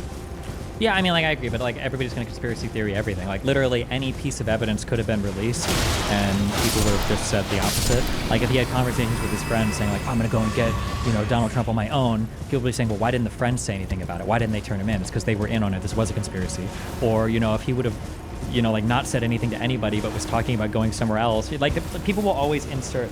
If you have a conspiracy in mind, you can take any collection of facts and make them fit anything. So if there's smoking gun evidence that comes out, then I would say oh, okay, yeah, maybe there's some crazy shit here, or even anything that points in that direction, but there's not. So I mean, why the fuck would I assume otherwise? Yeah. What do you think about Cheeto stepping down as a director of Secret Service? I don't know enough about the operational procedures or the management structure of the Secret Service. It seems to me that it's so funny because I don't know if you've ever thought about this, but I've always thought, like, when I'm watching movies, when I'm looking at, like, the president making a speech, I'm like, damn, how do they secure, like, entire cities? Like, couldn't anybody from a fucking random window shoot at this president, dude? Like, that seems crazy. And has it maybe? Why they don't do. They try not to do inner city like meetups in public. Yeah, I've heard somebody say that, but I don't know if it was like I don't know if that's real or if it was just like a Trump hater headline. But I think somebody had said that the Secret Service have been telling Trump, like, hey, we can't do events outside. It's not good. And Trump was like, I like outside. It's fun. I don't know if that's true or not, but yeah, I guess it's kind of crazy. I mean, realistically, I don't. That's true. Is that Trump like doesn't like the nuances? Like, he doesn't like the image that people can't come up to him and like shake his hand. Of course, yeah. He wants to be able to interact with people. So he tries to keep Secret Service fairly far away from him. That's why they weren't as quick to respond to him, because he purposely tells them, hey, like, he doesn't want to give the image that he's weak. So, you know, which I understand. But yeah, continue with the story. No, yeah, I mean, yeah, I agree with you. I haven't dug into this that much because I haven't heard any crazy smoking gun things. But I guess like the weirdest thing to me is, I don't know, is it true, if you've watched this, is it true that the Secret Service like marksman had him like sighted for minutes before he actually shot? That's what they're saying. We don't really know yet. When they brought Cheadle on, she didn't really give concrete answers to that. And you know, and some people didn't like that I said this, but I told people, like, Cheadle isn't the person you want to bring on if you want to get questions answered, because the issue is, and I'll go through this very quickly, is that when you're going to subpoena people to come in and answer questions, the director is probably one of the worst people that you can bring in. While that might be true, the one problem that I had, and I understand they're congressional hearings, so, you know, it's all for show and media or whatever, but like, show what? Yeah, but they asked her over and over again, like, who would be responsible? Now, maybe she doesn't want to throw anybody under the bus, but yeah. she was very evasive, right? Where she was saying like, oh, well, you know, there's a lot of people in charge and there's multiple like layers to these operations. But like, unless the Secret Service literally operates differently than every single thing I've ever seen in my life, and I mean, you can tell me, you know, you work for a federal body, like for any operation, for any given thing, there's always going to be ultimately one person who's accountable. Otherwise, how the fuck can anybody make any final decisions, or how, you know, who do you talk to when things are fucked up? Like, there should be somebody that you can go to who ultimately signs off on things, even if it is just like a rubber stamping, like they don't actually go over it. There should be somebody at the end of the day who's responsible. And the fact that nobody was ever named, I think, is, but maybe she just didn't want to throw someone under the bus, or maybe people just weren't being diligent enough. There's a multitude of reasons why. Like, she didn't want to throw people under the bus, etc. You know, that's one thing, right? Which I will commend her for that. But the problem with the director, and I'll speak for your audience that might not be familiar with me, guys. I was a special agent with Homeland Security Investigations for 7 years, 3 years as an intern, so I'm very familiar with how Secret Service works. I've done Secret Service details before, etc. I know how the agency in and out. So with all that said, the director of any federal law enforcement agency typically is more of a politician than a law enforcement officer. These guys sometimes aren't even agents. They're like, you know, like, for example, Ray, the director of the FBI, was an AUSA. He never carried a badge and a gun in his life or did an investigation, but he's director of the FBI. And it's a political position. You're going out politicking with people. You're the face of the agency. You're going around shaking hands, kissing babies, etc. A lot of the times you don't know what's going on the ground. Now, why do I say this? I say that because directors are they're like 10 chains above the people on the ground that actually are going to have the intimate knowledge that these, you know, hearings require. So the real person that they should have subpoenaed, they should have subpoenaed a few people. And I did a whole tweet about this, but I'll summarize it quickly. For the criminal investigation, you need to subpoena the FBI, and more accurately so, you need to subpoena the case agent from the FBI Pittsburgh office, because he's the one that's running the actual investigation and making the decisions and dealing with AUSAs. And then you can go ahead and bring his special agent in charge. Those two individuals are going to answer every single question that you have on the criminal investigation, because they're the ones actually on the ground doing it. That's for the criminal investigation. Sure. Now, although I will say real quick on that though, people have to, and people have a really hard time understanding this. It is possible, especially in law enforcement, that you can fuck up your job really like hardcore and be, you know, completely fucked for and get fired or whatever. It doesn't necessarily mean there was criminal wrongdoing, right? Like, it could be that somebody fucked up really bad. Now, if you fuck up really bad, if you can show like some type of, I don't know what the particular statute would be here, but some type of like gross negligence or something, then maybe you could get like up to a criminal charge. But it is possible, it's not inconceivable that somebody could have had the responsibility of clearing that roof, and for a variety of like reasons they just didn't. They were lazy, they saw something fucked up, and that comes out to be proven, but it doesn't mean there's necessarily a criminal charge because the person wasn't like criminally liable for what happened. Of course.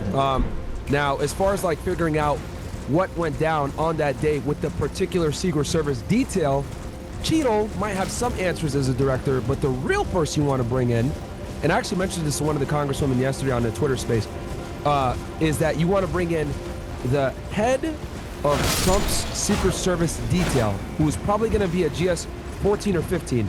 Typically, that's going to be a supervisor or second line supervisor. Why do I say that? Because for them to do that that protection detail, they had to do something called an operation plan. And an operation plan in law enforcement is something that you have to put out every single time you're doing some form of enforcement action, whether it's a search warrant, an arrest warrant, anything that you're serving. And the reason why I say it is because the person that signed off on that operation plan is A, on the ground, that's one. Two, knows where people were supposed to be staged, call signs, radio equipment, who carried which guns, etc. And he will be able to specifically identify, down to the name, who was supposed to be at that building and where they're supposed to be located.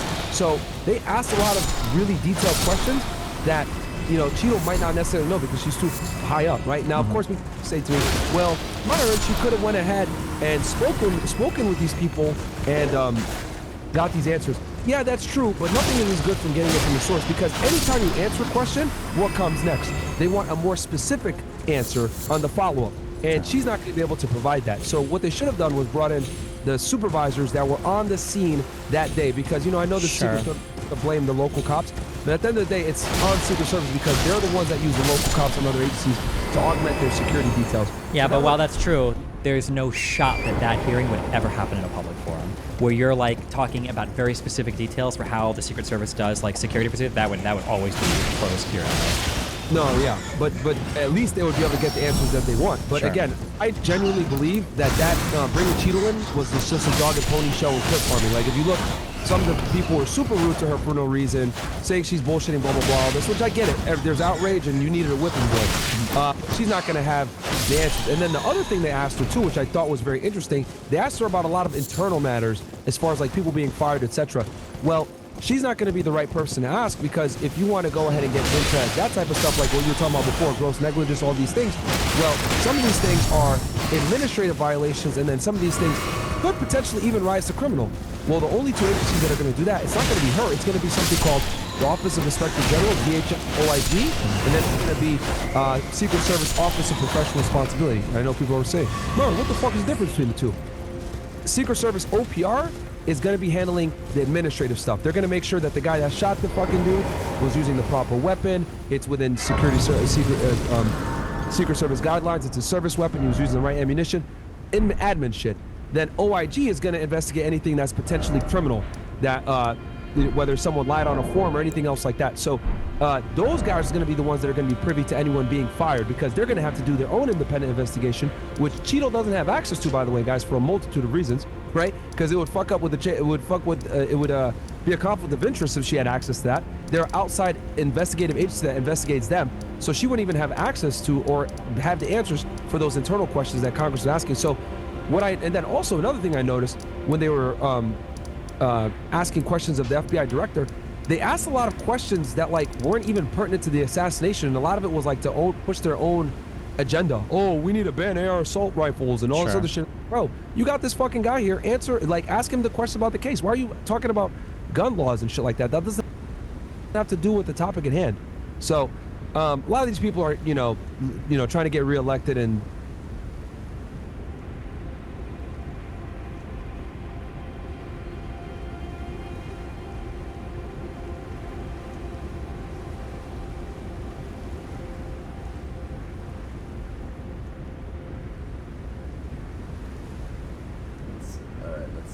we got some links though, however. We got some links. What do you think about links, chat? Good stuff, bad stuff? Tension? Hopefully.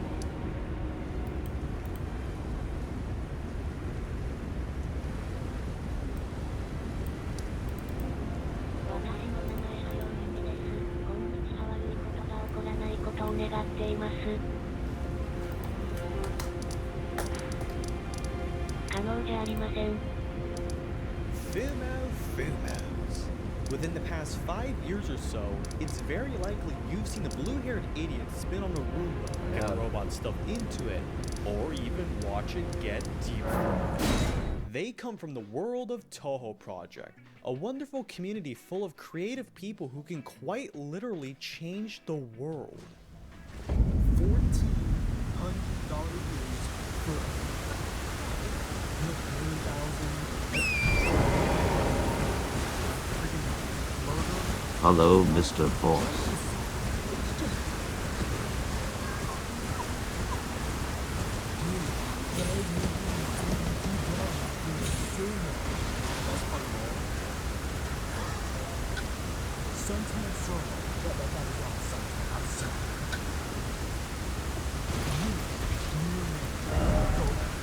Well, I did make a video discussing it a while ago, but the quality is even the recent one, and it was said that they sold out very... Okay, but considering we live in the futuristic society of 2024, and with my current editing knowledge and skills, there is a lot left to learn about the world of freelance. But before we get into that first jump, of course, which is the real reason and which is the book. But before we get to the real every popular medium gets plushed at some point.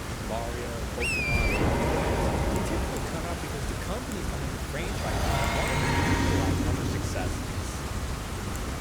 Not Toho, surprisingly. It's the Guardian franchise. Small self-published books like the plus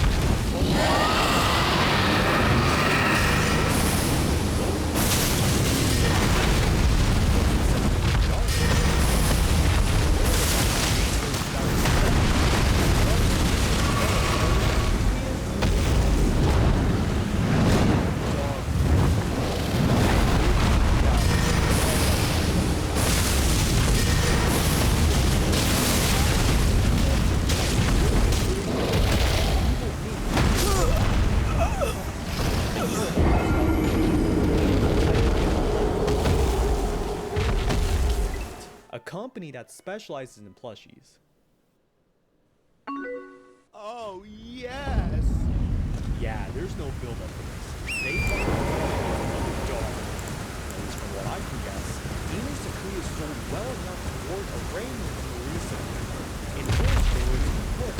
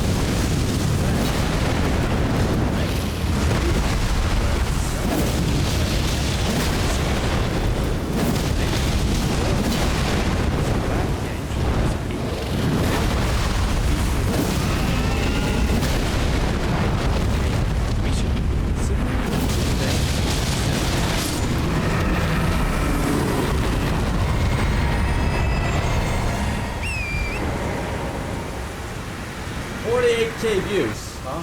Train guy, thinking he's above the law, huh?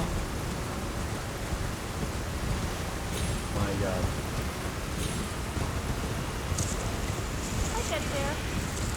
This is Teddy Bear, your favorite university porcupine. We know Teddy Bear likes corn, but I thought we'd see if Teddy liked pumpkins today. What is that, Dad? What is it? What is it?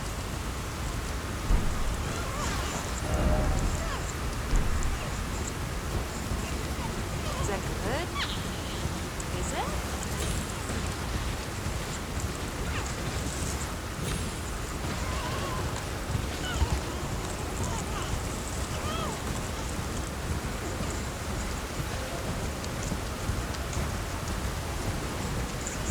is it? This is what Teddy does with leftover holiday pumpkins.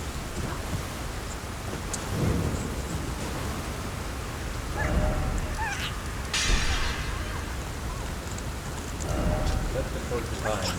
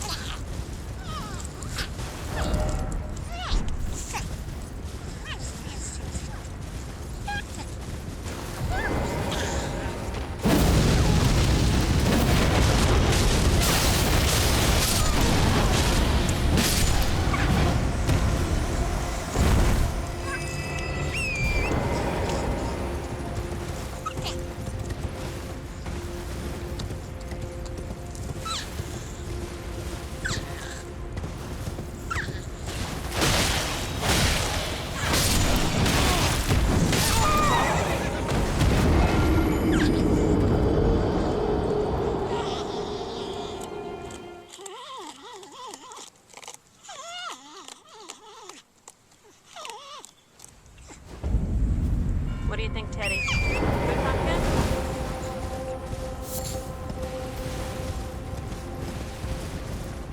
Very good pumpkin. Thanks for even messaging him in the first place. I want to say I'm sorry that I'm bothering you. I'm sorry that I'm messaging you. Hi, Mr. I'm sorry that I'm Force. texting you. I'm sorry I that just got a new job and wanted to celebrate by sending you all the money I've made so far. Oh shit, thank you. You got it, Mr. Force. Say hi to the old lady for me.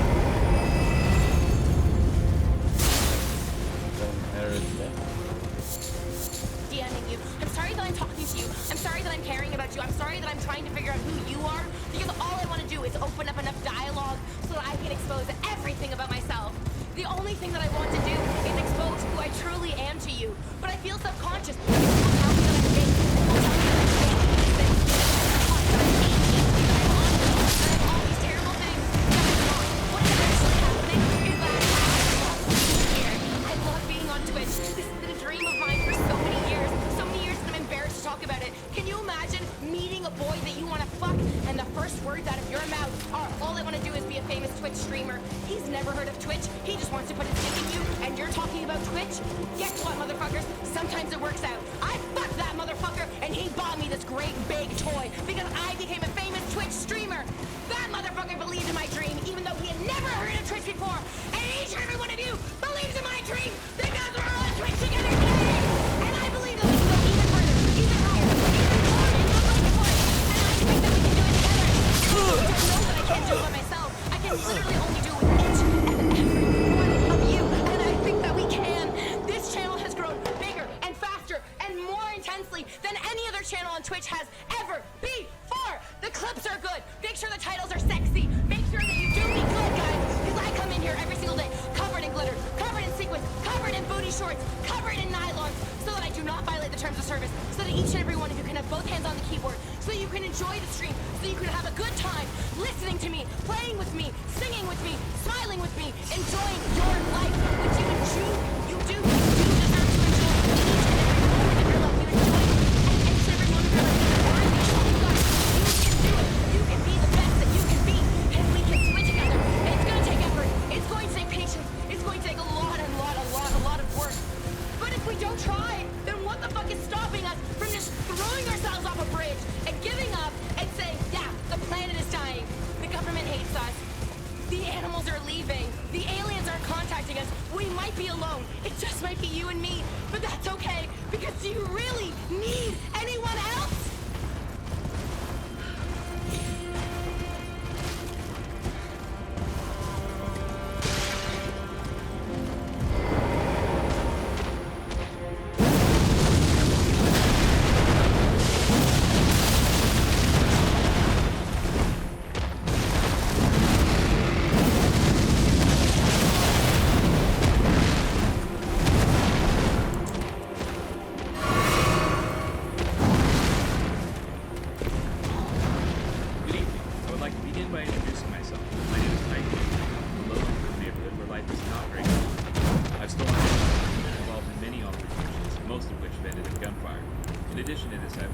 intercourse with a great number of the opposite sex.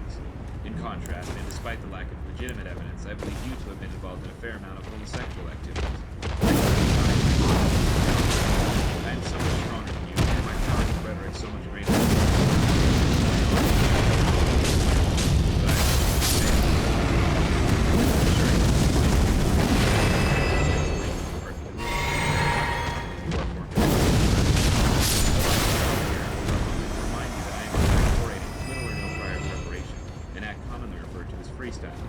Once again, and I think this bears repeating, I would like to restate my claim that I am in fact much stronger and have endured a larger number of hardships than you. Hardships which have left me with aggressive behavior and imposing on me which I believe right. I know of a woman with whom you've had sexual intercourse. I too have had sexual intercourse with said woman, and she complained to me of your less than exemplary performance in bed.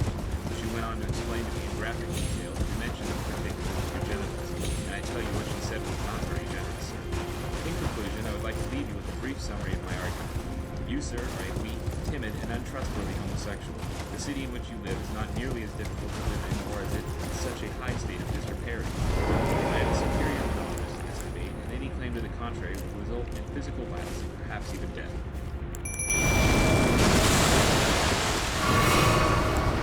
And a good day to you too, sir. I would like to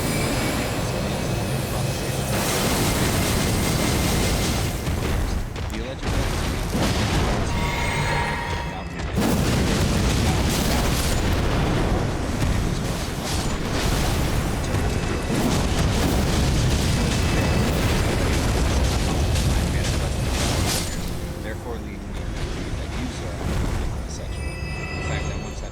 rendezvous with your biological mother, in which fellatio is performed forthwith.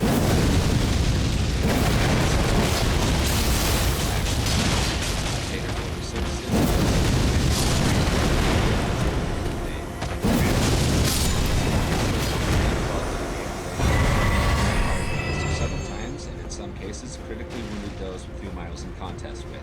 I would like to inform the audience that I engage in the sale and consumption of illegal narcotics on a regular basis. Speaking candidly, I am in no form intimidated or fearful of your actions, as I have been involved in countless altercations which have ended less in favor of me. In summation, your argument denotes a lack of intellectual honesty on your part. It's my contention that this matter is best solved with fisticuffs, and I believe I will be victorious in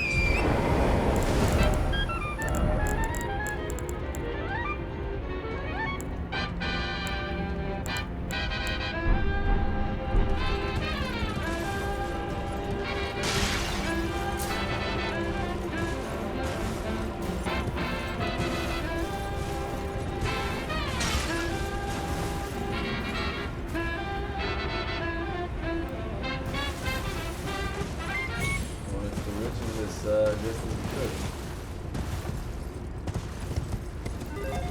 Every month a ton of new games come out, and every month Game Ranks gathers together the ones that are probably going to get the most attention and, well, direct more attention at them. Hi folks, it's Falcon, and today on Game Ranks, the top 10 new games of August 2024.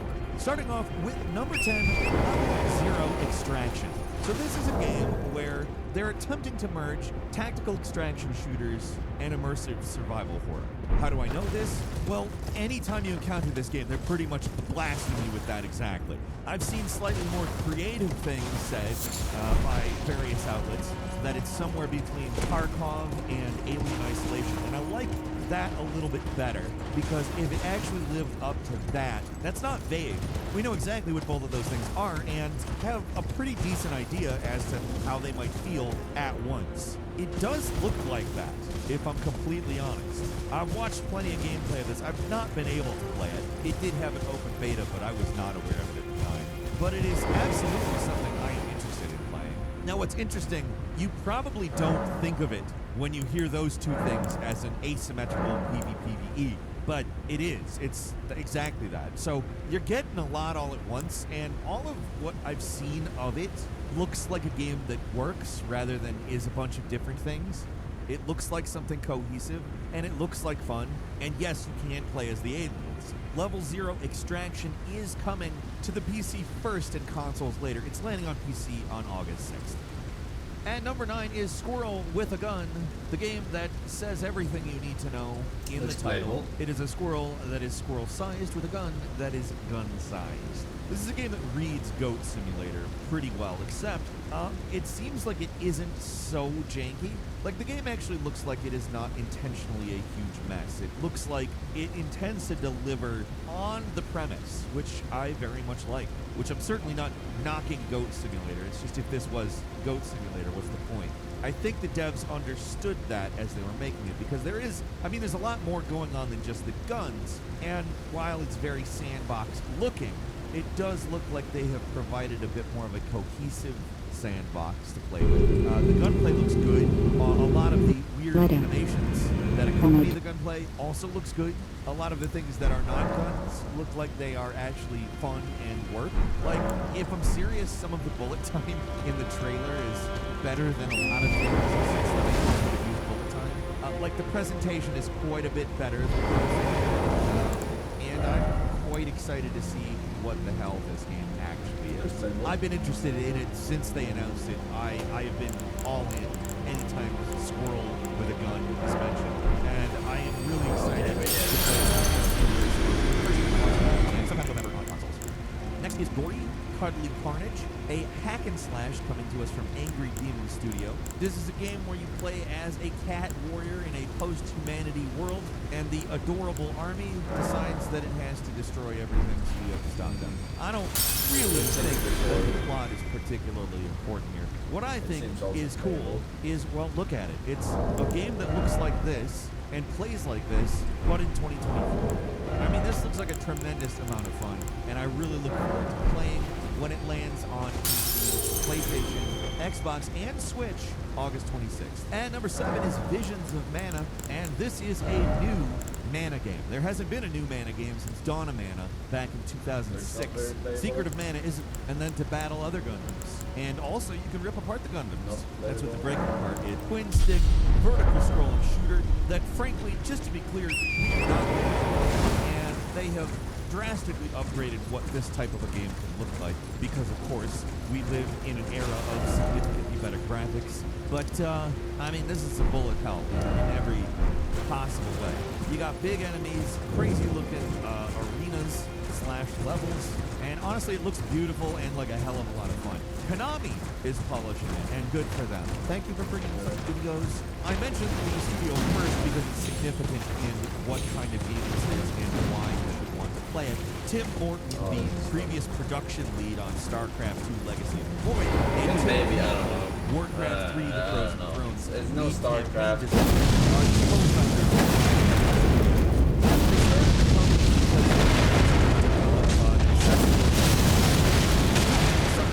Less overly.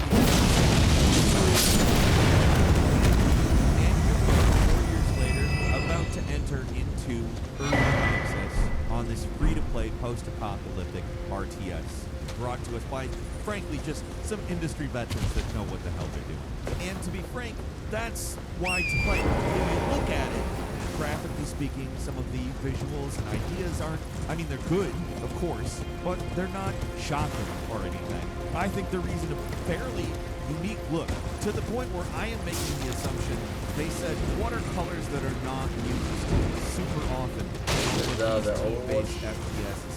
Because that's what it just looks, despite not having a particularly different artistic style, it has a completely different palette that stands out, honestly, which is probably to its benefit. It's a 5v5. You have your various different characters with different abilities. It's got 6 different PvP modes that range from respawn-based stuff to objectives. Honestly, it looks like a solid game. Obviously, we're going to have to play it in order to really know what it's about. But all the footage I can like, because everybody's saying the words it's Souls-like, and just resisting the idea, is a pretty fair amount of hype. It is a big open world style.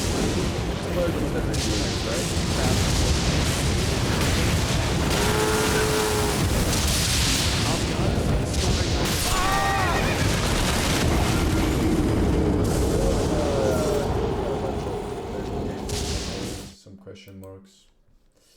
August is better than July, at least. What's up, nigga? You wanna talk some shit? Call me. Start some shit, bitch. Sup, fool? You gonna talk shit about me, homie? Where you from?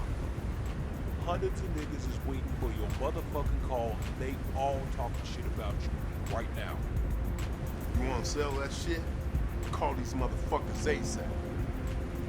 Yeah, said some shit. What? Man, fuck you and your bro spurs. The hardest niggas is standing by, ready to pick up that phone.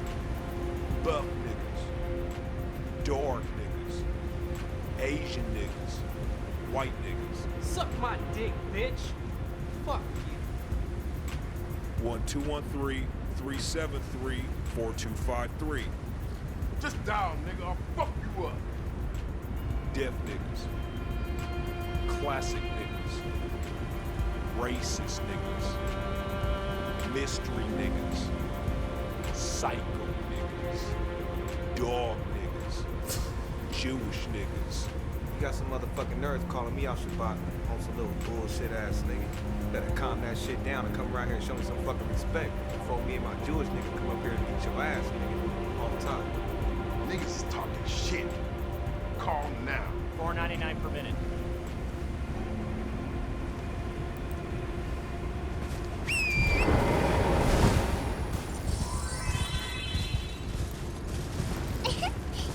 今日はスーツじゃないんだ。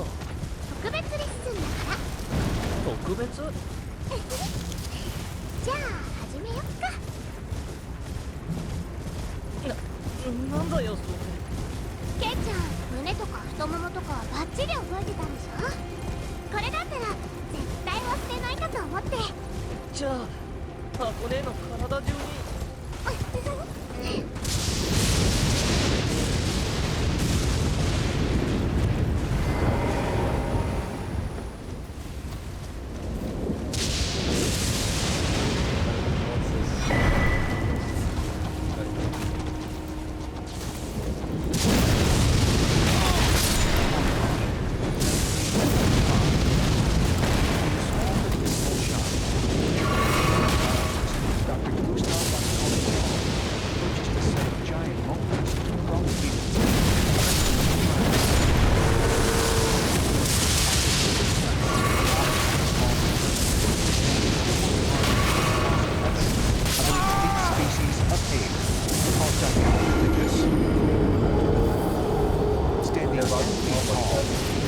Up to 1,200 pounds. This That's gigantic hairy. ape, believed to have lived alongside several early hominid species for tens of thousands of years, is the largest known primate to ever walk the earth. Might the creature known as Bigfoot be a descendant of this ancient beast? The popular theory for the origins of Sasquatch is that it may be descended from a known great ape, Gigantopithecus, a giant ape that lived during the latter part of the Pleistocene and achieved, along with many other animals, gigantic proportions. As an ape with a small brain, it had extra crests and ridges of bone to provide attachment for the massive muscles to drive these very heavy jaws. By comparison, the gorilla has the crests and ridges found on Gigantopithecus to support the muscles attaching to a very small cranial cover. The skulls of Gigantopithecus are typical of large primates. But the human skull, a species also believed to have descended from large primates, is very different. The human skull is remarkably smaller, our distinction being the much greater cranial capacity, smaller jaws, smaller muscles to drive these jaws. What can account for such significant differences in related species? And why are humans relatively hairless and possess brains far more advanced than other primates? Are we really the result of evolution? Or might the truth be that the real alien hybrid is not Bigfoot? Today is referred to as the missing link in extraterrestrial intervention, because without that extraterrestrial intervention, evolution did not take place the way we're told in school. Right after we shed our fur for millennia, we have to keep warm by wearing furs. Yet, we used to have fur all over our body. So something doesn't make sense. Our ancient ancestors here may well.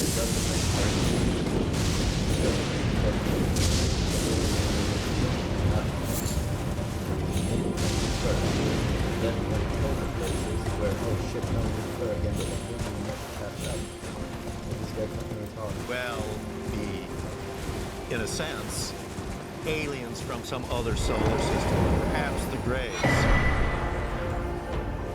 What they've done is manipulate what were already humanoids on this planet, but brute humanoids. Hairy, brutish people, the caveman of ancient times, but we're being genetically manipulated and given the DNA of these extraterrestrials. The progression of the Darwinian evolution, looking at the Neanderthal man, the Australopithecine, all the way up to Cro-Magnon, it's very possible that that missing link is still I don't think they're ever going to find it, because the missing link more than likely was a genetic alteration on that continent. Almost certainly a species not indigenous to planet Earth. And if humans are the result of genetic engineering by alien beings, as ancient astronauts. Ancient ass.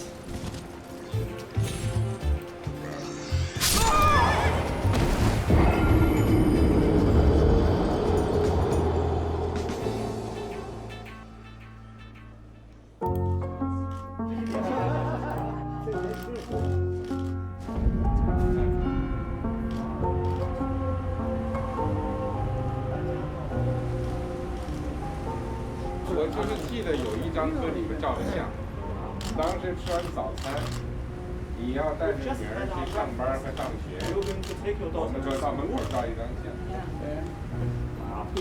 That's fantastic. No gift is always necessary. Just the gift of his time and his friendships more than 实际上，如果不需要再送我们这样30年都有。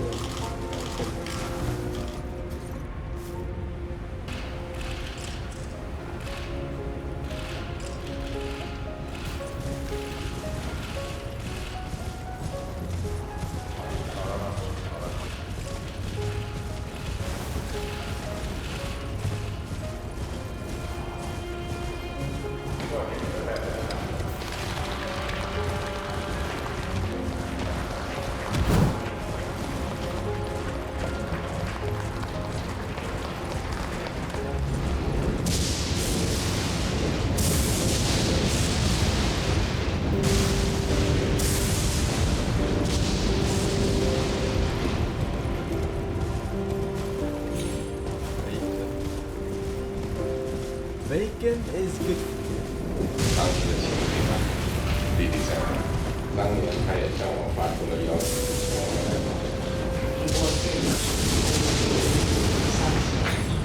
所以我此次来这里呢，我觉得我也是很感谢，对这个。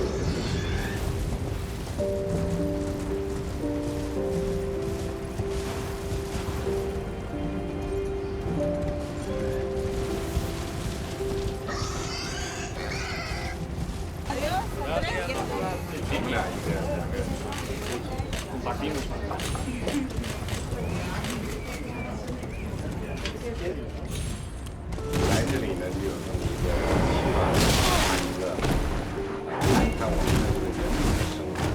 我呢，这个也是我做了7年的农民，然后做村长。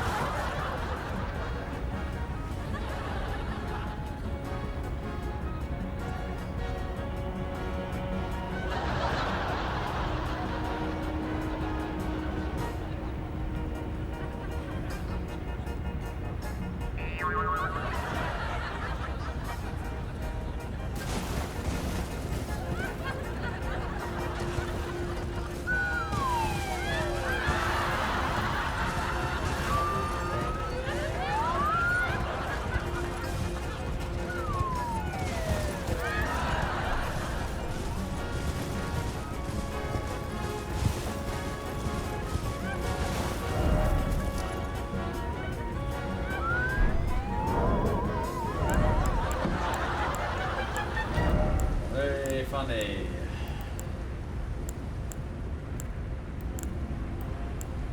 Iqra says, does a wife need her husband's permission every time she steps out of the house? What if the husband is out of town? Must she call him every time to take his permission? The general trend is that a woman must deal with her husband with respect and obedience, because this is what will admit her to Jannah. The Prophet said, alayhi salatu wasalam, 4 things. If a woman succeeds in doing them, she will enter Jannah. If she prays her following prayers, 5 daily prayers, fasts her Ramadan, protects her chastity, and obeys her husband, she will enter paradise for anything she wants. And this, by itself, is nothing compared to what men have to do in order to be qualified to enter Jannah. So we think. But indeed, it's a heavy burden and a great task for women to undertake. And this is their testament, this life. In the incident of Ifk, where the hypocrites slandered Mother Aisha. In the long hadith in Bukhari and elsewhere, when she discovered what they were plotting and saying behind her back, she fell sick. But she said, O Prophet of Allah, do you permit me to visit my parents? This, the scholars say, is a clear indication that a woman must not leave her house without the permission of her husband. Now, generally speaking, normal husbands give an open permission.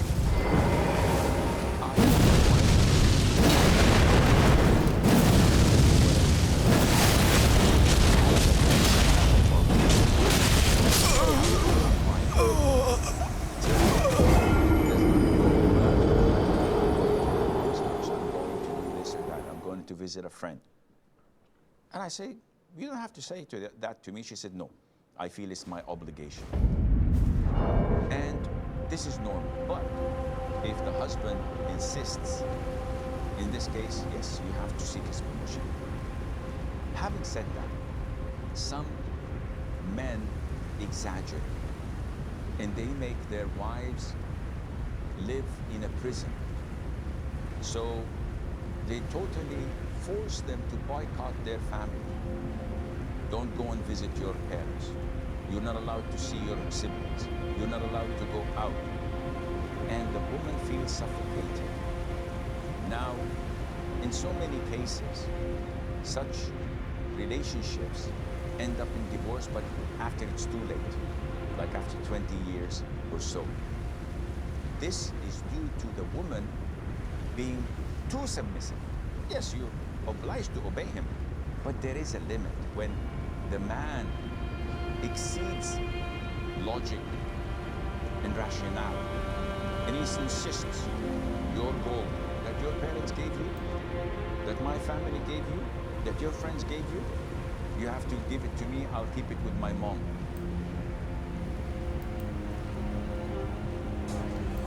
Richard, are you Am I threatening? It's a good question. No. If you don't give me my fucking phone back, I'm gonna find you, beg you over your debt, and fuck you so hard your front teeth. If I offered you $10 million for Pied Piper right now, before you even go in there, would you take it? Really? You'd do that? Of course not. I'm about to get it for free. I'm just fucking with you. Thank you, everyone. What just happened? We lost? You're fucking kidding me! Consider the bulldog. A grotesque monstrosity, born of relentless inbreeding, riddled with sinusitis, crippled by joint pain, chronically practical. Ladies and gentlemen, just like that horrible creature, the entire nucleus program was the result. We needed healing. Is it any wonder the result was just unspeakable? Is that thing? Bring it back here. Look at that hideous face. All right, get it out. Back up. You're on front of property. Back to the sidewalk. You're gonna get busted. Hello,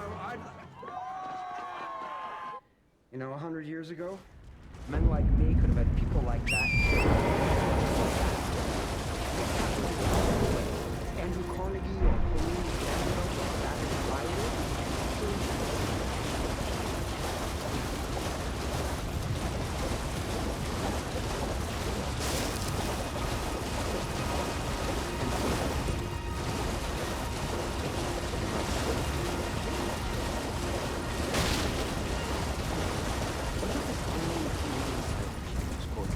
Everything this person is saying is obviously